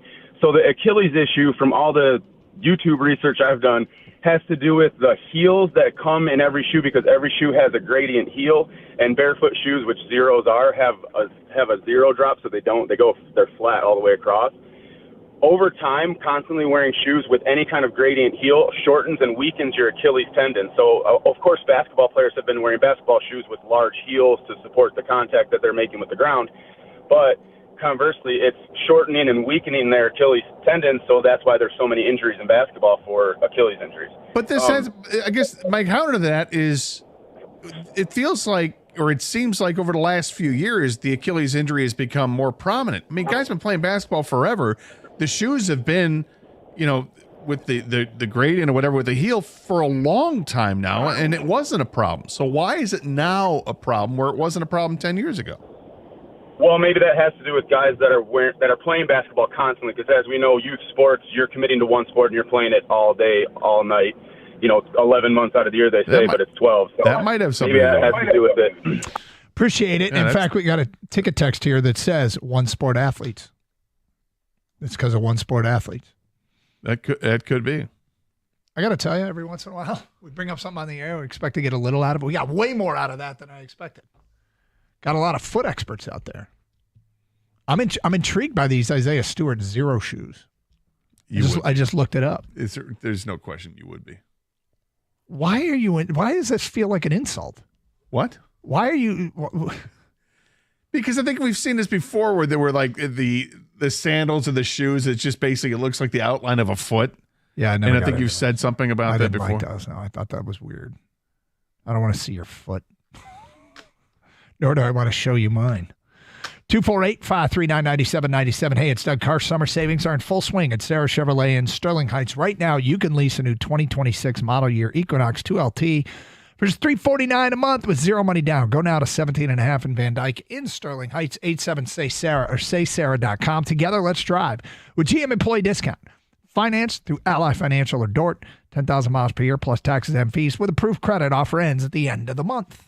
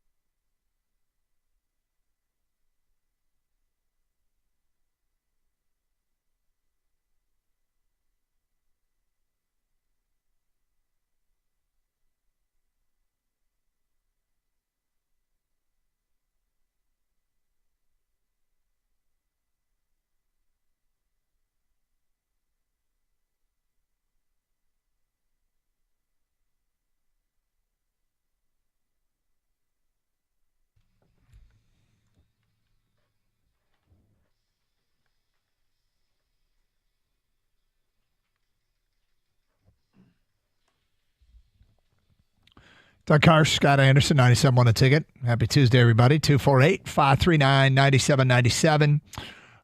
So NHL draft is Friday and Saturday. The Wings have the number 13 pick. Free agency starts, it's July 1st, right? Yes. Okay. So is that a week from today? Yes. Yes, it's a week from today. There are rumors out there, including one that involves the Wings. I think it feels like it's getting legs. And you brought it to my attention, and now it feels like more and more people are reporting on this. Yeah, I saw this initially from Kukla's Corner, and it's published from a Matt Larkin column on the Daily Face-Off. Matt Larkin's a hockey writer who's followed by over 30,000 people on Twitter. And he had an article that was talking about 6 possible destinations for the defenseman Noah Dobson from the Islanders. And there had been some speculation on this over the weekend. I saw something that suggested, hey, I think Elliot Friedman had a hot rumor that thought the Red Wings are interested in maybe they could part with Jonathan Berggren and I think it was JT Compher to acquire him. At which point I'm like, how does that make sense for the Islanders? Right. I mean, it's a 25-year-old defenseman and Noah Dobson who's very good. Because the Islanders have decided that they're in the business of helping out Detroit. Right. But Dobson's a restricted free agent going into this season. He'll be an unrestricted free agent after this upcoming season. And the thought process is this is a guy who's going to be getting $10 to $11 million on the open market. So the Islanders wouldn't be able to afford that, so they'd be willing to move him. But that package of players never seemed to make sense with the Red Wings because it doesn't seem like that's enough to give up. So this was what Matt Larkin said about this possibility. Said, if I'm predicting where Dobson goes, if he's traded at all, it's Detroit. The Red Wings have to be desperate at this point, having missed 9 consecutive postseasons despite some aggressive buyer behavior from GM Steve Yzerman the past couple summers. Their D-core at the NHL level is woefully shallow aside from young long-term fixtures Mo Seider and Simon Edvinsson. Dobson would give that blue line an instant makeover. The Red Wings have plenty to offer should the Isles feel ready to start over. If they wanted a righty coming back their way, they could ask for Axel Sandin-Pellikka. Detroit could dangle one of its 2 elite goaltending prospects in Sebastian Cossa or Trey Augustine. The Isles could ask for Nate Danielson. If the Isles want an NHL-ready contributor, how about restricted free agent right winger Jonathan Berggren as part of the package? Many permutations could work. And then he said the fly in the ointment, because he had all these 6 teams and had the fly in the ointment. He said, fly in the ointment? I almost never say this, but I don't see one. Unless you want to pick nits and say the Red Wings need a left shot defenseman more than a righty, the Wings have the need, the urgency, the cap space, and just as importantly from the Isles' perspective, the assets to get a deal done as long as Yzerman is willing to pay up. So if you're going to land someone like Noah Dobson, 25 years old, 6'4", 200-pound blue liner, who's very well regarded in the NHL, who would instantly add to your defense, you have to give something up. So he had something of value. So all the players he mentioned there may make you a little uncomfortable. Right. But if that's what it takes, you have to consider that. Do you have Dobson's numbers in front of you by chance? I can have them. Okay, because it strikes me that that's a player that came on strong, guns a-blazing, and then tailed off a little bit. Had a tail-off season this past year, I know that for sure. Okay. But the previous season, he had like 60 assists the previous season. But yeah, this last year he had 10 goals and 29 points and was a minus player. It was minus 16. The year before that, he had 10 goals and 60 assists for 70 points in 79 games, was a plus 12. So he went from 14 points to 52 points to 49 points to 70 points down to 39 points. But he's 25 years old and he was playing on the Islanders. Okay, so when I think about where the Red Wings are and where Steve Yzerman is, this is the kind of move that I pretty much expect. And what I mean by that is it feels like the Red Wings' best assets aren't ready to make an impact this coming season. And yet he needs an impact to be made. So cash in those assets for guys that can play now. This is exactly the kind of move that I would expect given the context of where Steve Yzerman is. because he can't afford to wait around much longer. The heat is on, and I think it's legitimate. And if they don't have results this year, he probably doesn't get to wait around for Axel Sandell. What the hell's his name? Axel Sandin Pellica. Thank you. And Dayton Danielson, since I'm screwing everything up. He can't wait around for those guys to make an impact, so cash him in now for players that can help now. I think that's what I expect. Yeah, and the way this article is written, it makes it seem it would be one of those guys, not all those packaged together. But, we don't know if Sandin Pellica is ready to make this roster out of training camp this upcoming season. I mean, he had a heck of a year last year in the Swedish league and is very highly regarded. He's more of an offensive defenseman. And Nate Danielson has been okay, but he's not like a point-a-game type guy. That's not in his DNA, but he's a very responsible two-way forward that the Red Wings covet. I'm not sure if that's something they want to give up. The fact that they have two goaltending prospects, that might be the most intriguing route to go if you're the Red Wings and you're willing to part with something. If you would give up, say, Sebastian Cossa and Jonathan Berggren to get it done, okay, so you're giving up somebody that's not ready to make your roster right now as a goaltender and a restricted free agent that's a fringe player on your roster anyway to acquire a top 4 defenseman. You do it. Yeah, I kind of think you have to, and I kind of think they're in a position where I expect it. Isn't there one small detail, though, that's holding this back? And the word urgency is brought up in the article. Mm-hmm. Do you guys feel that Steve Yzerman feels any urgency to do anything? He's on his own timeline, it feels like, and he'll do things when he feels like it's right. He says he doesn't, right? He's very outward his about that. actions, Yeah, too. But he keeps making the last couple of years. He's consistently added, more adults to the room to try to make this team more competitive, and they've worked out in varying degrees. Nothing terribly exciting about it. He may say no, and maybe that's the way he's acting as well. But I don't know. I just think this is a different offseason, man. He went out, he fired the coach. It's not like Newsy had a long run with the Red Wings when he made the move to get rid of him. So this is another coach he's going through. I think that could speak to the actions that say that you need to ramp things up, need to get things going. If he doesn't feel a sense of urgency, I think that would be foolish on his part. And the problem is when you're GMing out of desperation, you can make bad moves. You can, but I don't know what other choice he has. It feels like they're backed into the corner here a little. I hate that that's the case. And maybe I'm wrong, but. Well, but the other thing is if you're going to trade for a guy like this, you got him a contract. But at 25 years old and as being a pretty good young defenseman, if he's going to require a $10 million salary, and at 25, you can give him an 8-year contract because that's 33, 34 years old by the time he's done with that contract, and that's still you've got plenty of time here with it. I'm in favor of making a move like this to get this type of player. This is and Kenny, you can speak on this too. This is kind of like what St. Louis did and making their acquisitions and getting restricted free agents, and I think Noah Dobson would be a really nice addition to this team. Kenny, any thoughts? You'd be for a trade like this, one of those prospects for Noah Dobson? I would love a trade like this. It makes all the sense in the world. He's NHL ready right now, so a prospect does you no good in the next year, maybe even 2 years. But I agree with what Kang had to say is I don't know, and I could be wrong, but I just don't see any urgency with Steve Yzerman, and I'd love to be wrong about that because if he could make a move like this offseason right now, that'd be terrific. Something else that Steve Yzerman is always like he plays everything close to the vest. Like you never know what he's going to do. And he's been that way with the draft from moment one when he took Mo Seider and everyone's like, what are you doing?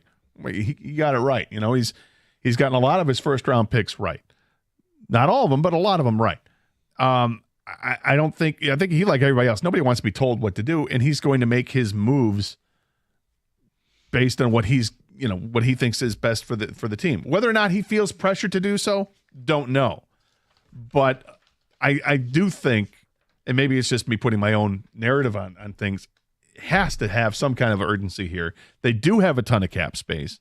This is a guy that's worthy of giving some of that cap space up, but of course, to get a player like this, you have to give up something. This isn't a free agent. I mean, he's a restricted free agent, but if you want to get the exclusive rights and get a deal done, you make a trade to acquire this guy. Talk some Tigers next hour, including now that Devers is dealt, what's the next big trade? Major website has some baseball writers sound off on it. Would Detroit be a player for any of these guys? We'll get to that at 12:20 here on 97.1 The Ticket.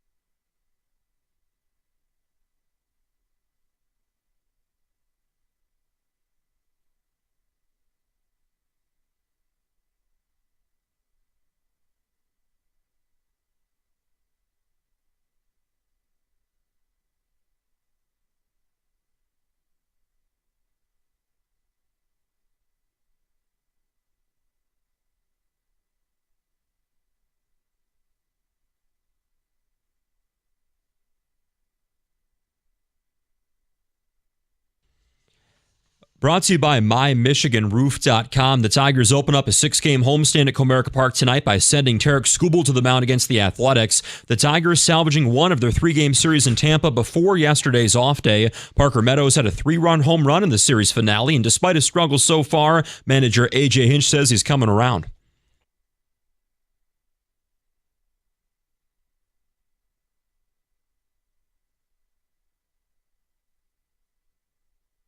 The 49-30 Tigers have the best record in baseball before tonight, but they're now only a game up on the Dodgers. The 32-48 Athletics last in the AL West despite a very strong start to the season. They send their big offseason acquisition, Luis Severino, to the mound. First pitch 6:40, pregame show at 6:15 right here on 97.1. Detroit Stars, past and present, teeing it up tomorrow for the Pro-Am at the Rocket Classic. Headlining the list at Detroit Golf Club, Barry Sanders, Dylan Larkin, Alex DeBrincat, Jake Bates, and Jason Hansen. First round play starts Thursday. And Michigan will play Duke for the first time in over a decade in February. The Wolverines and Blue Devils take the floor for a non-conference showdown in Washington, D.C. The last time these two teams faced off, 2013. That's when Duke beat Michigan at Cameron Indoor. At the Corbo Health Sports Desk, I'm Luke Sloan. For more, go to 97.1 The Ticket or Odyssey.com.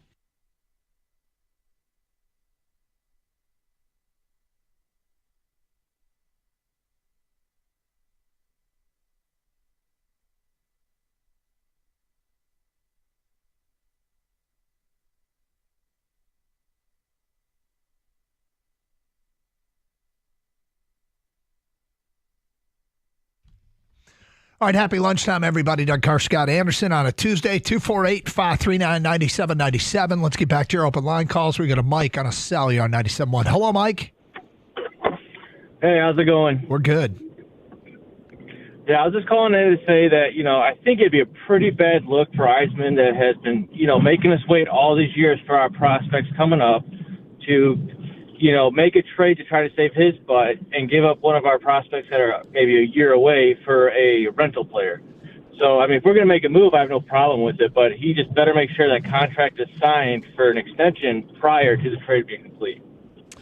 Well, I mean, I wouldn't imagine they would go get a player that they would covet without thinking that they would want to re-sign him. They're not one player away. They're not in a position to. So I think your wants and needs are legitimate, and my guess is that Steve Yzerman would agree with everything you just said. Yeah, we're wanting to make a trade for a player that's going to be here for a long time and help us win.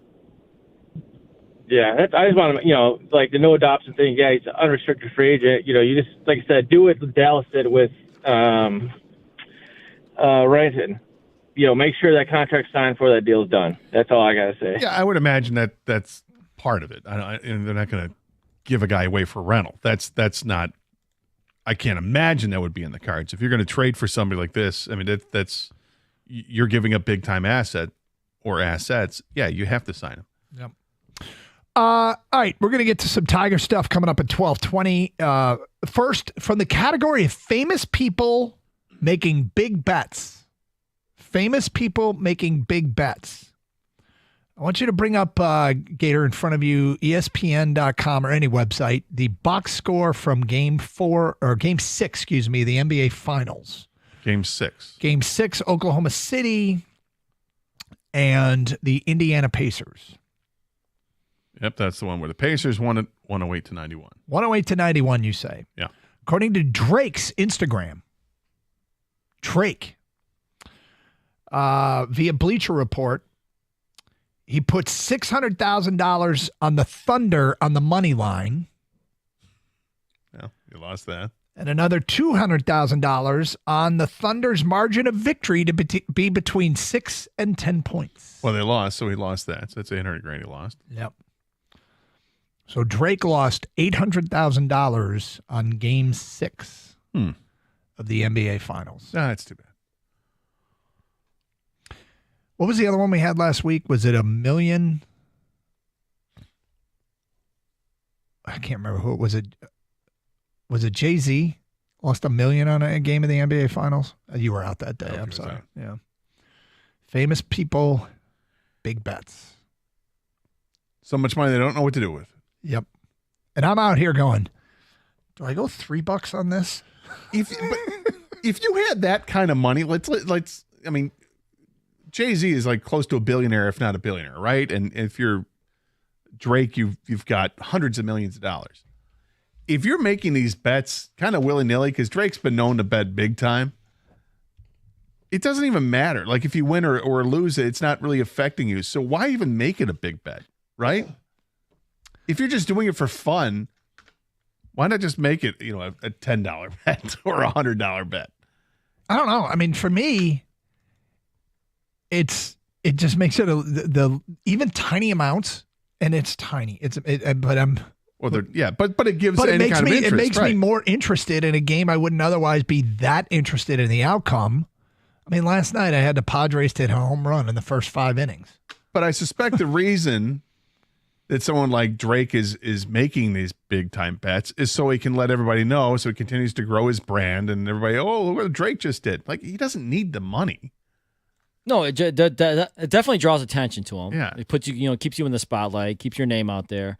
But you know how your $1, $13 bets, Doug, Yes. give you interest? These do give them interest, but if they lose, it's no sweat off their back. Like if you lose $1 or $13 bet, to them it's the same. That $800,000, yeah, he'll be fine. And the thing is, guys, that they are promoting a lot of gambling sites when they do this as well. Yeah. So there's kickback involved, on whatever streaming platform they're using or offshore betting, whatever it is. So there's always that involved as well. But yeah, this doesn't mean anything to him. I think it's just a brag factor too. Like, hey, did you see I bet $800K on this and I won, Right. and Oh my God. Yeah. I mean, could you imagine just going to a blackjack table, Gator, in a high limit room where you'd never even think about going, and just you're going to cash in $100K in chips, like it's nothing. right? Mhm. And that's what these guys do. It doesn't make a difference. Because it doesn't make a difference to them. And, There's and no sweat. The every man like me and you, we sweat. I'll sweat it out. Yeah, we Right. sweat like every card, every hit, right? That's the rush of gambling. Yes, do is they that you get have that? I can't imagine there's any rush whatsoever. So like, and this is going to make me seem like maybe I'm an awful person, but when I hear about people that have this kind of money, like crazy money, and they're making these bets, I'm rooting against them. Wow, because it doesn't matter to them, right? It's like if I So you're rooting for the casino? Yeah, they're no, I'm rooting against richer. the person. I'm rooting against the person because why are they doing this? Why are you? And then you're posting it. Like nobody needs to know. Why does anybody need to know that you just bet $800,000 on a basketball game? It's You an want attempt. It's an people to know. attempted flex, is what it is. Exactly. I mean, so if you're going to attempt to flex, and by the way, you don't need to flex. No. People either love you or dislike you or whatever the case is, but Drake's got plenty of fans out there. You don't need to do this. Like, is this winning fans over for Drake? Yeah, I go down the rabbit hole with videos sometimes and reels and TikTok and all that. And one of the things that's coming up a lot is are these gambling videos where people go to a blackjack table and then you see them getting on runs at blackjack or losing money at blackjack. And some of these people are like, I guess they're influencers because they're the same people and they have these videos and there's only certain casinos that allow you to film them and stuff. But yes, I end up rooting against these people because it's just a flex. It's all it is. And I get annoyed by that. Yeah, I and understand it, I guess. These videos still come up and I still watch some of them, not all of them. Now I'm starting to scroll through them, but I'm watching them more for strategies than anything else. But it's just, I'm not impressed that someone's going to be able to, you can afford to lose $100 or $1 million. Okay, great. I don't need to know that. Yeah, well. Does it make me feel smaller? No, I just can't believe, like, it's incomprehensible to me to put this kind of money down on, but it's incomprehensible to me to have that kind of money in the first place. Right. So, I mean, That's because you don't dare to dream to win the lottery. I do not dare to dream to win the lottery. You are correct. Getting close. You're getting close? You Yeah, think you're zeroing in on a win? No, I think I'm zeroing in on not making another lottery ticket purchase. What is it, 500 million you need to get to now? I gotta get to Okay. 5. You know, Yeah. I think we're at like 350 right now. Remember when it used to be 100 million would get your interest? Now Gator's like, you can't live off that. Yeah, right. That's for peasants. You could barely make an $800,000 bet on that. Drake's not going to live off that. No, well. So would you be? So my high roller. I have one high roller story. It was a wedding. It was a destination wedding. It was Vegas, and one of the members of the bridal family was a high roller, big time. And he took us. We all went with him to a casino, and we walked into a high roller area, and he sat down at the table. And this was the kind of high roller he was. He goes, "These guys are going to bet whatever they want." I don't know what the minimum bet was, like $500. He's like, they're going to bet whatever they want. And they were like, yes, sir. Okay, I'm so not there. in case you wanted to go up there and bet $5 a hand, you could. we were sitting next to him. He's betting the minimum. Thousands or whatever. And betting thousands, and I'm betting $5. Here's $5. Yeah. Here's my chip. Here's my little chip. Yeah, I'm so pathetic. The high roller story I have, I went to a bachelor party in Vegas, and it was the late 90s, mid to late 90s-ish, like 96-ish, around there. And one of the guys that went on the trip was a high roller. He got this massive suite. It was like a 2-story suite that had like 4 or 5 bedrooms in it, comped. Nice. I made sure that I didn't want any part of that, so I got my own room because I don't want to be beholden to anything because I don't know this guy well enough, and there was things I didn't trust. I'm like, I'm just getting my own room. Okay. And I'm so glad that I did. This guy, so we meet up in that room beforehand to pre-party before we're going to go out and get something to eat and do whatever we're going to do. And they had all types of room service set up, all types of drinks and food, and it was crazy and it was a lot of fun. But I'm like, all right, that's living high on the hog here. And they're like, yeah, it's all comped. Everything's comped because so-and-so is a high roller. I'm like, okay, great. Good to know. Mm-hmm. And then the next morning comes and that guy's gone. I'm like, well, what happened? And he goes, oh, you weren't with us at the craps table last night. I'm like, well, no, I was out playing some other stuff. And he said, yeah, he lost. He lost like $15,000 like that. I'm like, oh, so he left? He said, yeah, he left. He wasn't going to stick around. I'm like, Well, what does that mean for this suite for you guys? Oh, well, we still have it. Oh, okay. Great. Interesting. And then when we left 2 days later, they had a rude awakening when they were stuck with a bill because they kept getting all the things that they thought was comped at this point, like with meals and beverages and everything else, they thought was comped, and it wasn't because that guy had left after one day. Ache. Yeah. So they're like, well, we need to. I'm like, I wasn't in your room at all. I didn't stay there. I didn't partake in anything after that first night. Look at you. I'm not paying. You're SMRT. Yeah, that was SMRT. Okay, let's get into some Tiger stuff, including a little bit of trade talk. Some experts try and predict who will be the next big name moved, and will Detroit be interested in any of them? We'll get to that today at 12:20 here on 97.1 The Ticket. Michigan Auto Law, auto accident attorneys. They care more, you win more. They specialize only in auto and truck accidents. Many law firms don't specialize, but focus on many different areas of the law. And because they specialize, they've recovered more million-dollar accident lawsuits than any lawyer or law firm in Michigan. Plus, their customer service is, quite frankly, they call it white glove customer service. Many people call Michigan Auto Law because they can't get a call back from their current law firm. Proactive communication is super important to them. They will return all phone calls within 24 hours. Michigan Auto Law, the law firm that puts people over everything. Visit autolaw.com. That's autolaw.com.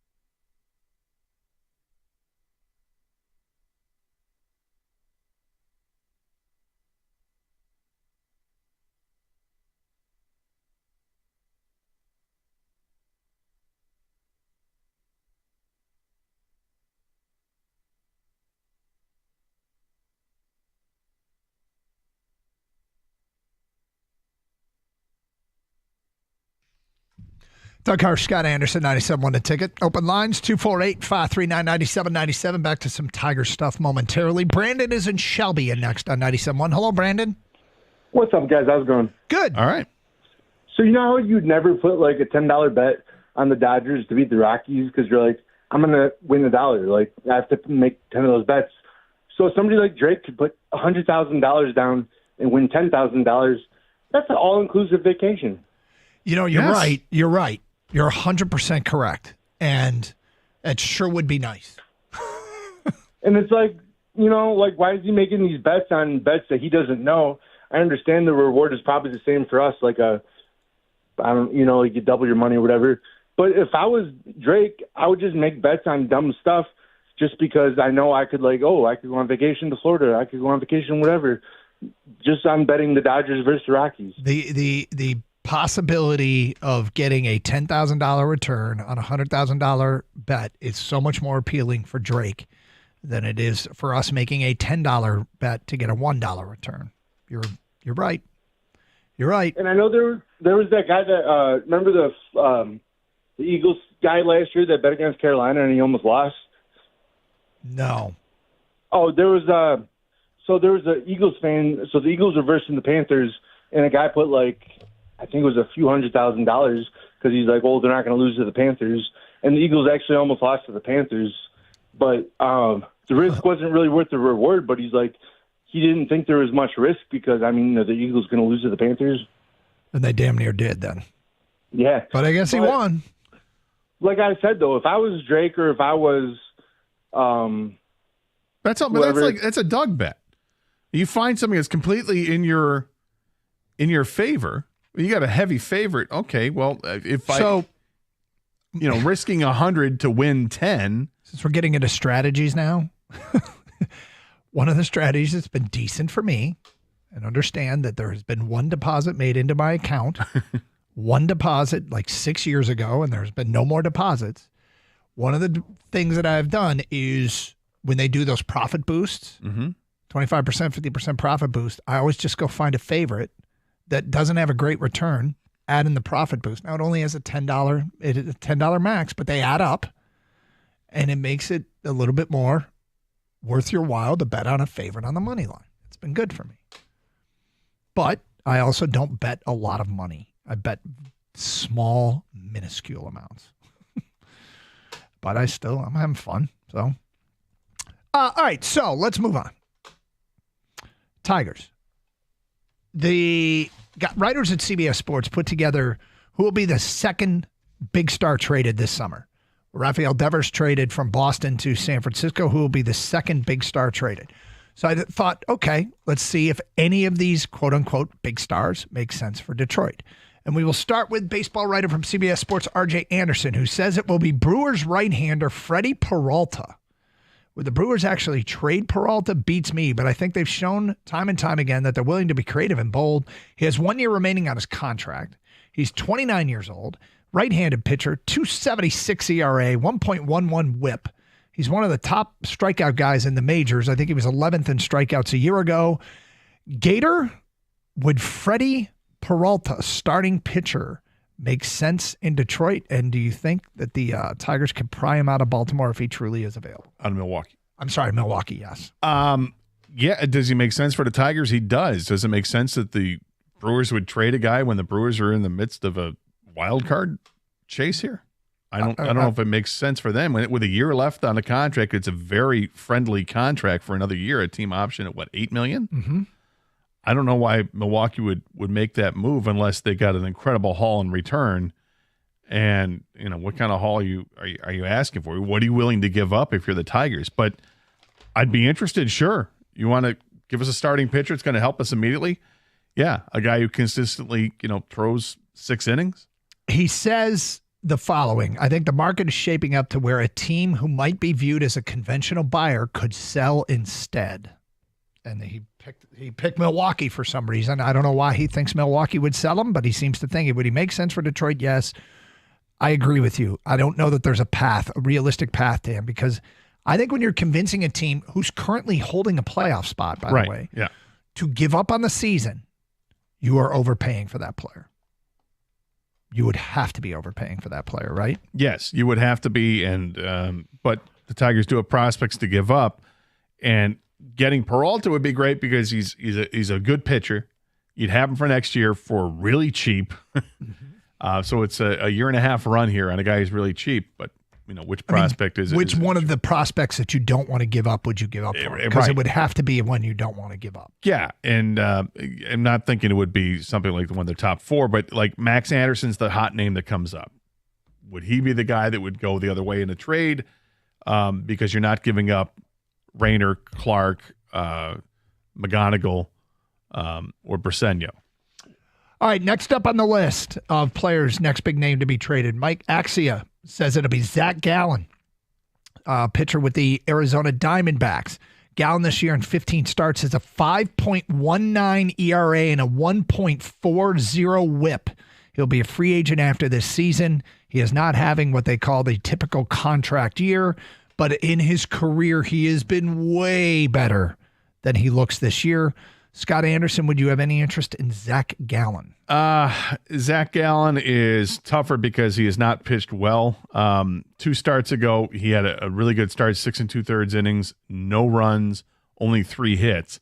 But that's sandwiched in between giving up 4 runs in 4 innings his last outing and the one before the good outing. He gave up 5 runs in 4 2/3 innings.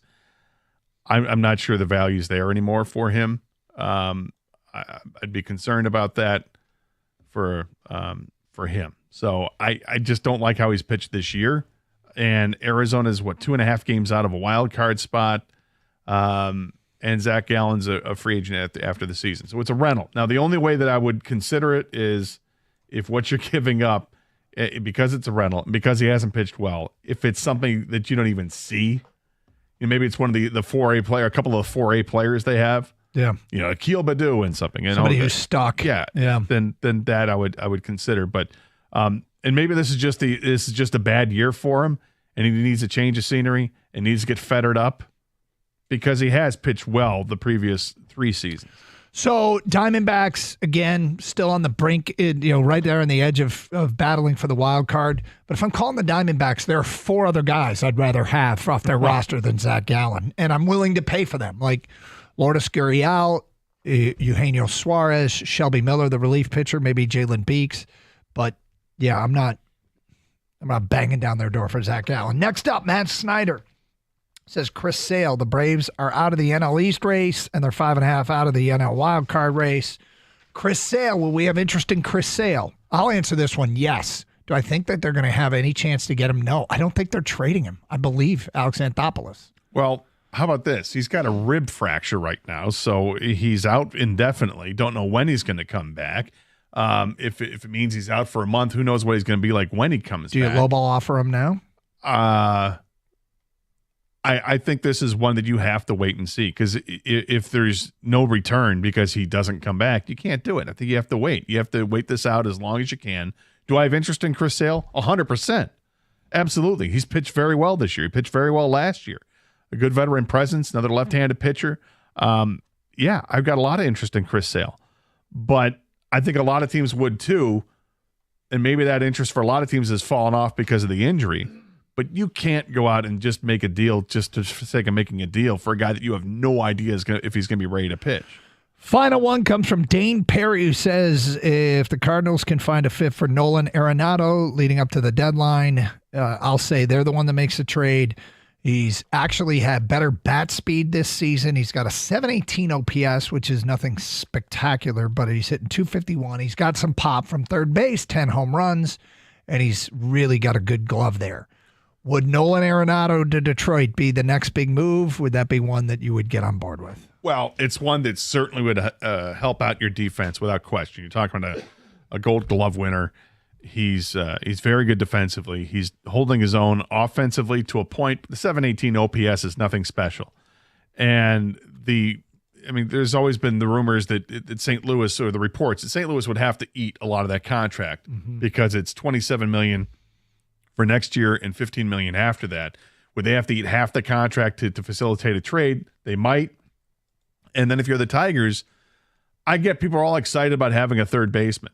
But again, you have to ask yourself, what am I losing from the roster to acquire a player like this to step in who isn't an upgrade over Zach McKinstry when it comes to offensive power this year, or just offensive production, I should say.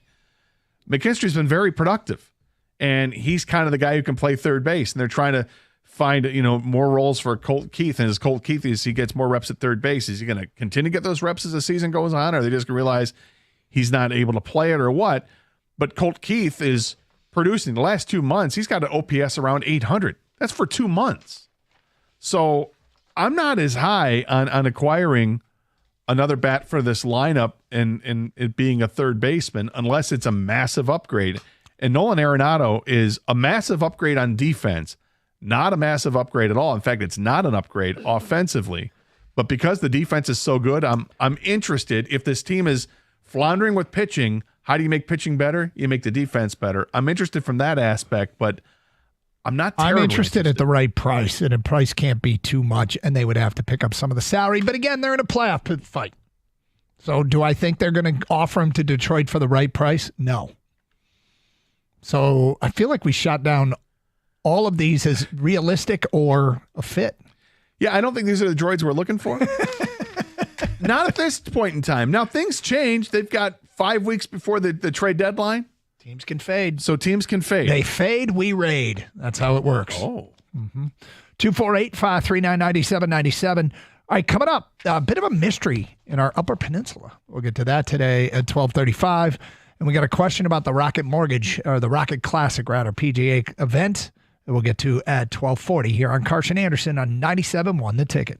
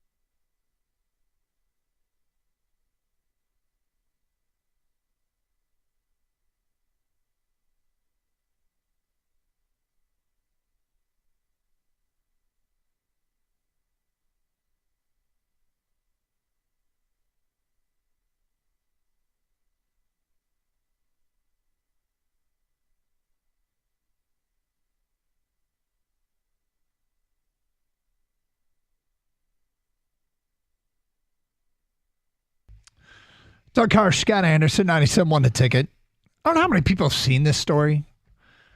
And maybe it's not going to be mysterious at all when it's all said and done, but the way it's getting covered feels mysterious, and that is the mysterious death of 2 campers in a remote campground on Isle Royal, our national park up there in the Upper Peninsula, which is like pushing Canada, really, really close to Canada. But the campsite was the South Desser Campground, which requires an 11-mile hike to get to. So when the bodies were found, it took authorities, they had to do the hike to get out there. They got out there, and there's some backstory to it that we'll get to in a second, but they found the bodies. Then they had to bring in like water planes and helicopters to get the bodies out of this really, really remote campsite. It's part of I think it's called the Ridgeline Trail, that's 40 miles long across the island, and it's one of the campgrounds there, and it's like super, super remote. And what made it weird is that there has been almost no information let out, and the FBI for some reason got involved. That is way north. Yes. That's as north as you can get in the state of Michigan. Yep. So anyway, it's got people, of course, on the internet speculating on all kinds of things, right? And there's some posts that who knows how valid they are from people who were there and said they left the campground because they heard people screaming and yelling, and threats being made. So they packed up and left the campground because they were uncomfortable. And as they were still walking away, they heard the screaming and yelling. So it might just be, it might be a murder, might be a murder-suicide. Maybe there was a third person involved and might be just, killed 2 people and left. Not really sure what happened here, but the fact that there has been no news that's leaked out on it has everybody, I don't know, just, how the internet is. It does its thing, and then people are speculating like crazy. Here's something else I think is kind of wild, and maybe this is just protocol, but it seems like, is that interesting? Is this a thing? Is this not a thing? Michigan State Police confirmed that they are not participating in the investigation. Yeah, I don't know. They're just leaving it up to the Isle Royal Police or the parks. And why is the FBI there? Why is the FBI? The only reporting, the details have come out is I saw an online report which apparently was speaking to a ranger that said it was not an animal attack.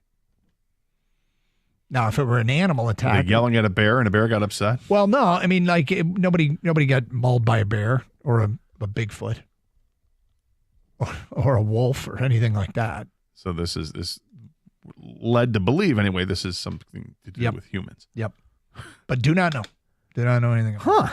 Yep. That is interesting. It's just weird because of the way what's happened after it. Look, tragedies happen, right? Yeah. But who knows what's going on here? So yeah, I'm just looking at the map to see where Isle Royal National Park is. Yeah, and it is due north of the UP. It's an island, and it's way north. If anybody's ever been in the UP and you've gone to Copper Harbor, all the beautiful scenery of Copper Harbor, it's north of Copper Harbor, north and west. It is just off the coast of Thunder Bay, which is in Canada. Yes. It looks like, it's cool. We got it, right? It's a national park. Yeah. But it looks like it should be part of Canada. Yes, because it's like an island just off of it. Yep. And people who've been there say it's spectacular. Like it is.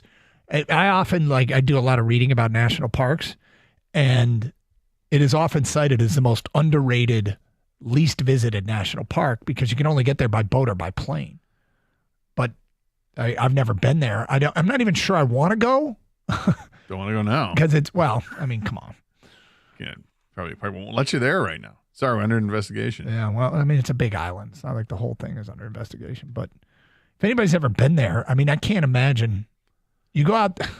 Again, this would have to be like a July-August trip, right? Because it's that far north. You want to make sure it's warm enough for you to enjoy getting out there, taking a boat out, going to they have like inland lakes and all that. One of the things I read about Isle Royale, maybe people have been there, it is like as remote as it can be in the United States is one, and two is the mosquitoes and black flies are a problem. Yeah, that cancels it for me. I'm out. You're out? I'm out. Now, maybe it's just a certain time of year. Yeah, the only time of year that you can actually handle being out there with the weather, and it's nice, and then you get a black fly coming your way. No interest in that. No, I dealt with black flies. My grandparents had a place in rural Wisconsin, way up in the northern border over by Minnesota, with like an hour drive south of Duluth, basically, somewhere in there. And I remember going out there having a great time. My brother and I go out and we'd swim in the lake that they lived on, but there were black flies. And those things didn't care about water. They would jump on your back. You'd go underneath water and they'd just go for the ride. They're like, "Oh, what we got? We're going swimming?" No.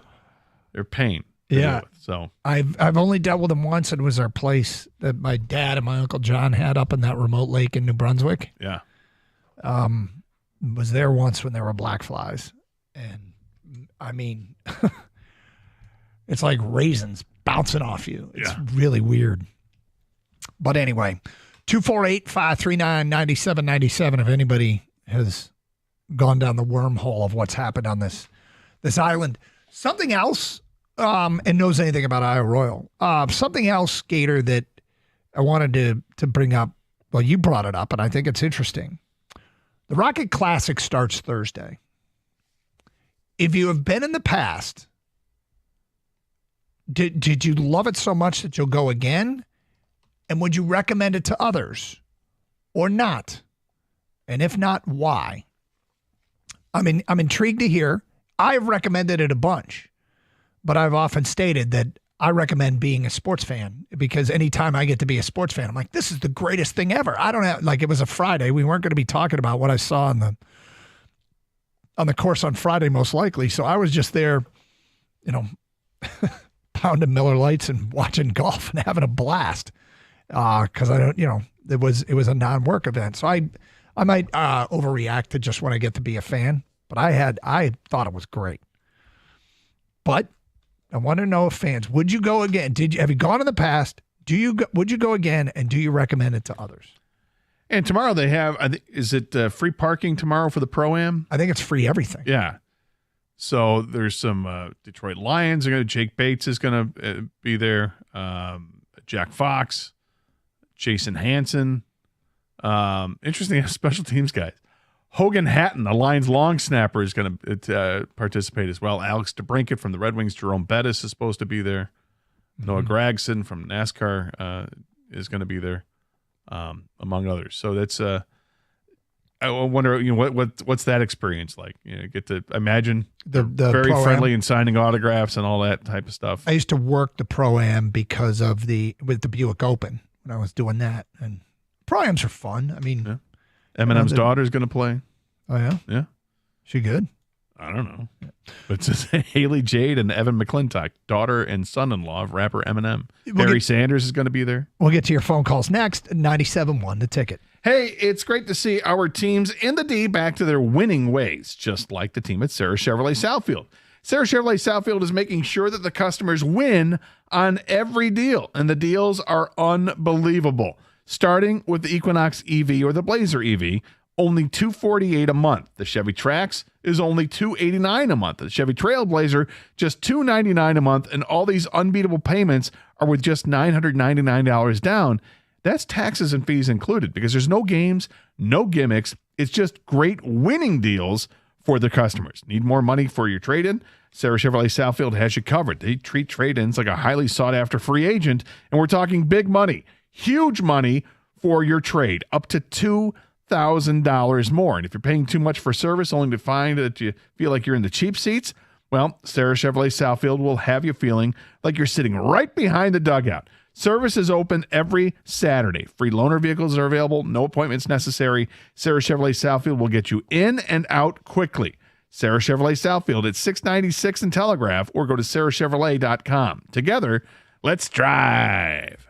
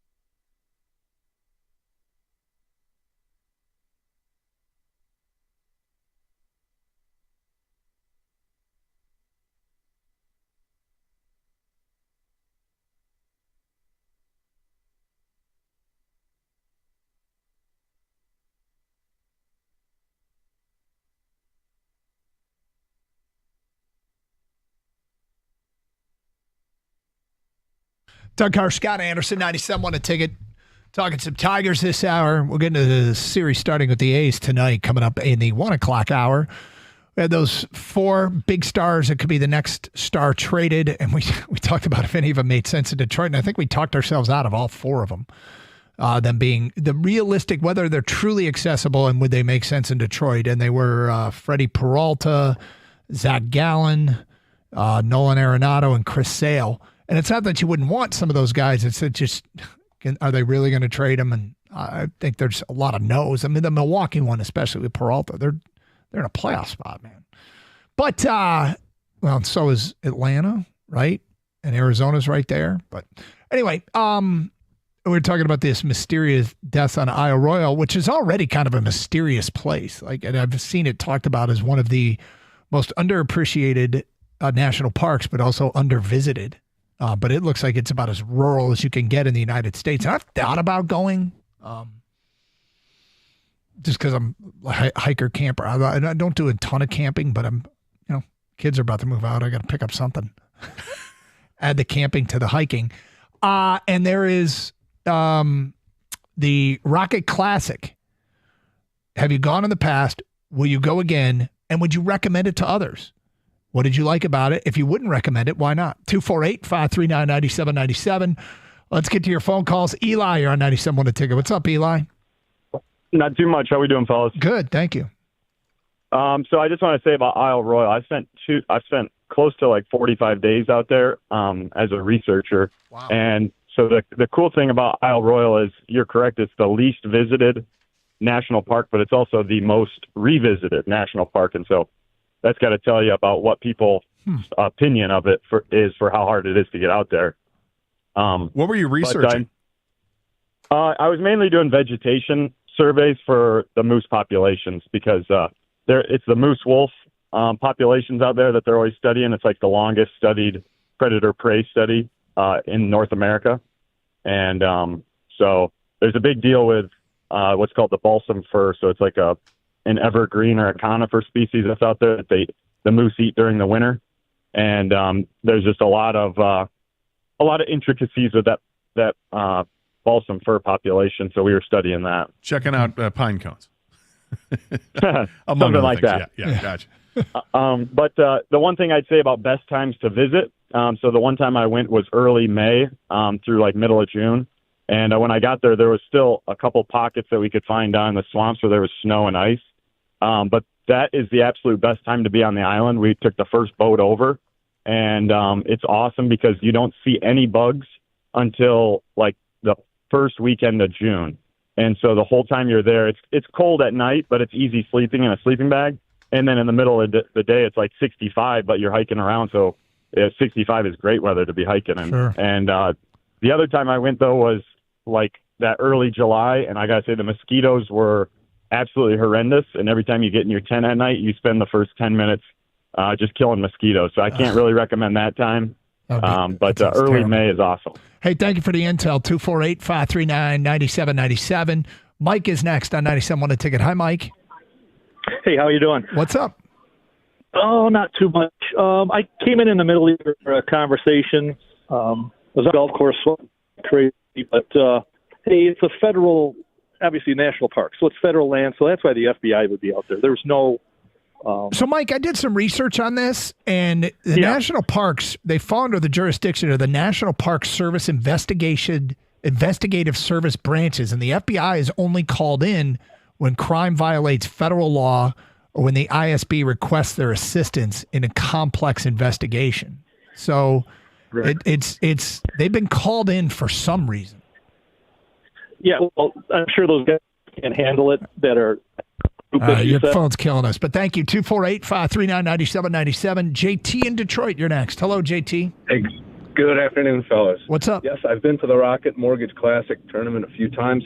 I unfortunately can't make it this time, but I would certainly recommend to anyone who hasn't been to check it out. It's an historic Donald Ross designed golf course. Sightlines are wonderful, whether you're walking or whether you're sitting in the grandstands. I've gone on Thursdays and Fridays only because there are fewer people there and it's easier to get around. Mm-hmm. And it's just an overall really good pro golf experience. And cap it off with a great dinner across the street at La Dolce Vita. Oh, that's a great restaurant. You know, I went on a Friday and it wasn't too crowded. I have talked to a person that said he probably won't go back because it was so crowded, but he went on a weekend. Now, if it's crowded, that means it's popular. It means it's doing well. It means people are enjoying it. But if you want to beat the crowds, I mean, this is probably true of any PGA Tour event. Go Thursday and Friday.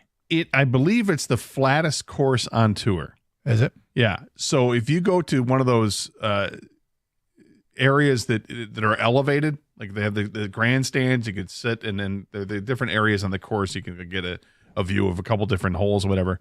I would imagine that that's a pretty good spot to watch it, given that it is such a flat course that your view isn't going to be obscured because, it's up over this gale over here. No, it's you're flat. You can look all around and see it. But just so people know, by the way, why we're talking about Isle Royal is because of a investigation of 2 deaths at a campground, a remote campground.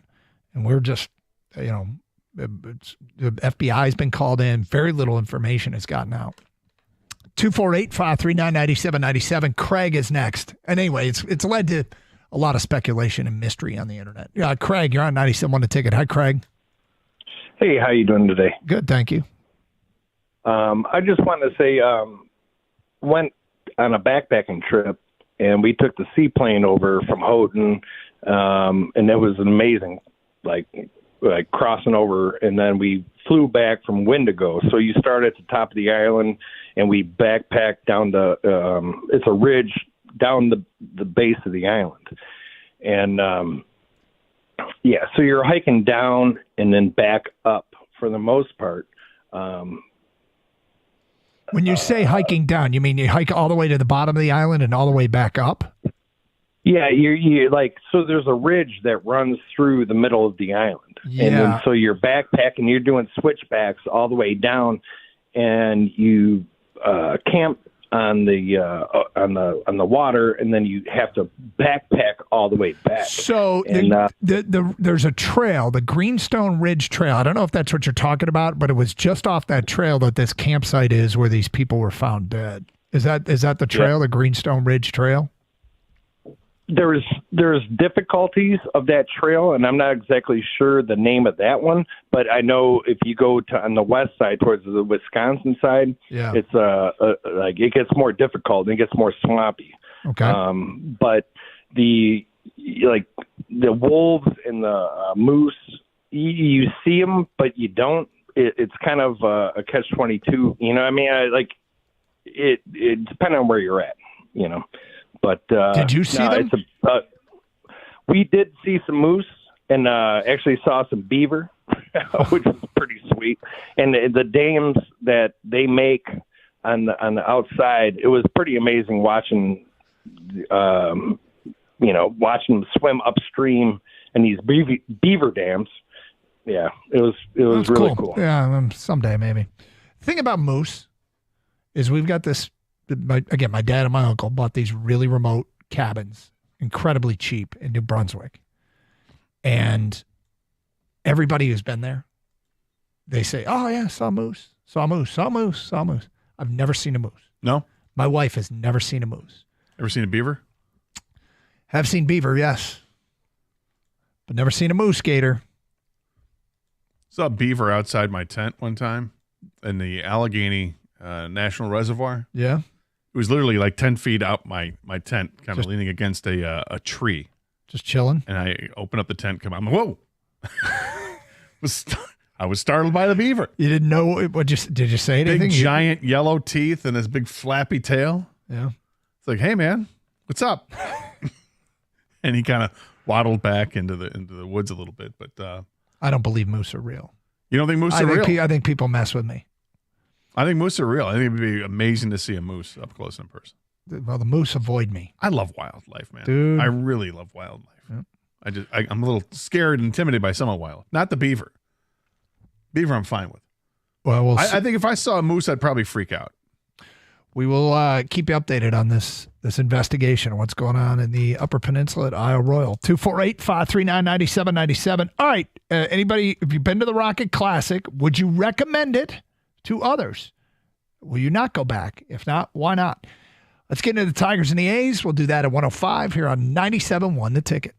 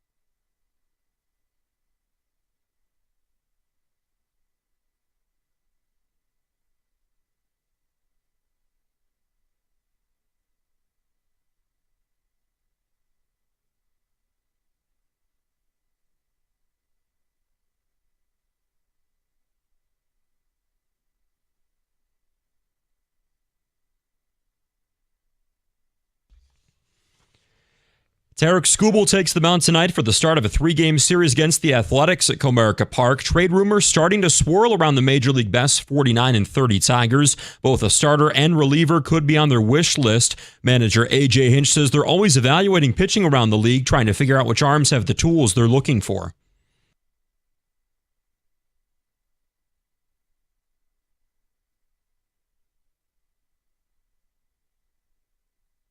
Tonight's the start of a 6-game homestand for the Tigers downtown. 3 against the Athletics, then 3 against the Twins, ending in Sunday Night Baseball at Comerica Park for the first time since 2017. The 32-48 Athletics last in the AL West. They start Luis Severino tonight. First pitch 6:40, pregame show at 6:15 right here on 97.1 The Ticket. The Pistons hold the 37th pick in the NBA draft that starts tomorrow night. This is the first time since 2018 the Pistons have not had a first-round pick. If Trajan Langdon doesn't trade up and stays at 37, ESPN says the pick could be Florida State wing Jameer Watkins. The Athletic mocks Wisconsin forward John Tonji. Langdon's holding his pre-draft press conference this hour. We'll tell you more about his remarks this afternoon here on 97.1. And the Red Wings announcing their preseason schedule. The 8-game slate featuring home games with the Maple Leafs, Penguins, Blackhawks, and Sabres. Preseason game number 1 is at LCA September 23rd against Chicago. At the Corwell Health Sports Desk, I'm Luke Sloan. For more, go to 97.1 The Ticket or Odyssey.com.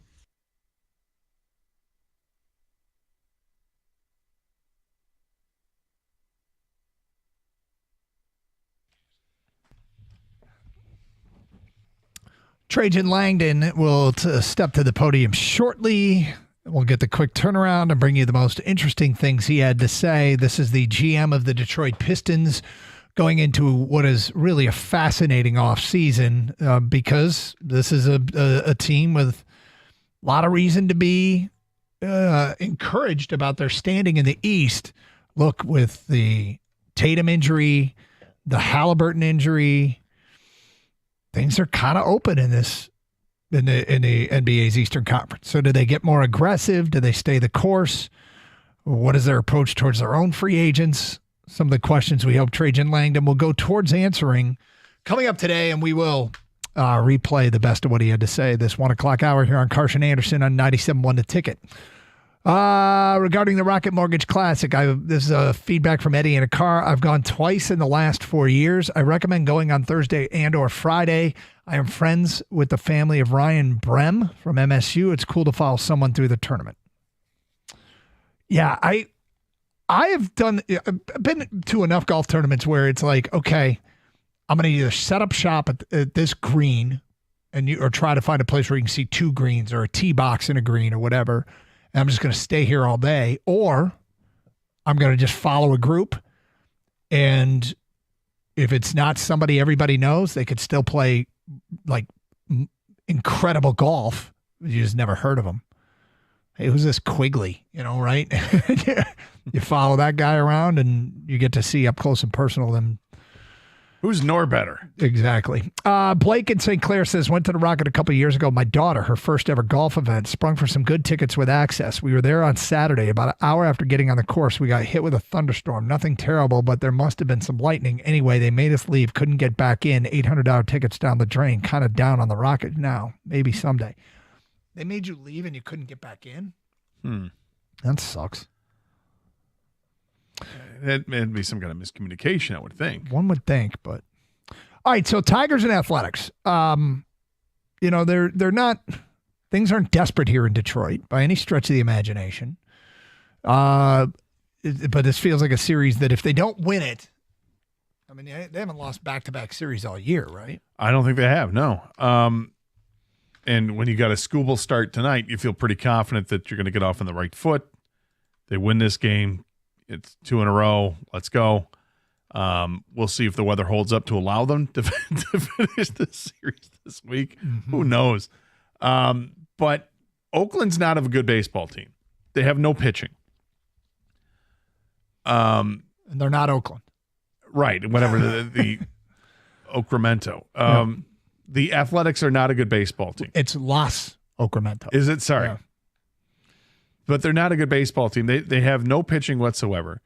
They do have some bats. They've got like 4 guys in the lineup, 4 or 5 guys in the lineup can do some damage. But can they keep the other team from scoring runs has been the big problem. They're well below 500. They're one of the worst 5 teams in baseball, one of the worst couple teams in the American League. I think they're the 3rd worst team in the American League. It kind of feels like the Tigers should really take advantage of this. Not just win the series, but sweep the series. You can never guarantee things. And we don't know who's going to start. I don't know if they've named a starter for tomorrow.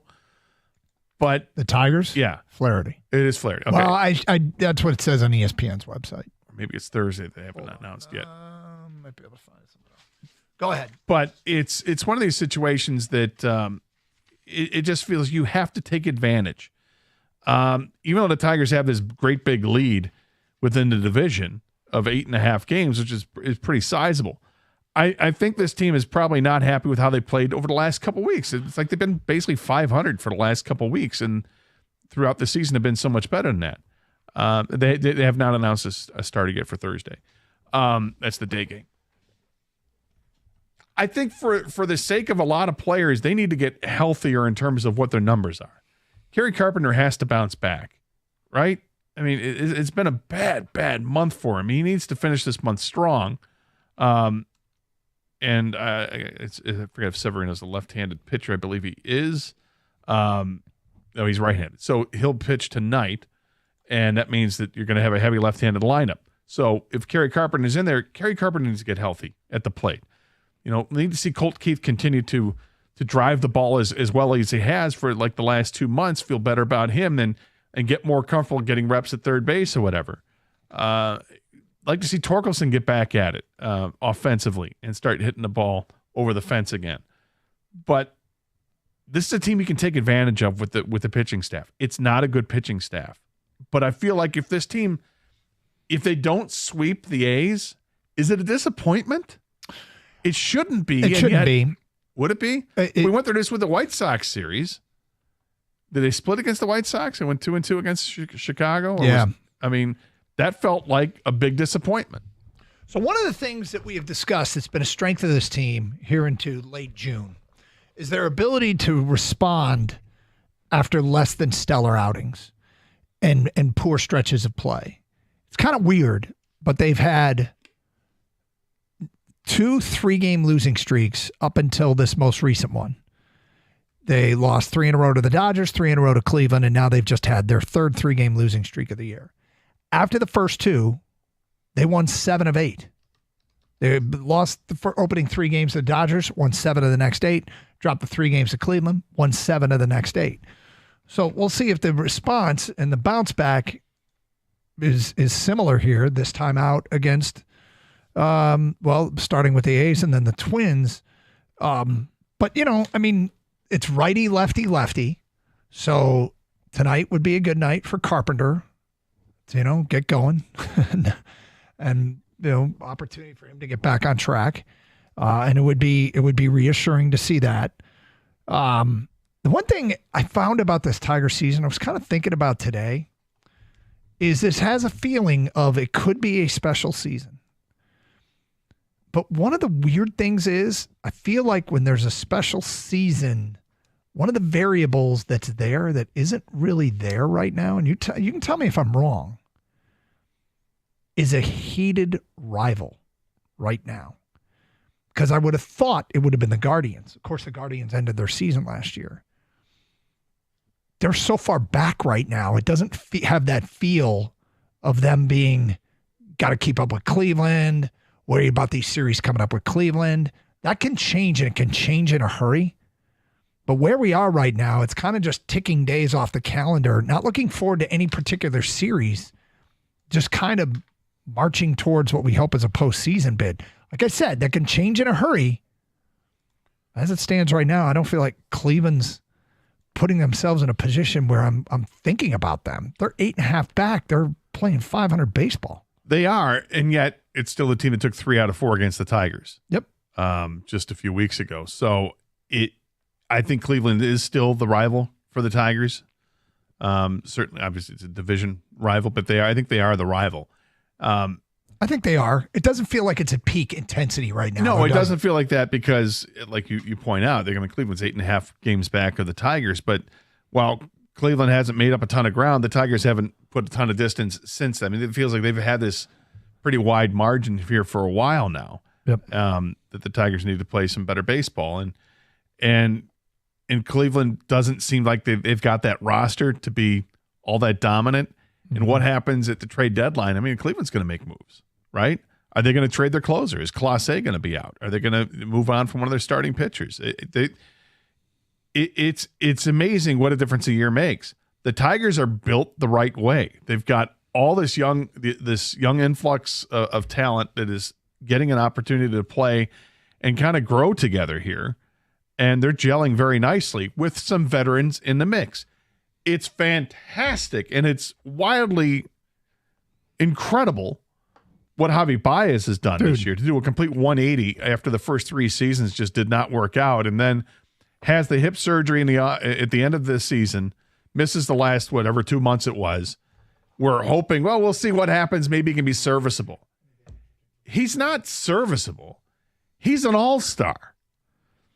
And the most incredible thing, Kang and I were talking about this before the show, the most incredible thing about Javi Baez this year is that he's an all-star, but he's an all-star because he's a center fielder.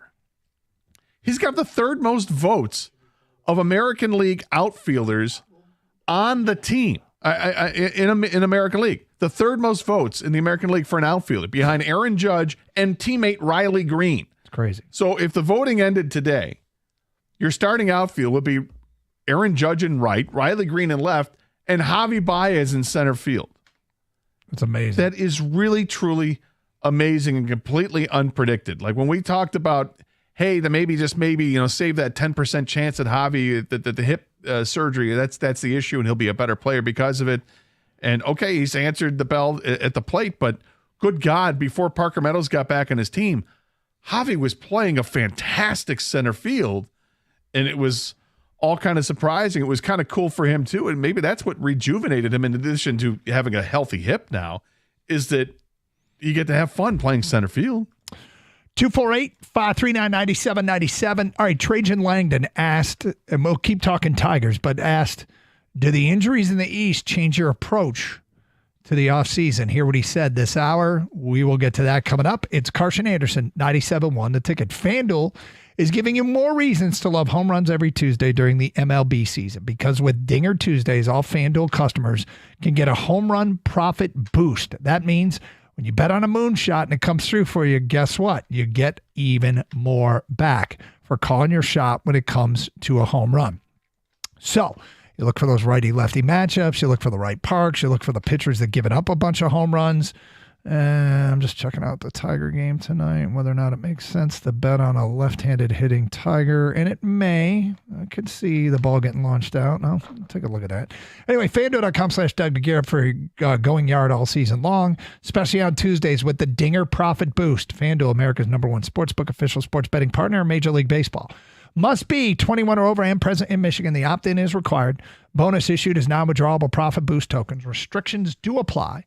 See terms at sportsbook.fanduel.com. Gambling problem? Call 1-800-GAMBLER.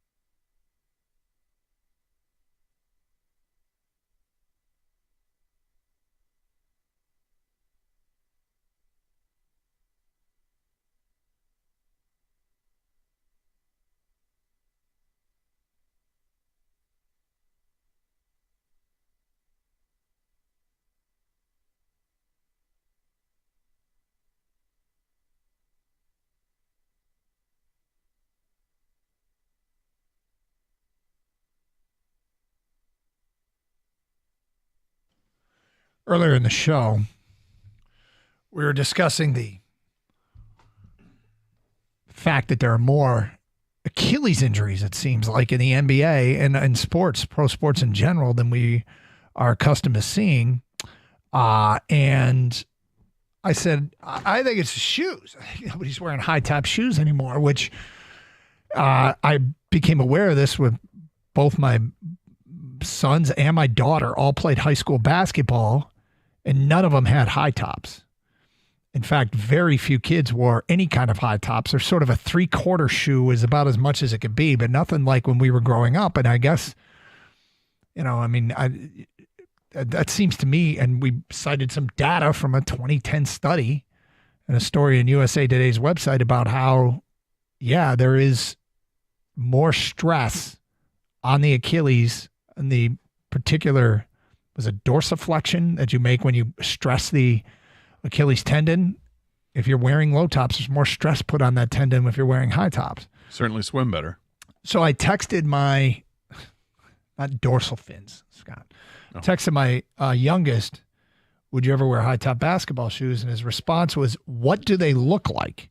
And I said, don't know, but with Achilles injuries, would it make you consider high top shoes? His response, no, low tops all the way. Unless you want to look like a scrub.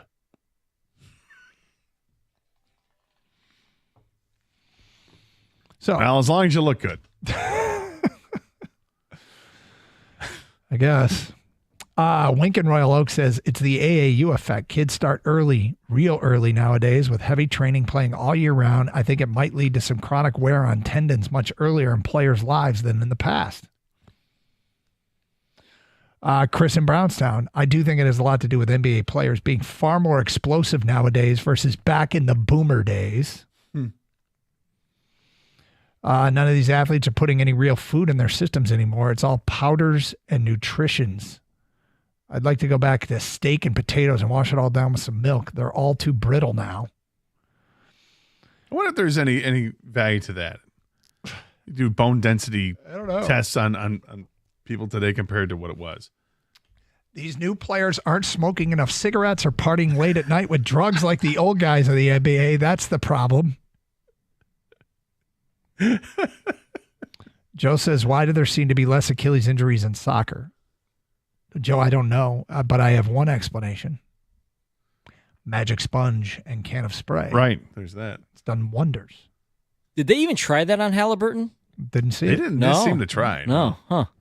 It's a misstep by the Pacers training staff. We have not brought over the medical advancements that they have with soccer, with magic sponge and can of spray, because some players really heal quickly with magic sponge and can of spray. Sometimes they get, healing stretcher. Put them on healing stretcher. Oh, healing stretcher, yeah. So you go magic sponge first, with the can of spray with the spray. And if that doesn't work, put them on the healing stretcher. Yeah. Take them off the field. By the time you get to the sideline, healing stretcher finishes it off. It did its job. It's like being in a hyperbaric chamber, but it's expedited 100-fold. Because it's the time you get from on the stretcher to the sideline, off the stretcher. It does the job. Yep. So there you go. Technology. Amazing. Medical advancements. Mm-hmm. We haven't quite seen yet here on this side of the water, but magic sponge, can of spray, and healing stretcher. Yeah. You get to the east into Europe and then to the south into South America. They've got that. But not so much yet here in North America. Well, not quite someday. yet. RFK Jr., get on it. Yes. Healing stretcher. Live from New York. Okay, do we have some Trajan? We do. All right. You got this. This is deemed the early portion of the news conference, the most interesting stuff he had to say. Yeah, this first one is going to be our very own Mike Stone asking a Trajan that with all the injuries happening, so far in the East, unfortunately, this does open up things for the East. You would think does that make you think about maybe accelerating the process for the Pistons?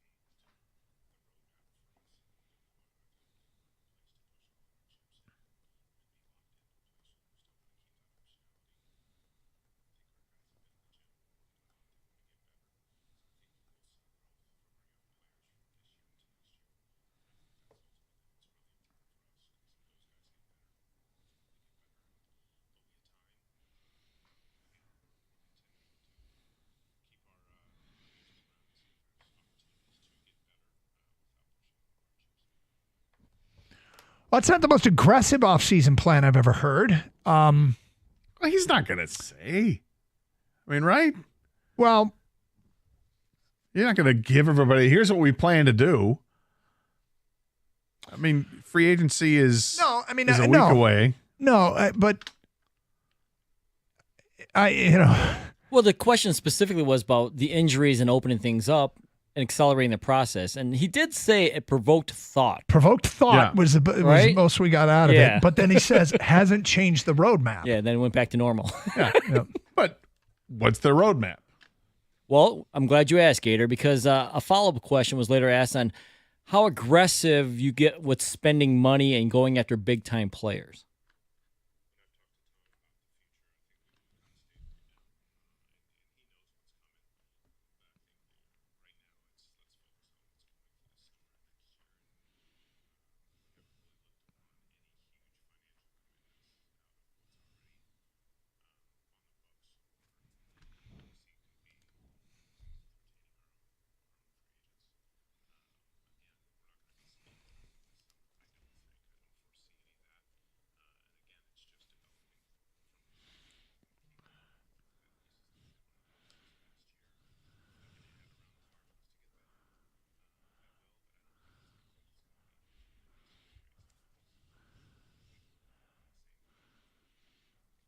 Okay, if we take it for his word, that's a little bit more commitment to we're not doing much. Yeah, and I'm completely fine with that because this is a roster that, even without Jaden Ivey, pushed the Knicks to the brink, man, in the playoffs.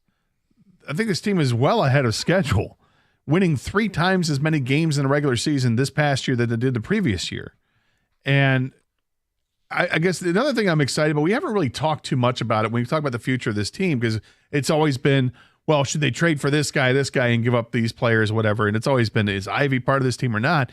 If you run it back, if you bring back Malik Beasley and run back what they have, you're excited to see what Jaden Ivey can be with this team, right? Yep. Keep in mind that Isaiah Stewart wasn't there for the playoffs after the first game because he was hurt. Not that he's a massive difference maker on the score sheet, but he clearly is one of the leaders of this team, and he adds defensive stability for this team. The other thing that we haven't really talked about, if they run it back and don't make any kind of big moves, is the growth from certain players like Asar Thompson or Ron Holland.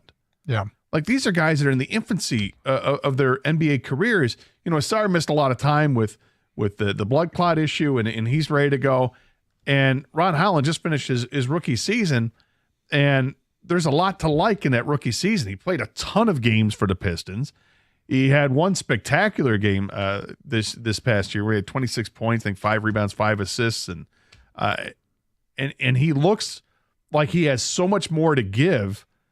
What's it going to be like? What's his growth trajectory going to be? Because this was a guy who, he played every game but didn't play a ton in each game. But if you throw more responsibility on his plate, is he going to go from being a guy who averages 5 points a game to 12 points a game, to 17 points a game? You know, is it that kind of trajectory with him? And is that a player that you can get excited about for the future? So there's a couple things here. One is if they're right, okay, and he talked about, you know, he in the first soundbite he predicted growth from their current roster, and you mentioned some of the guys.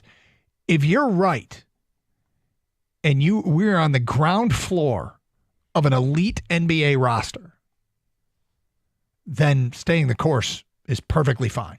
It's perfectly fine.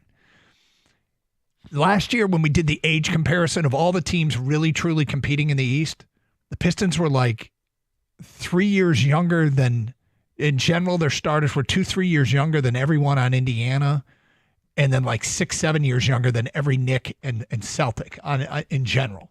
Like the Knicks and Celtics, their starters and key contributors are pushing their 30s. Pistons were low 20s. Indiana was somewhat comparable. They had guys 25, 26. Pistons are low 20s. And they're already, I would say, pretty accurately competing against the best teams in the East. So you don't have to be, you know, Naismith, Dr. Naismith here to figure out what you know, it'll look like in 3-4 years relative to everybody else who's going to have some changeover in their roster, the Knicks and Celtics specifically. Now the Celtics might be I mean, I love the trade they made today. Getting Anthony Simons from Portland for Drew Holiday. I love that trade. But they might be shopping around Porzingis. You got Tatum out with the torn Achilles. So who knows? They still got a lot to sort out over there. But, that wasn't the most aggressive offseason. And I guess the question right now for fans, and I shouldn't say, that wasn't the most aggressive offseason plan I've ever heard a GM say. There you go. I mean, he went so far as to say we're not going to be super aggressive and adding around the margins. So the question for fans is, are you cool with that? You think that's smart? For all the reasons we just stated. 248-539-9797. Trajan Langdon meeting with the media at this hour. Some of the keys of what he had to say there. The injuries provoke some thought, but it hasn't changed the roadmap. Another question, we're not going to be super aggressive. Probably add around the margins. Are you cool with that plan? Doug Karsch, Scott Anderson. We'll hear from you next. 97.1 The Ticket. Hey, I want to talk to you about your garage door right now. Is it working as well as you want it to, or is it just out of style and you want to change things up? The people you should call is Precision Garage Door Service. I had to get new garage doors a few years ago. I called them up. They came out to my house. It was amazing because the guys just worked so well with me. We were able to go through all the different options, pick out the perfect garage doors for my house, and now I just couldn't be happier with how things worked out. And they're going to work with you as well. And here's the great thing about Precision Garage Door Service. When it comes to new garage doors, they've got a warehouse that's chock full of brand new doors, so they can install sometimes in as little as 24 hours. You can have new garage doors. Give them a call today, 1-800-DOOR-REPAIR, or you can visit them at precisiondoormi.com and schedule an appointment online for a time that works for you and your schedule. Again, 1-800-DOOR-REPAIR, or visit precisiondoormi.com and schedule that appointment.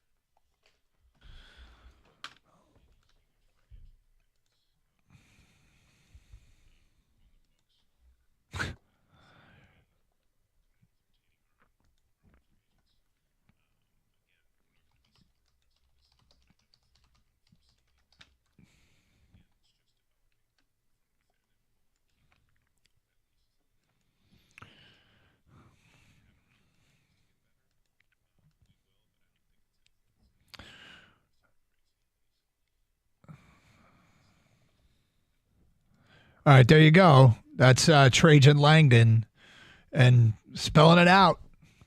It's amazing how many of our teams right now are in the same position. The Lions, the Tigers, and the Pistons are all competing with relatively young and inexpensive players. It's happening less for the Lions. Their players are starting to get very expensive, and they're trying to hold it together. But because of wanting to sign their own guys, they're probably not nearly as aggressive going after free agents or trades as some fans want them to. We just talked about it with the Tigers, and that they not only have Skubal to think about, they have other players to think about that have to be budgeted for as well that are going to be free agents in the next 3 years. Yeah, further down the line than Skubal, but guys you got to start thinking about. And they're getting massive bang for their buck in terms of their record compared to their... I mean, Riley Green is, I said yesterday, he's trending towards being a superstar player. What he's done the last couple of weeks have really put his numbers up. You can match him up against the best of the best in baseball. And he's just, look, he's not Aaron Judge level with the power numbers, but he's just a couple RBIs behind Aaron Judge. That's how good he's been. Third in the American League this year in RBI totals. And he's done a great job. He's less than $1 million right now, if I'm not mistaken. I think he's like $800,000 or $700-something thousand.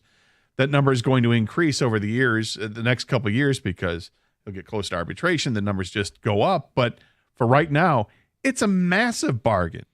And if you're going to bet that Riley Green is going to be this good player and budding superstar player, maybe it behooves the Tigers to go ahead and throw a long-term contract at him in the next year or two. So, and now you got Trajan Langdon there just talking about basically the same thing so all these teams have these core of players that they want to keep. Probably the team with the most flexibility is, of course, the Tigers, because it's a no cap league. Right. There are various degrees of severity for cap, going over the cap. And it takes longer for players to get the free agency than it does in the NBA. Yes. But man, because Duran and Ivy are they restricted free agents coming up? I don't know. But here's what's clear. If he's being honest and things don't change, don't expect a big addition this offseason. Now, is Naz Reid a move on the margins? God, I hope so. He's going to command $25 to $30 million a year, probably. That doesn't feel like a move on the margins. This probably also kills any dream anyone had of Giannis coming here. Okay, yeah, I mean, when he says something like that, I mean, but here's my thing. Like, it was a dream anyways, but I really hope they inquired. And if Giannis said, I'm not coming, fine. You know, like, hey, appreciate the interest, but you're not on my list, fine. But I would have loved to at least gauge the interest, because a guy like that does not come around often, who's still in his prime, and you pair him up with Cade Cunningham, I'll fill out the rest. It just get me that guy here. Like I said, pipe dream, but with his statement today, Trajan, it doesn't seem like that's not even on the board. I think the number one thing that hinders the Pistons in any kind of pursuit of a player like Giannis is that they don't have the high draft pick anymore. That would have been something a couple of years ago, right? But they're not in a position now because they had this great year, and now they're, it looks like they're poised to consistently pick in the 20s, and that's just not as appetizing as getting a guy or trading with a team that has a potential lottery pick or potential top 5 pick. All right, here's the feedback, because we're asking people, are you fine with this? Basically, we're going to take care of our core, we're going to grow together, and we'll make some movements on the margins, which is, if you believe what Trajan Langdon just said moments ago from down at the Pistons facility, it sounds like that's the plan. Yes, I'm perfectly fine to stand pat, wait for the young talent to blossom, decide if Fontecchio can give more. That's from an unnamed texter. From Jay in Fenton. Even if they can compete in the East, the West is still so much better, and they aren't on a championship level. Not making a big move is crazy. The odds of these guys making massive jumps is slim. Roy in Clarkston, I'm so tired of these GMs in Detroit telling me just wait. We will be great in the future. I don't care about a championship in 2030 when you can make a big move and possibly win it next year. We will have 3 teams on the cusp of greatness with key acquisitions, but nope, Let's wait for the kids to develop. I think the Tigers made some key acquisitions. They sure did. And they're the best team in baseball right now. I get people want to go get a superstar player right now. Do everything you can. We'll see what happens in 5 weeks when the trade deadline comes and goes. I don't think that big-time player is going to be there. I don't think we're going to see some kind of crazy move. I don't think Alex Bregman is going to be moved from Boston if that's the player that people are thinking about. And again, the Tigers do have the best record in baseball. They need to add to this team, pitching-wise, and the bullpen specifically. We'll see. The Lions are one of the top teams in the NFL. Yeah. So people are upset because, they didn't trade for Trey Hendrickson. Well, it might be like damn near impossible for them to actually facilitate that trade to make it happen. And when all is said and done, it's Trey Hendrickson is closer and closer to re-signing with Cincinnati or coming up with a new deal that will satisfy his monetary demands. Which but again, shouldn't be a surprise to right. anybody. Lions and Tigers in a great position. The Pistons are an up-and-coming team. Now, would it feel like they missed out if you've got a literal generational talent like Giannis that's available in trade and the Pistons can't get it done? Understand why they wouldn't be able to get it done. Yeah. If they can't get it done because you'd have to give up everyone on your roster aside from Cade Cunningham, and they don't have the draft capital. They can offer them 1 million draft picks, 1 million first-round picks, but what difference does it make if none of them are in the top 3? Because that's what they're going to get offers from other teams. I'm sorry. This is next text from an unnamed texter. I get this year, but at some point you have to assess what you have and go out and get something to fill a need. Well, he did say there will be a time. So I almost feel like that's directly towards this person's text or answers that. Trajan Langdon, downplaying that they're going to be a big move this offseason, did say there will be a time. So there's that. Look, here's the thing about it. If you draft well and you really do load up your roster and you put together a great young core and ride them for a decade, that's like the perfect way to build a team. Yes. I feel like that's almost what all of the Detroit teams are going for. Although the Tigers have done more. I mean, getting Gleyber Torres and getting Tommy Kahnle and Flaherty and Baez. I mean, they've gone outside the organization, but between the Lions and the Pistons, it's really not Trajan Langdon's work. And I guess with the Tigers, it's not really Scott Harris's work. I mean, some of it is, but no, I mean, all the young players were Al Avila's work. Yeah, but the developmental coaches that they've hired, a lot of that is Scott Harris, so it's a nice blend for sure. Yep. I mean, Avila did draft a lot of these players, but I like what Harris has done as a GM. But yeah, I hear what you're saying. It's if you were to draw it up, you want to draft as well as you can, draft future Hall of Famers. Yeah, the perfect way to build a team. Yeah, and Yzerman has mixed results, and a lot of people are down because his team hasn't made the playoffs in 9 years, and there's reason to be down. Well, their young players aren't leading them to the playoffs. Everybody else's young players are. Not yet, but now the young players are starting to play. Now you got a couple years in the league for Sider and for Raymond and Edvinson, and Marco Casper just finished his first real complete season, and these are the guys you're hoping can take this team to that next level. But the Red Wings they got work to do. They got to do it this offseason. Yep. It's like all the GMs in this town got together and they said, listen, guys, I know and we all got that sign at our house that our wives made us put up. It says, live, laugh, love. Let's do draft, develop, and re-sign. Let's replace those words with that sign and put up in our kitchen instead. They're all doing the same thing. We're trying to, right? And I'm not saying it's a bad thing, but it's literally, I don't know if there's another town with 4 teams that are trying to build the exact same way. It's kind of wild, really. And they're not all going to be right. But if you are right, you get to make long runs at championships. Trajan Langdon, don't expect much this offseason. Maybe some moves on the margins. There will be a time. Not going to be super aggressive. Are you okay with that, Detroit? It's Carson Anderson, 97.1, The Ticket. Do you know your home's water score? Telltale signs like water spots, dingy laundry, or dry skin indicate your water score needs to get better. So we improved our water score at our house. CGC Water did it for us. 855-339-4242. This month, get a free Kinetico reverse osmosis system with the purchase of a Kinetico Premier softener.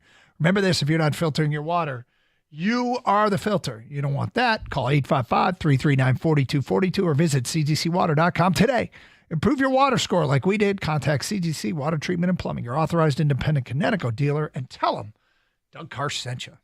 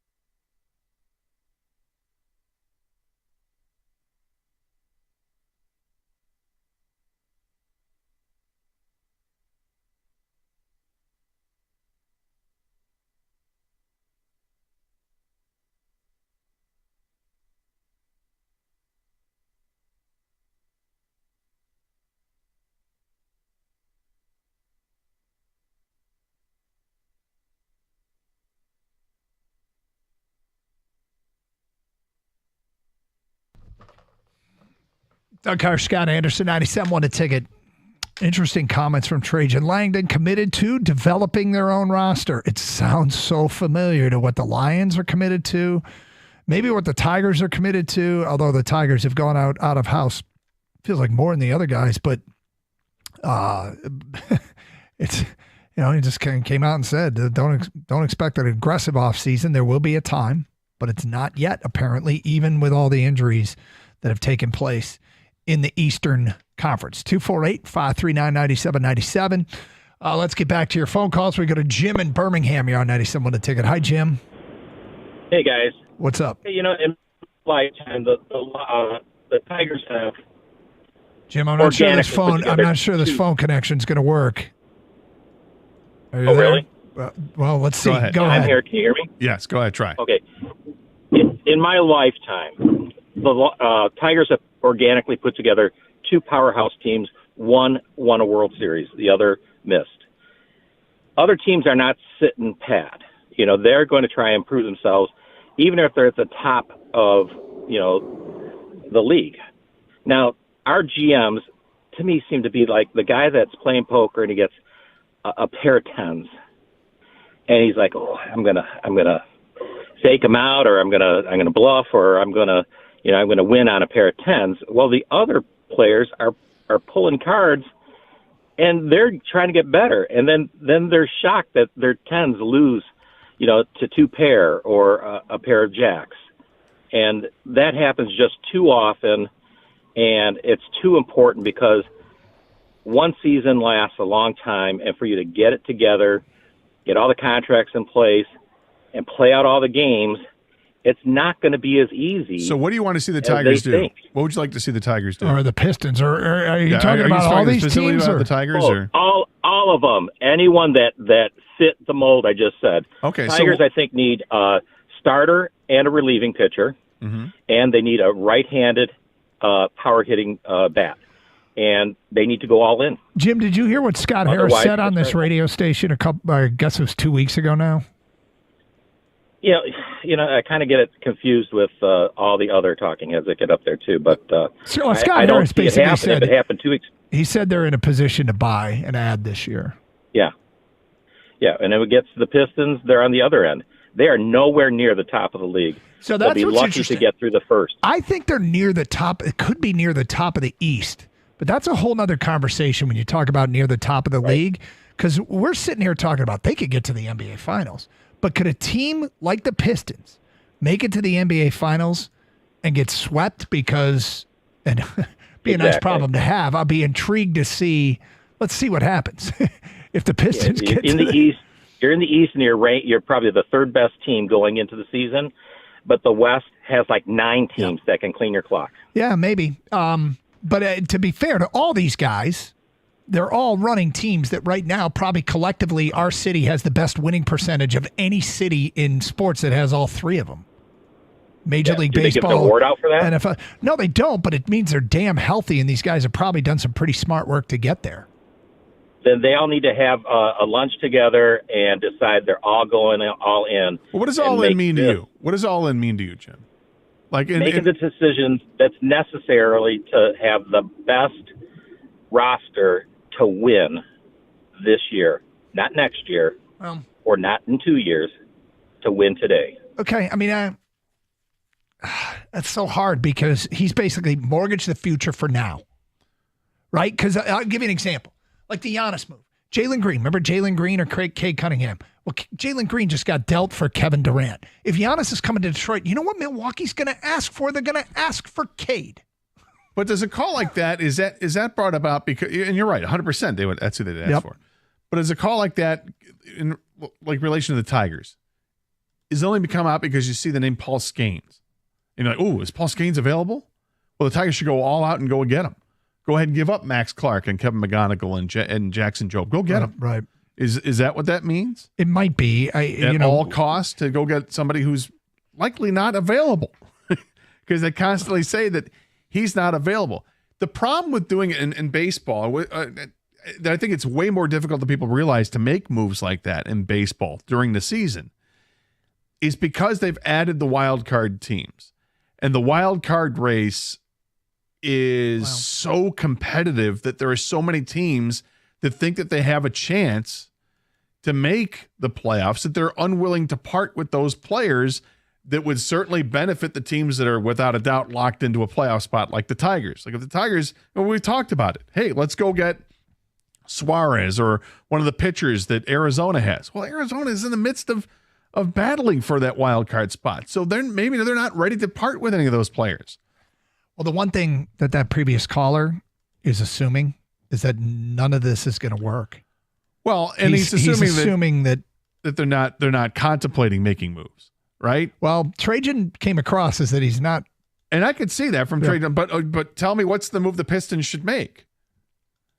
What's the all-in move? I don't know if Naz Reid is all in. I think Naz Reid would be a great fit for them. It doesn't feel like a massive move, but I'm not sure it's on the margins either, which is what he talked about. Yeah, I'm just not sure if there is that all-in move the Pistons can make if you're talking Giannis, then understand what all-in would mean for the Pistons to get Giannis. You have to give something to Milwaukee that's appealing to Milwaukee over an offer another team can make. Yep.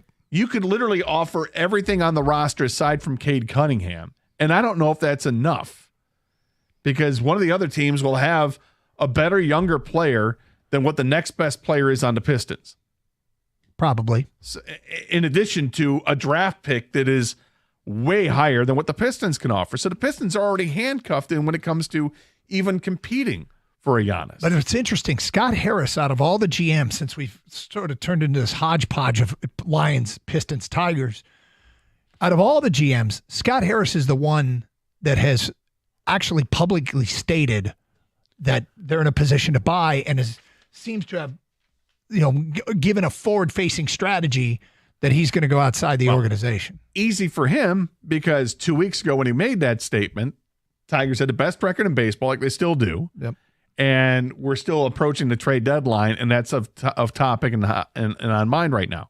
With the Pistons, it's the offseason. With the Red Wings, it's the offseason. With the Lions, it's the offseason. So it's easier for Scott Harris to do it because he's going through it right now and realizes we've got a pretty good baseball team here. And right now we're absolutely in a position to add to this baseball team to fortify our chances of being successful in the postseason. Yeah, we are right like less than a week away from NBA free agency, though. So, the move could be made within 6 days. I guess what I'm going to be concerned if Piston fans are going to be upset. And I think concern's the wrong word. But if the Pistons go out in free agency and bring back Malik Beasley, and if Piston fans end up being disappointed by that, I'm not sure why you'd be disappointed about bringing back a guy who was so integral in the success of the Pistons last year because of what he can provide from 3-point range. Now, what he did in the playoffs is, I get it, it was underwhelming. And the Pistons overall they failed because they lost in the first round of the playoffs. But I think that first round of the playoffs, that run was a really good stepping forward point for this team. And I think it's imperative they bring back Malik Beasley because guys that shoot over 40% from 3-point land, they don't fall off trees, let alone guys that shoot 43%. Kang, your thoughts on all this? And also what Trajan is, resting on also is the fact that people don't like to hear this, but they're hoping to be healthier next year come playoff time, right? Without Beef Stew and Jaden Ivey, those are two big X factors, and especially Jaden Ivey because his ceiling is high as far as what he can do in this league. Will he reach that ceiling? I'm not sure. But yeah, bringing back Beasley or Schroeder, those aren't splash names, Gator, that fans like to hear, but those are guys that really help this team at the end. Now, what if you have all these guys together for a full season, including the playoffs? That can change things a lot. But it goes back to what I think you guys were saying as well is, what is the big move to be made? I don't think there really is one. My Giannis dream is a dream, okay? And you can, I'll throw out, remember, Luka Doncic got traded for an underwhelming package. So I'm not going to say that's going to happen again with Giannis, but it's not like it's impossible. I would just hope that Nico Harrison get hired by the Bucks. I would love that. But yeah, of course it'd be like anyone's available except for Cade, and I'm not sure it would get it done, or if you would even want to do that. But aside from that, yeah, I think you come back with the core and the hope, the development of the players that were hurt. All right, well, interesting stuff, and certainly led to big picture, another philosophical discussion of how you'd approach it. If you ran things, here is Rico Beard, who's in studio. What's up, man? Gentlemen. You good? Kang, I don't have my headphones on, but welcome back. He's happy to be back. What do you guys got planned coming up next? I'm going to jump into Trajan Langdon. We were out there listening when you popped out and asked what was happening. And just, man, it sounds like he fits in with every other GM and president in this town. We're just going to ride it out with our guys. Well, the question is, are they going to ride it out and win multiple championships all together at the same time? Or is it all going to come up short? One or two of them going to make it? Got to get to the finish line, and they believe this is the way, apparently. Yes.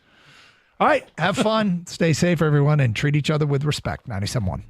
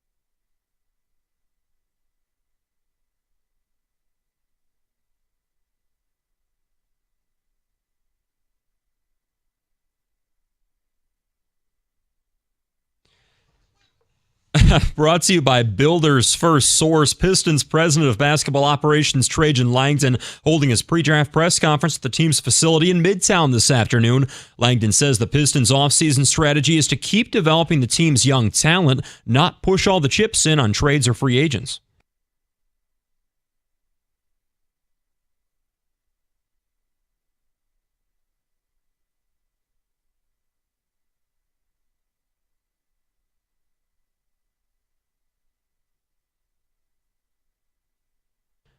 Langdon says Jaden Ivey and Isaiah Stewart are not fully cleared from injury, but should be soon. Pistons hold the 37th pick in the draft, which starts tomorrow night. As for strategy for that pick, Langdon kept it simple: best player available. Tarek Skubal takes the mound tonight for the start of a 3-game series against the Athletics at Comerica Park. 49-30 Tigers enter this series as the best team in baseball, one up on the Dodgers. The A's 32-48 last in the West. They start Luis Severino tonight. That first pitch 6:40, 6:15 pregame here on the ticket. And Detroit stars past and present. Maybe Doug will tee it up tomorrow for the Pro-Am at the Rocket Classic, headlining the list at the Detroit Golf Club. Barry Sanders, Dylan Larkin, Alex DeBrincat, Jake Bates, and Jason Hansen. First round play starts on Thursday. At the Corwell Health Sports Desk, I'm Luke Sloan. For more, go to 97.1 The Ticket or Odyssey.com.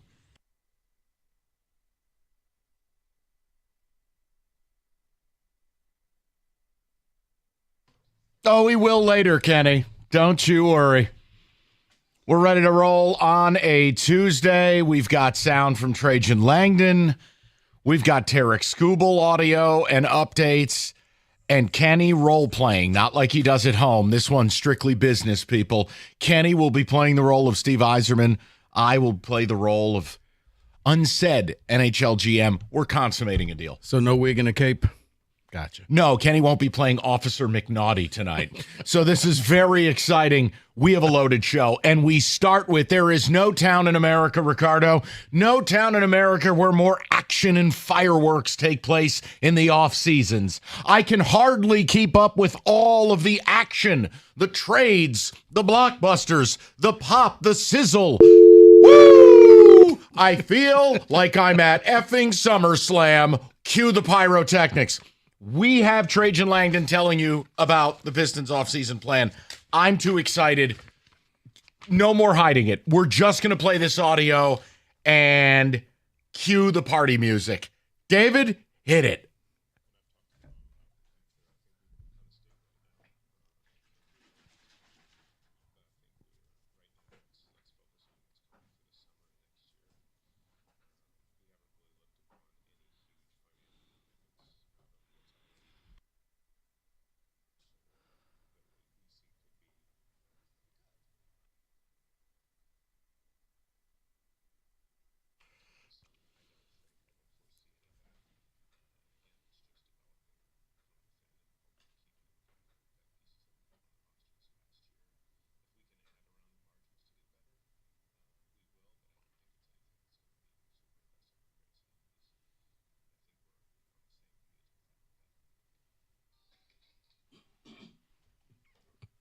There you go. You guys got what you wanted. We'll talk to you tomorrow. You know what the irony is? Juxtaposing that and looking at the parade going on for OKC.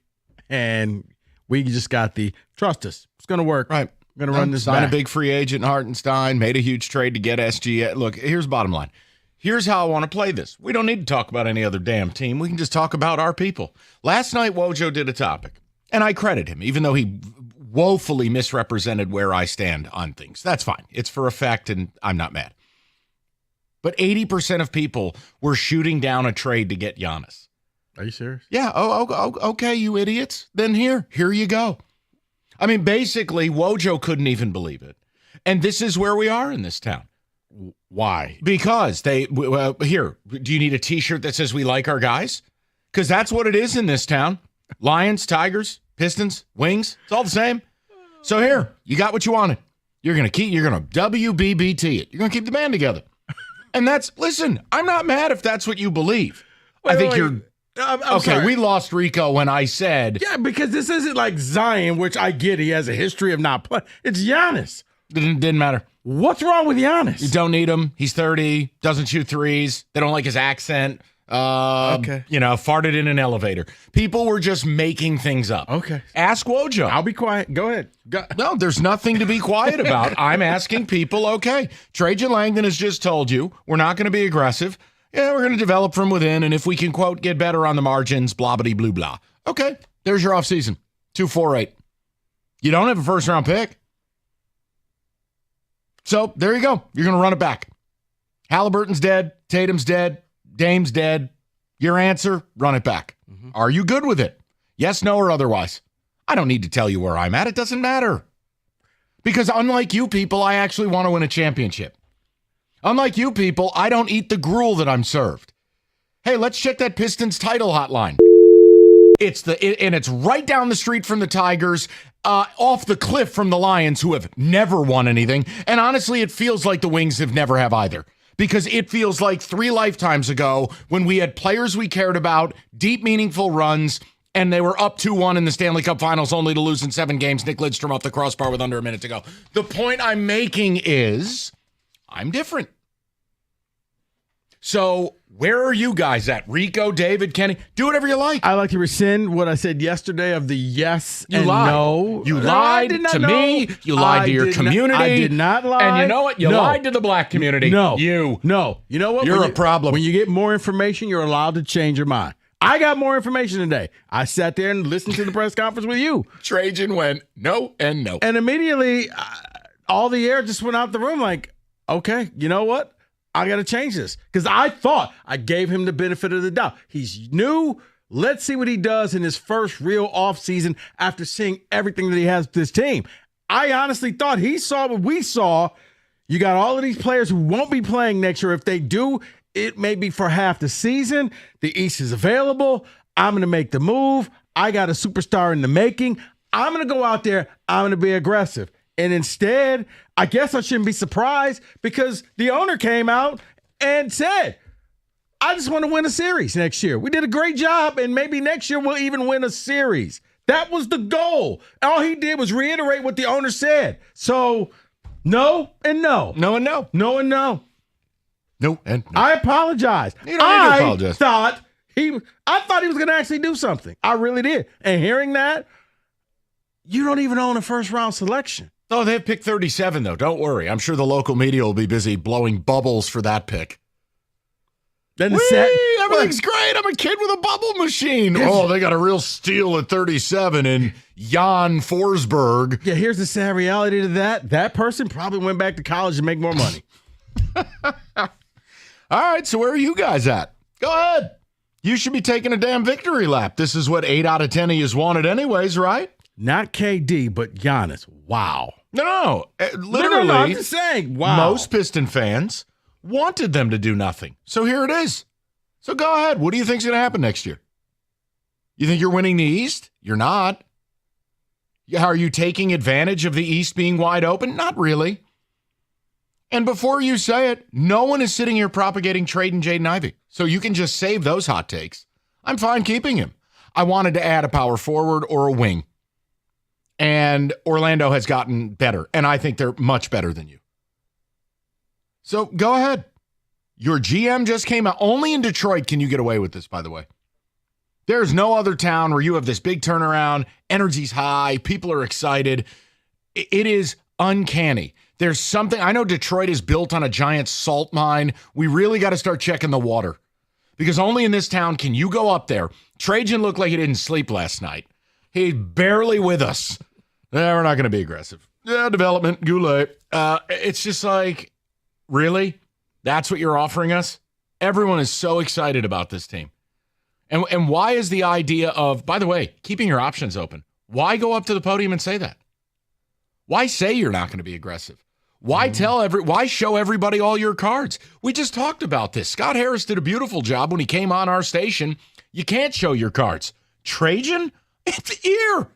Here's the launch codes. He basically said, yeah, we're going to be working to get our guys back, and we'd love to have them back, but that's up to the agents. WBBT, man. Bringing the band back together. That's what this town is. We'll get Hardaway back, and we'll have the breaking news sounder. Cool.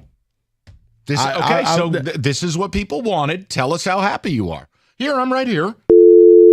Seriously, you should all, in unison, have boners. Mm-hmm. You should be tripping over your boner to call, to tell us the sportsgasm you've experienced, that your GM has given you what you wanted, which is, we're not doing anything.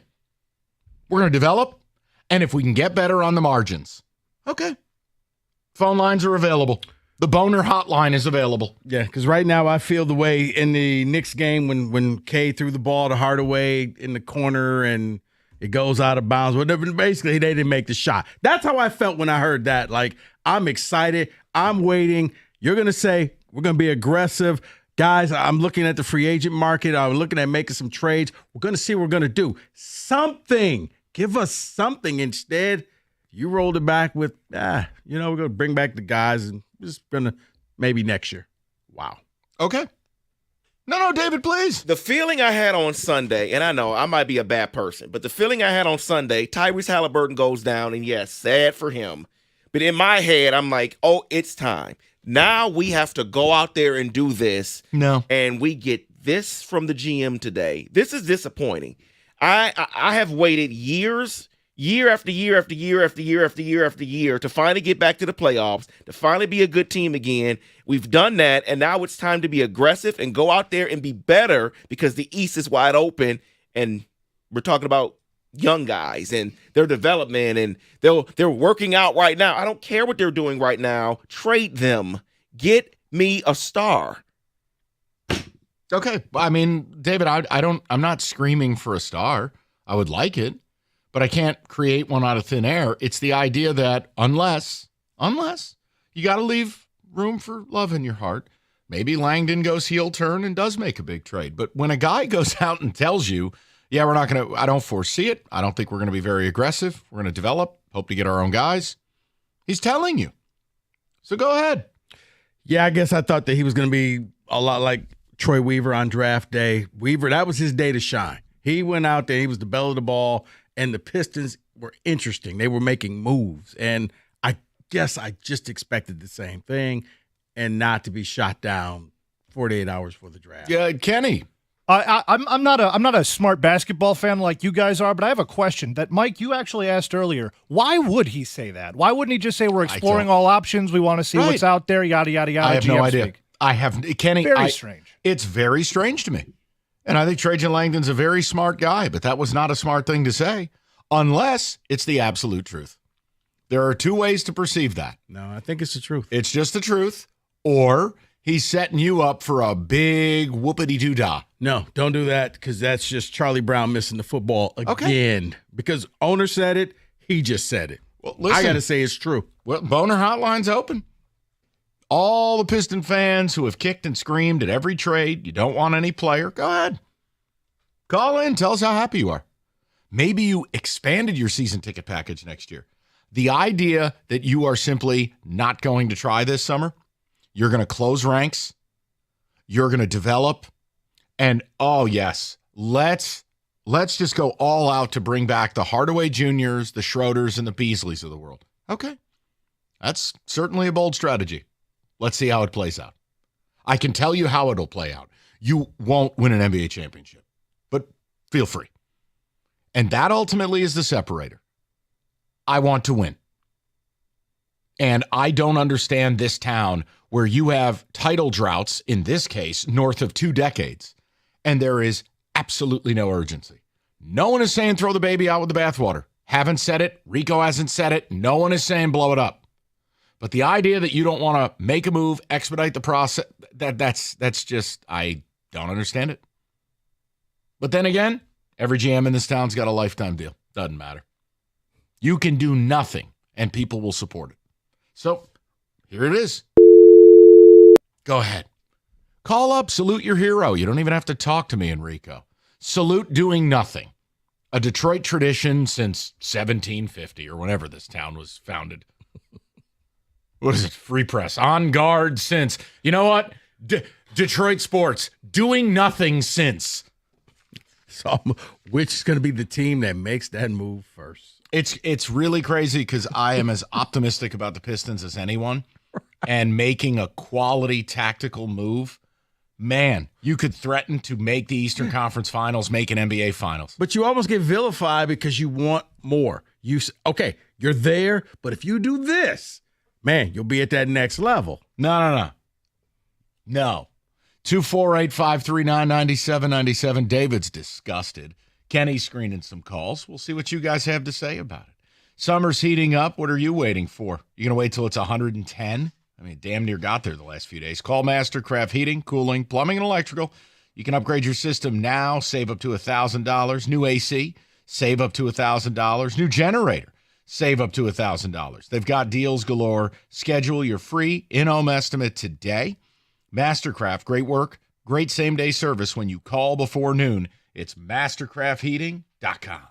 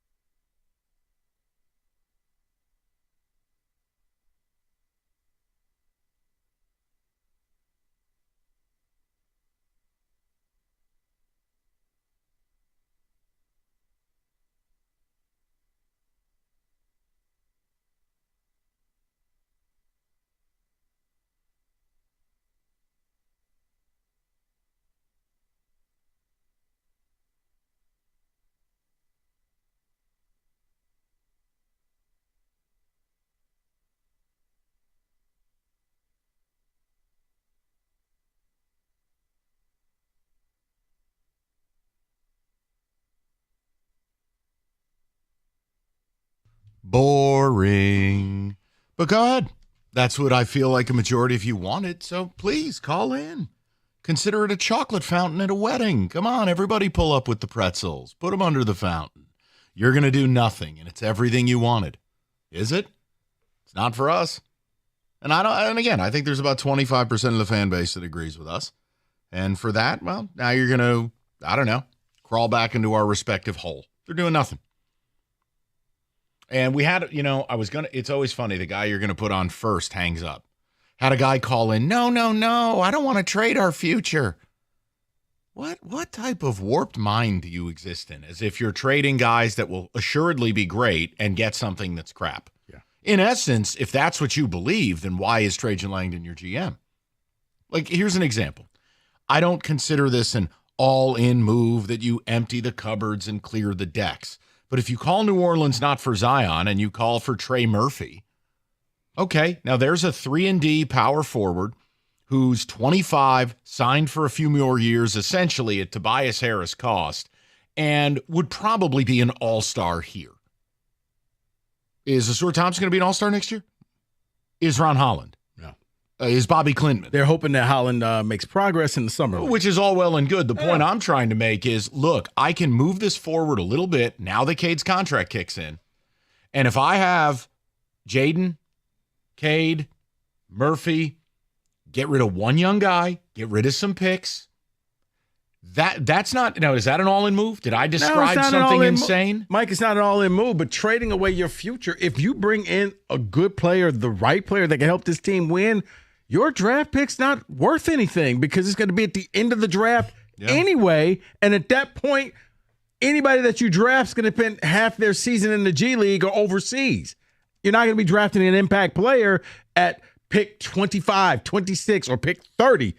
You're not. So I'm okay with getting that person that can help you right now, and you worry about the future in the future.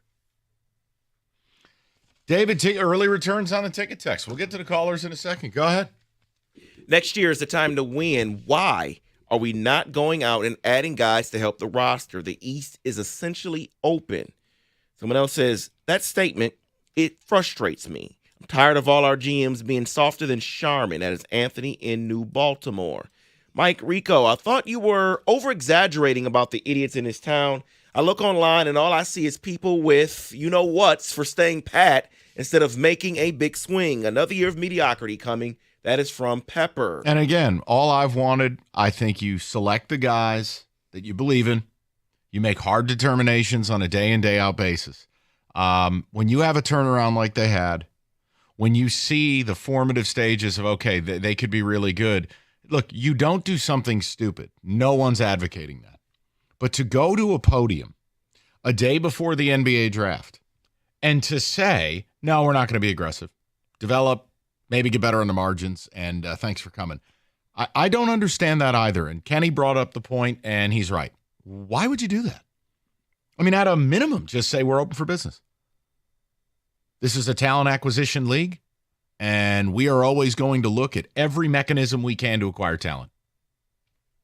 Amen. Hallelujah. Yeah. That's just that. And again, it's largely nothing, but it's better than what he said because you've basically just said, we're not doing nothing. Go ahead, David. Heartbroken today. Talked to a friend who knows hoops, and he doesn't understand this community. Doesn't understand why these people don't want to make moves. Mike from Gibraltar. I'm so tired of these GMs in Detroit telling me just wait to be great in the future. I don't care about a championship in 2030 when you could make a big move, especially win it next year. That is Roy shaking my head in Clarkston. I'll give you another one. Look, Cam Johnson is still a net right now. I don't consider that a blockbuster, but that's a stretch four who can drop 18, 19 a night. He's a good ball player. That's just a solid move you could make. The idea you're going to do nothing, I don't understand it. It's a solid move, but I think it's one of those moves you're going to probably have to give away a first-round pick or two. Oh, to no. get him. Sorry, I'm projecting. That was not directed at you. It was directed at that line of thinking. I'm with you. I'm with you on that. What is that, Piston fan finding out they have to actually give something up?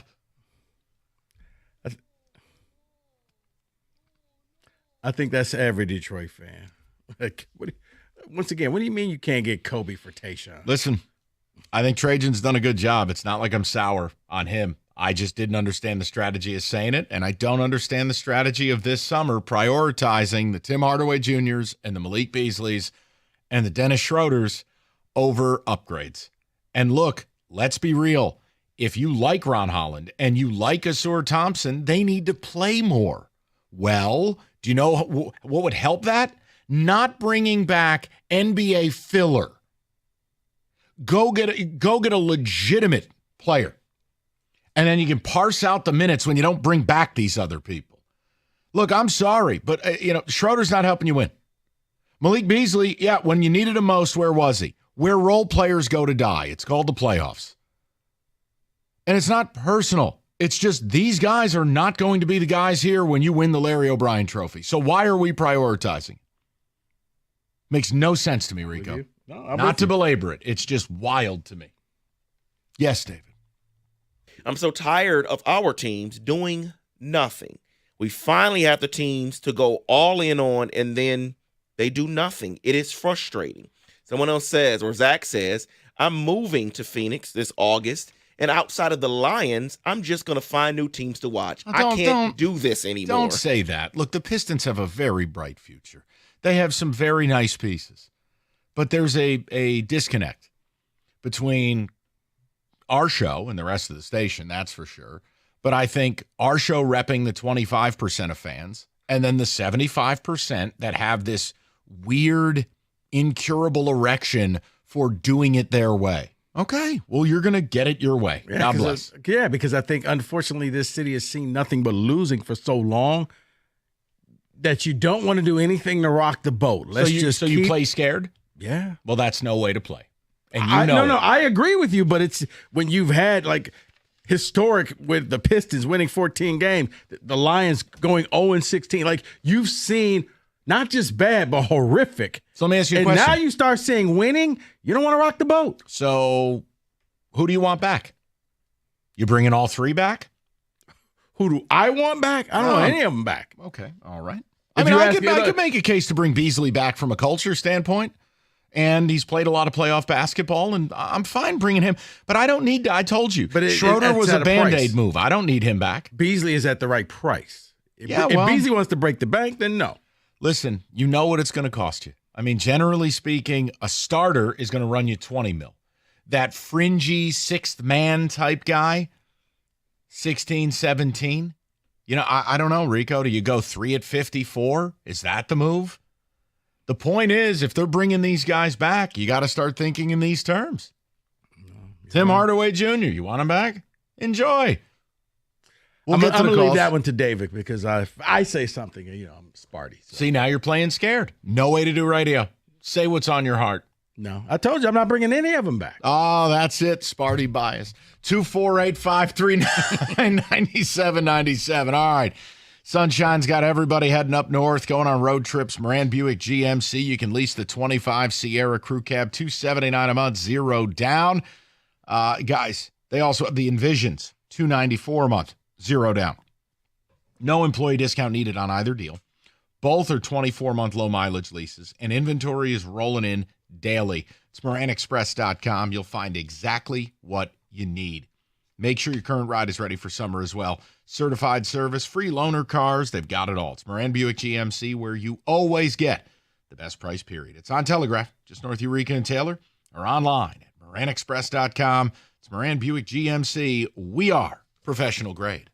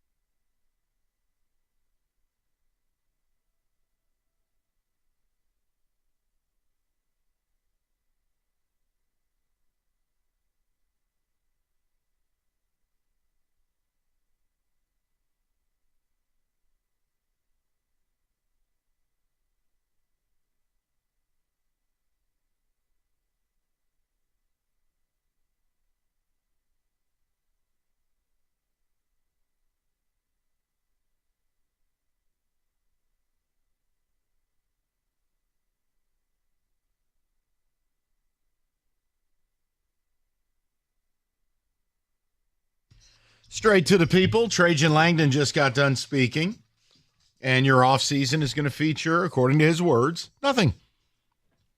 Not going to be aggressive. We're going to focus on development and, maybe bring back our own people. So your reaction to it. That's really all we're looking for. Because I think the goal is what Tom Gore set. Try to win a playoff series next year. That's a win. Don't know if you hang a banner for that, but that's a win. In this town, you probably would. John, 97.1. Johnny, how are you, buddy? I'm all right. Okay, what's going Hello? on? Yeah, you're on. Hey, What's up? I'm with you, man. Detroit don't want to win, man. The Lions don't want to win because they ain't used to winning. So I'm crazy. You can make a splash. They're going to blow the Super Bowl. They already blew the Super Bowl. And now they're getting ready to blow. Ain't nobody in the East. Everybody hurt. And you ain't going to try to make a move? Okay. That's it, man. That's all I got to say. Detroit, that's why I cheer for the Lakers, even though I don't like LeBron, where I'm at. But they used to winning. That's why they just sold for $10 billion, because now they're getting ready to do something. We just going to stay pat, man. That's terrible. That's terrible. I mean, listen. Look, I'll bottom line. listen to you. Johnny, look, here's the deal. I mean, they're going to sell you. They want to take their time and, develop more. And look, if you want a really cynical viewpoint on all this, here, I'll offer it to you. And it's not being mean. I could actually buy what Trajan Langdon is selling if you simply know in your heart there's absolutely a 0% shot of winning an NBA championship the next 2 years. That the Spurs, the Rockets, and the Thunder are simply too much to overcome. That no matter which of them you face in the finals, you will unceremoniously have your head chopped off. Now, if that's somehow your belief, well, then take all the effing time you want. Hey, now that's a dark opinion. But see, I'm not even going to say that because by the time you face them, you're in the finals. They're all in the West. So, no. That's a stronger case to even go all in the East right now. I got nothing. I tried. Because it's not like you got to play, two of those three teams in the process of getting to the finals. You're only going to play one. It is very bizarre that all four teams seem to be. Look, the Tigers I'll separate because they tried. They did, Rico. Like, I know you don't get a prize for trying. They tried. They tried with Sadly, Bregman. in this town, you do. But the other three, it's as if they're all sharing the same potato sack. That the Lions, the Wings, and the Pistons, none of them want to do anything. It's all this draft, develop, glacial pace stuff. And I'm like, I don't understand. Along with the we know more than you know. Yeah, that's we why know what we're doing. Yeah, really, that's why your title droughts are this long. You can spare me with that. No, I'm just saying, but that's where it almost gets insulting. Like, if it were just that easy, Right. That's why the Pistons have had one of the worst 15-year runs in the history of the sport.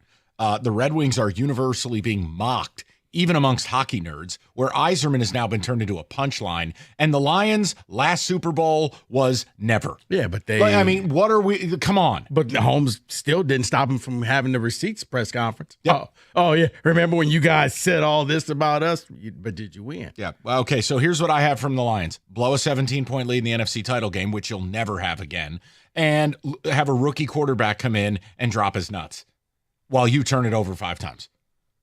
Now, if that doesn't cry for urgency, I don't know what does. They aren't urgent. That's what the frustrating part is. Because you're right. It's like, what has to happen for all of a sudden kick it into the next gear? I don't know. Look, I mean, I'm not asking you. It's a rhetorical question. Okay, have this season they take a step back and, the health didn't land them in the Super Bowl or win a Super Bowl, and then do they realize? I don't know. But see, I would have thought for the Lions last season, how it ended would have been that sense of urgency. You know what? We got to stockpile defensive players so this never happens again. For the Pistons, it's like, okay, I look at, everybody being injured. There's blood in the water. Let's take advantage of that. For the Wings, it's like, well, you know what? The Capitals got better.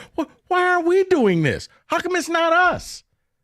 For the Tigers, like you said, they went out there. They did try to improve. They did, man. I'll give them their props. Over the winter. So, yes. They did the best that they could. I thought they made a better than market offer.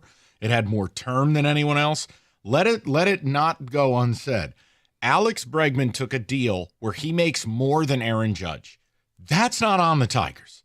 So I'll put them to the side. Now, if we're sitting here on August 1st and the Tigers have an empty trade deadline, then they can get in the potato sack too. Now, the almost but not good enough, you probably have used up all your equity because you got the Erod trade that really wasn't a trade, that didn't go through, kind of gave you credit for that. The Bregman thing gave you partial credit for that.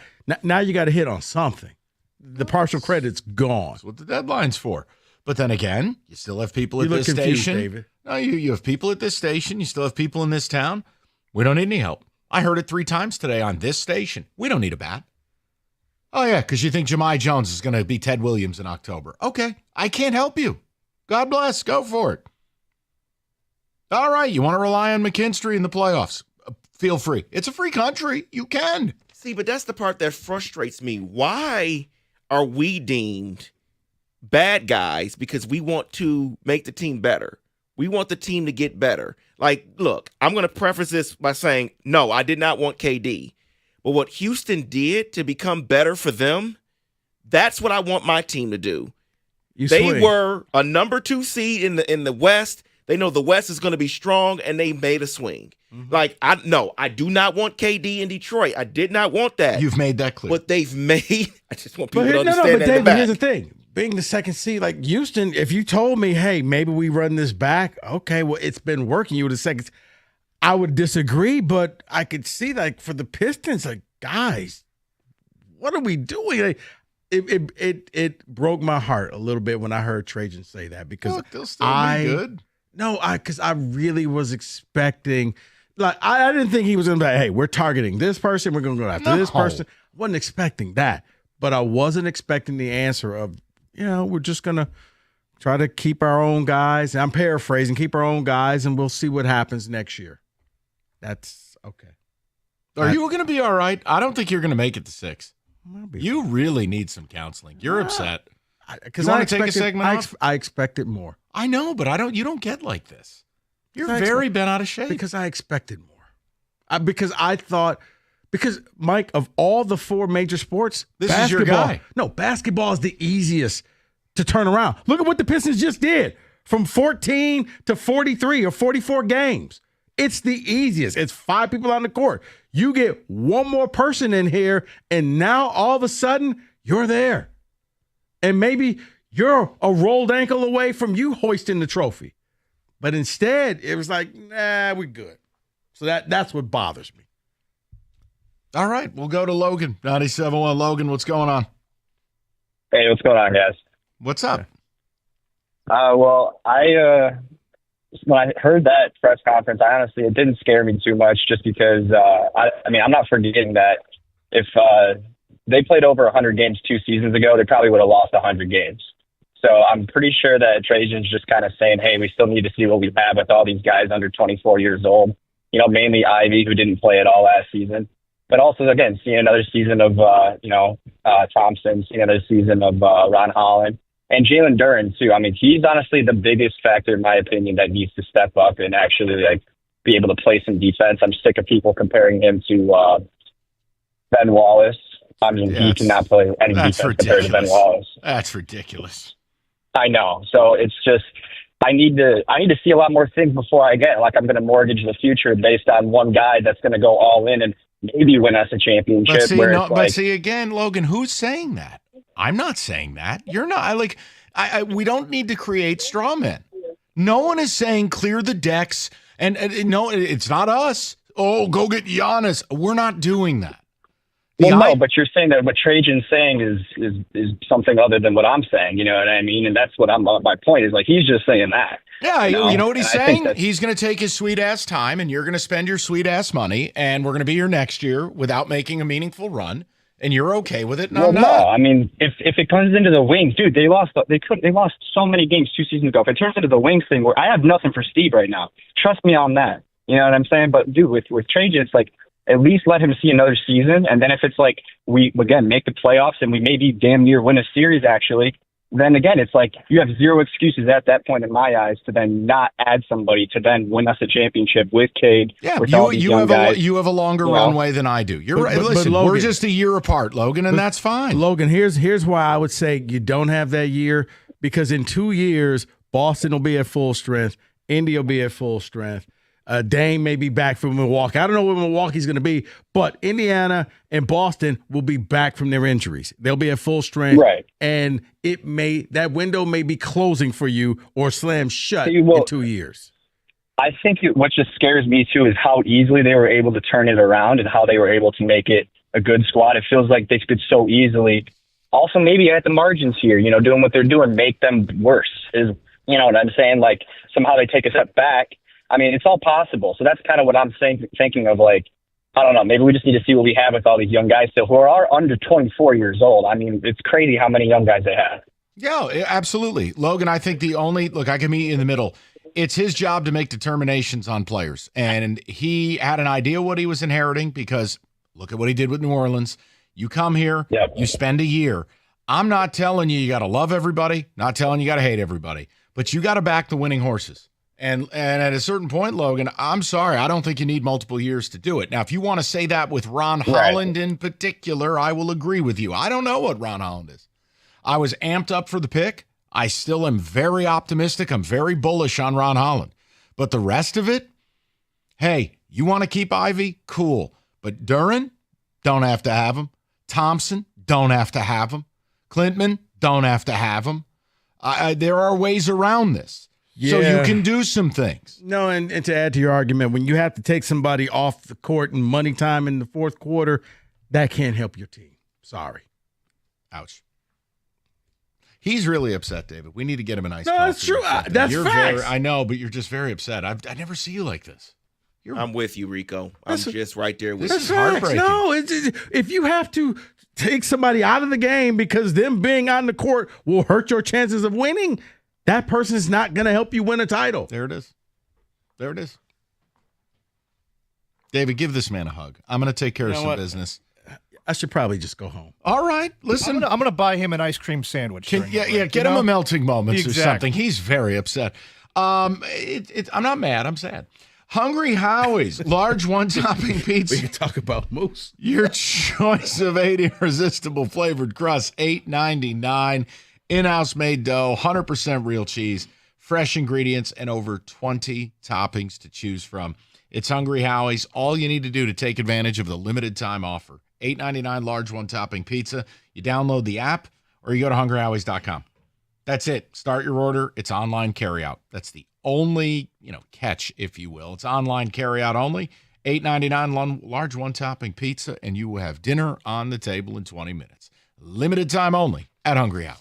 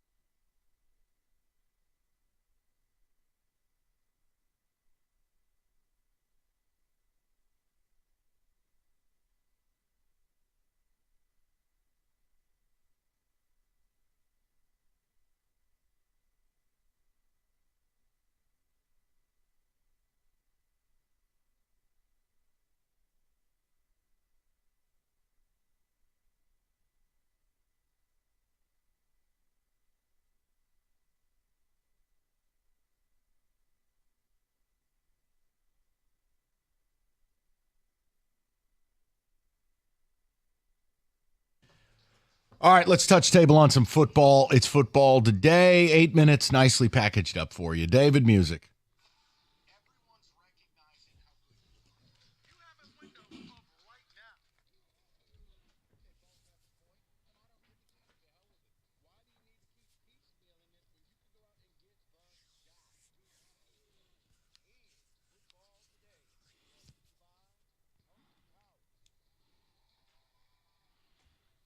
So we are about a month away from teams reporting to training camp. So stop. Aaron Rodgers was walking alone on the beach with his wedding ring, and his wife is nowhere to be found. Do you believe Aaron Rodgers is married?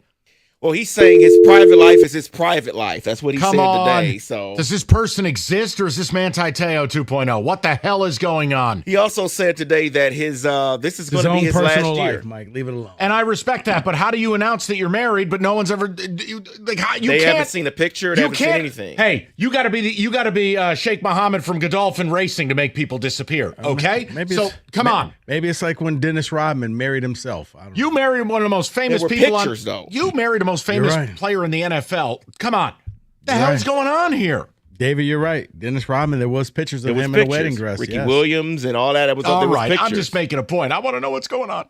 He also said this is his last year, so he's retiring after this season. Oh, goody. Now say whatever you're going to say. For now.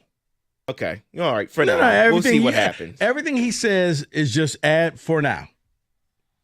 So it's going to be a very important year for many coaches. I want to talk about it because we're going to talk about the hot seat, or maybe not, for some coaches.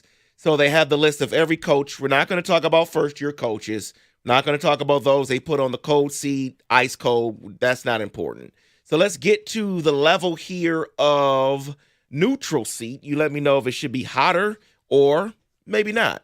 You got Brian Callahan for Tennessee, Raheem Morris for Atlanta. Yes. Sean McDermott for Buffalo. Stop. Red hot for Raheem Morris. Enough is enough. Make the playoffs or get it on down the line. I'm with you for that. Callahan at Tennessee. No issue. Really? No, I'm saying he shouldn't have a hotter seat. The guy just inherited one of the worst places on earth, and he's got a rookie QB. What am I going to do? Fire him? No, but you couldn't make the other QB work. McDermott, go lose to the Chiefs again and watch what happens. That was going to be my question regarding him. I think Sean McDermott is massively overrated, but they've retooled the defense again. They have focused on adding bigger players. Like, I know that's not nuanced. It's just reality. Every guy they acquired, at least 6'5", 6'6", no more of the mighty mites up front. It's time. Get it done or get the hell out. Enough. But Raheem in Atlanta, I don't know what you're doing down there. You have all the tools. You should be winning a lot more games. Next three on this tier will be Matt LaFleur, Kyle Shanahan, and DeMeco Ryans. DeMeco, I don't know. I don't know how much say-so he has with his roster, because it's almost like they're trying to take away everybody from this offensive line and say, okay, can you win without this? Can you win without this? Can you win without this? Still waiting on Tank Dell. He'll be back tomorrow. No, I'm going to say no for him unless he was one of the reasons why those people left. Shanahan, because there's only so much time that you have with your window closing that I think him and Lynch will be gone. Who was the first one? Matt LaFleur. No. Both guys are totally safe in my world. They run really good operations. They're quarterback whisperers. Look at what Shanahan's done with Purdy. Look at what LaFleur's done with Love. I'm good with both. I don't think there needs to be any other heat. And frankly, I don't hold last year against either. You had an injured QB in Green Bay. You had San Francisco retooling on the fly a little bit. No. And, by the way, your first-round pick got shot. No. It wasn't last year. It was kind of the year before where you didn't know the rules to the Super Bowl in overtime. Uh-oh. So the last three guys that have a neutral seat, they say, is Dave Canales for the Panthers, Jonathan Gannon for the Cardinals, and Mike McDonald for the Seahawks. Canales, because I think what you saw at the end of the season with Bryce Young was promising. That if I'm a Panthers fan, I don't feel like, you know what, this season's going to be bad. It's like, maybe we could turn the corner. Maybe not the way the people of Chicago would feel, but there's hope there. Newsflash. If Captain Thanksgiving would have caught the damn football, they would have beat the Eagles in Philly because Bryce threw him a dime. Yeah. Thanksgiving, catch the ball. But he was at the Kentucky Derby. I like Canales. He was. Respect. But bottom line, I'm good. And Mike McDonald, look, I think he's done an okay job. I think McDonald's in a rough spot because that's an organization in a complete. I don't think you can win there. Not with ginger idiot Sam Darnold. Definitely not. Surefire way to the unemployment line. So the next level here, there are 3 coaches on this level for the warm seat. Well, that ain't. Dayball needs to be scorching hot magma, so they can't be here. Warm Starts seat. with lasers. Lasers. Mike Tomlin for the Pittsburgh Steelers. Shane Steichen, Colts. Yep. Kevin Stefanski, Browns. Warm seat. Okay, I think the most unfair of these would be Stefanski. Yes. You are coaching one of the worst franchises on earth. Once again, unless it was your job going into the draft to say, let's just get as many quarterbacks as we can. The Tomlin, look, I like Mike Tomlin. I think he's had a hell of a run. But the Super Bowl's over 15 years ago. They don't win playoff games. They're eternally a 9-8 football team. But it's the Steelers. They've had 3 coaches since Jesus came through the rock on Easter. Like, I don't know what to do. You don't fire anyone. You know what? Not bad. I'm going to give you that one. Whatever. He left the He cave. came through the rock. Okay. I don't know. I'm going to give you that one. Mike Tomlin is the king of good. He's the king of okay. And if that's all you want, fine. That's Kenny's. Listen, man, just be better than absolutely terrible, Right. okay? You're not terrible. And he is the king of good. You know what he is? Honestly, he's a better-looking Pete Carroll. That's Mike Tomlin. They're essentially rah-rah clapper guy. Pete Carroll with soul. And less gum. No, but I'd see. But even Mike, David, it looks like the losing is affecting Tomlin. He doesn't have to cool anymore. He just looks angry every game. Angry at his players. Angry that I got to show up to Pittsburgh. I wonder Angry whose that I'm fault here. it is that we're losing and not that great. Okay. Angry Be now Mike I got Tomlin. Aaron Rodgers? Like, okay. No, it's that you're living what I'm living, just a better version of it. You were beholden to a quarterback for way too long. Yes. With Big Ben, like Yes. my team was with Eli. Yes. And now you're enjoying the tasty aftermath. You're exactly right. Famous Jameis. So let's get to the final 3 coaches here for the hot seat. Dayball. Zach Taylor, Bengals. Mike McDaniel for the Dolphins. Yes. And Dayball. for the Magma. Honestly, 2 of the 3 should be fired on basis. The Yes. only reason I give Zach Taylor any credit, once again, flowchart, Stefanski. You're coaching a bad organization that openly alienates its players. Right. Every day, your players walk into the Bengals locker room mad, not at you, but at management. And your job for the first hour is to de-escalate it just to get them ready for practice. You have to be their therapist. Let them vent. Okay, we good now? Okay, guys, let's go practice. And then it's wash, rinse, repeat.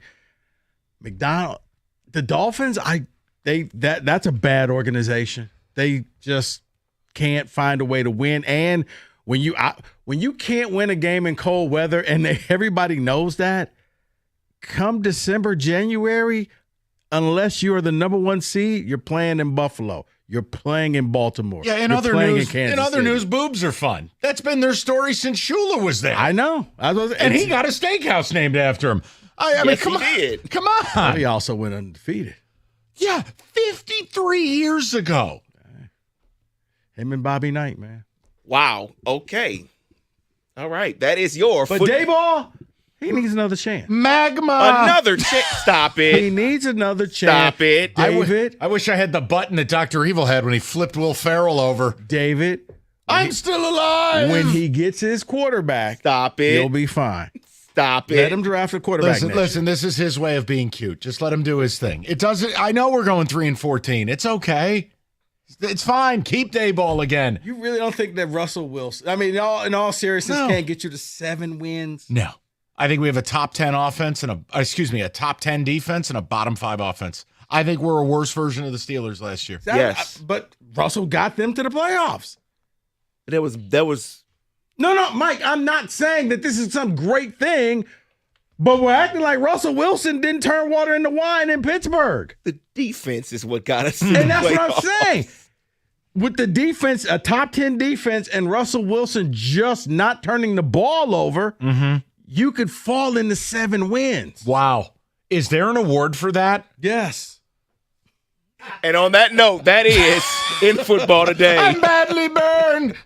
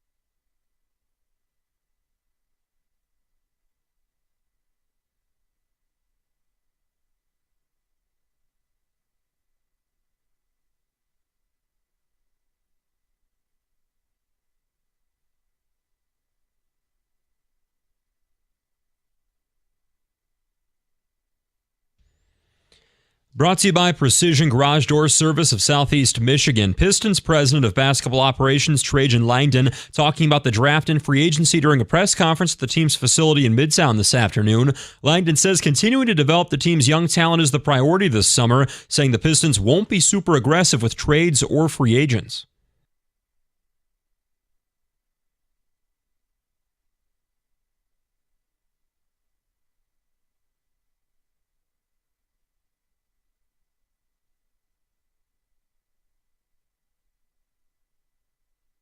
Langdon says he'd like to see the Pistons own free agents back, and they're also all interested in a return. He says Jaden Ivey and Isaiah Stewart will both be ready for camp. As for the number 37 pick this week, their strategy, best player available. The Tigers open up a 6-game homestand at Comerica Park tonight by sending Tarik Skubal to the mound against the Athletics. The 49-30 Tigers have the best record in baseball entering tonight.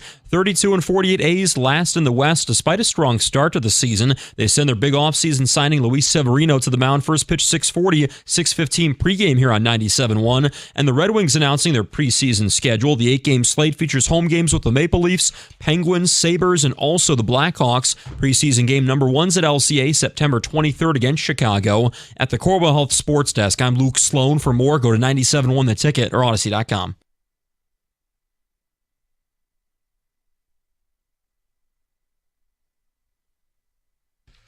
3 o'clock, great to have you. I don't know if we'll be here at 4 o'clock, as it looks like the world is ending outside. So if this is the last hour of radio we do, it's been a wonderful ride, and I love you all.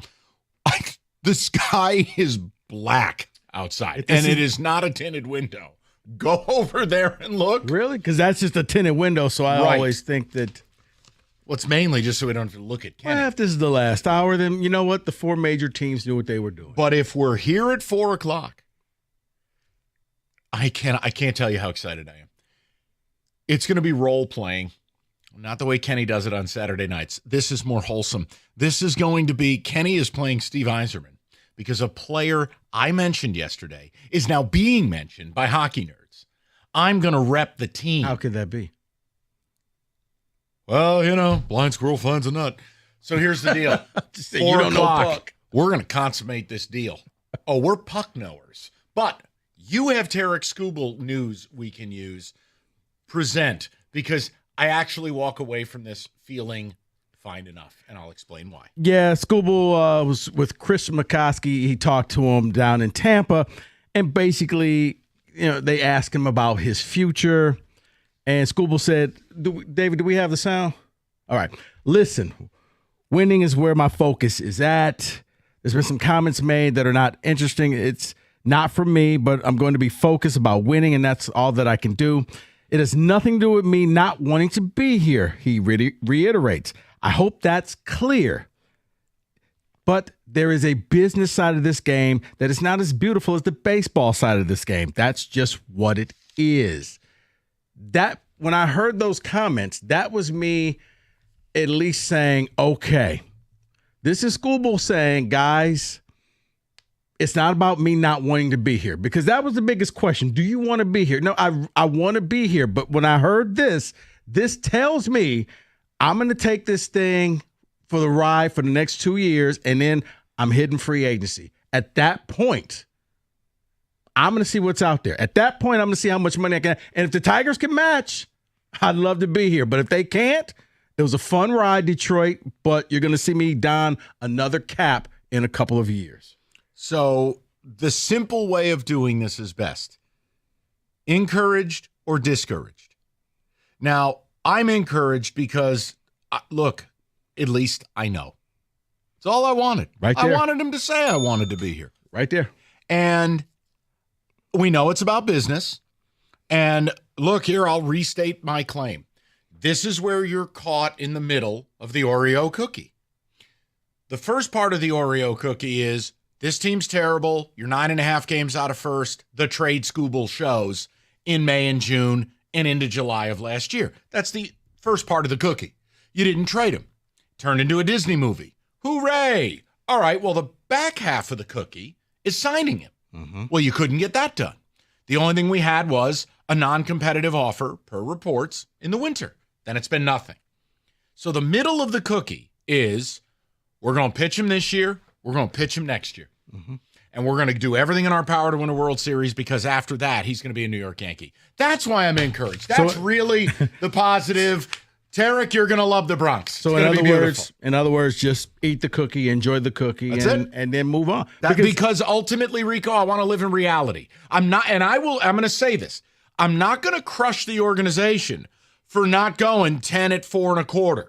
No, this is a guy who has had Tommy John, who had flexor tendon surgery. I love Tarek Skubal, but let's be real. Can you guarantee me, even in an 8-year pact, that he will give you 4 more years? No. Not 5, 6, 7, 8. 4 more like he's given you last year and this year. No.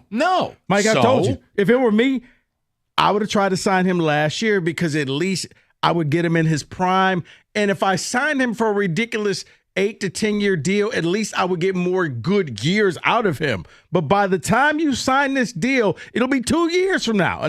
It'll be this season and another season of his prime gone, meaning you're going to get less than prime Skubal, but you're going to be on the hook for a lot of money with him. And I got a feeling it's going to be pitching Miggy where Oh, don't say that. you're basically paying those last 3 years, and he'll be nothing like the player he was when you signed him. So basically what the Dodgers have dealt with Kershaw. Yeah.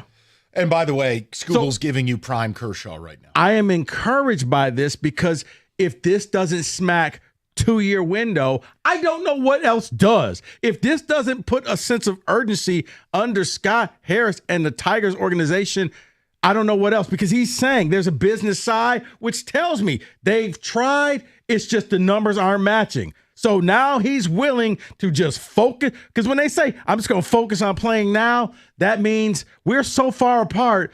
I don't want to get angry. I don't want to get frustrated. I just want to play baseball. Can we unpack this together, people? What is your reaction to it? I don't think you can have no reaction. I mean, if you're discouraged because you desperately want him signed and you don't feel like it sounds like that'll happen, you have a right to that. For me, it's no, I'm not encouraged because I don't think they're signing him. It's that it's clarity. I like clarity. I like to know. And now it's why again, trade deadline coming up. Go all in. Get a couple high leverage relievers. You might need a starter, by the way. I mean, I know we're not doing that show right now, but you might need a starter.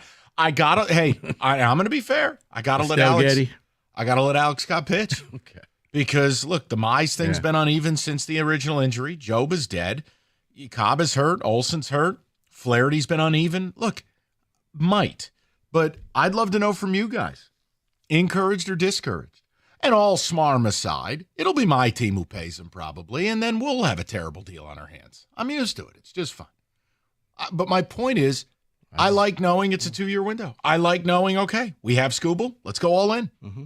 I don't know. It seems like to me that a tree is going to come crashing through the window like Final Destination and kill Kenny. It feels like it because I don't know nothing about Final Destination. I can't watch them. I've just seen the previews and they're terrifying enough. But I feel like if you look through the window, I feel like Kenny's about to get impaled by a tree.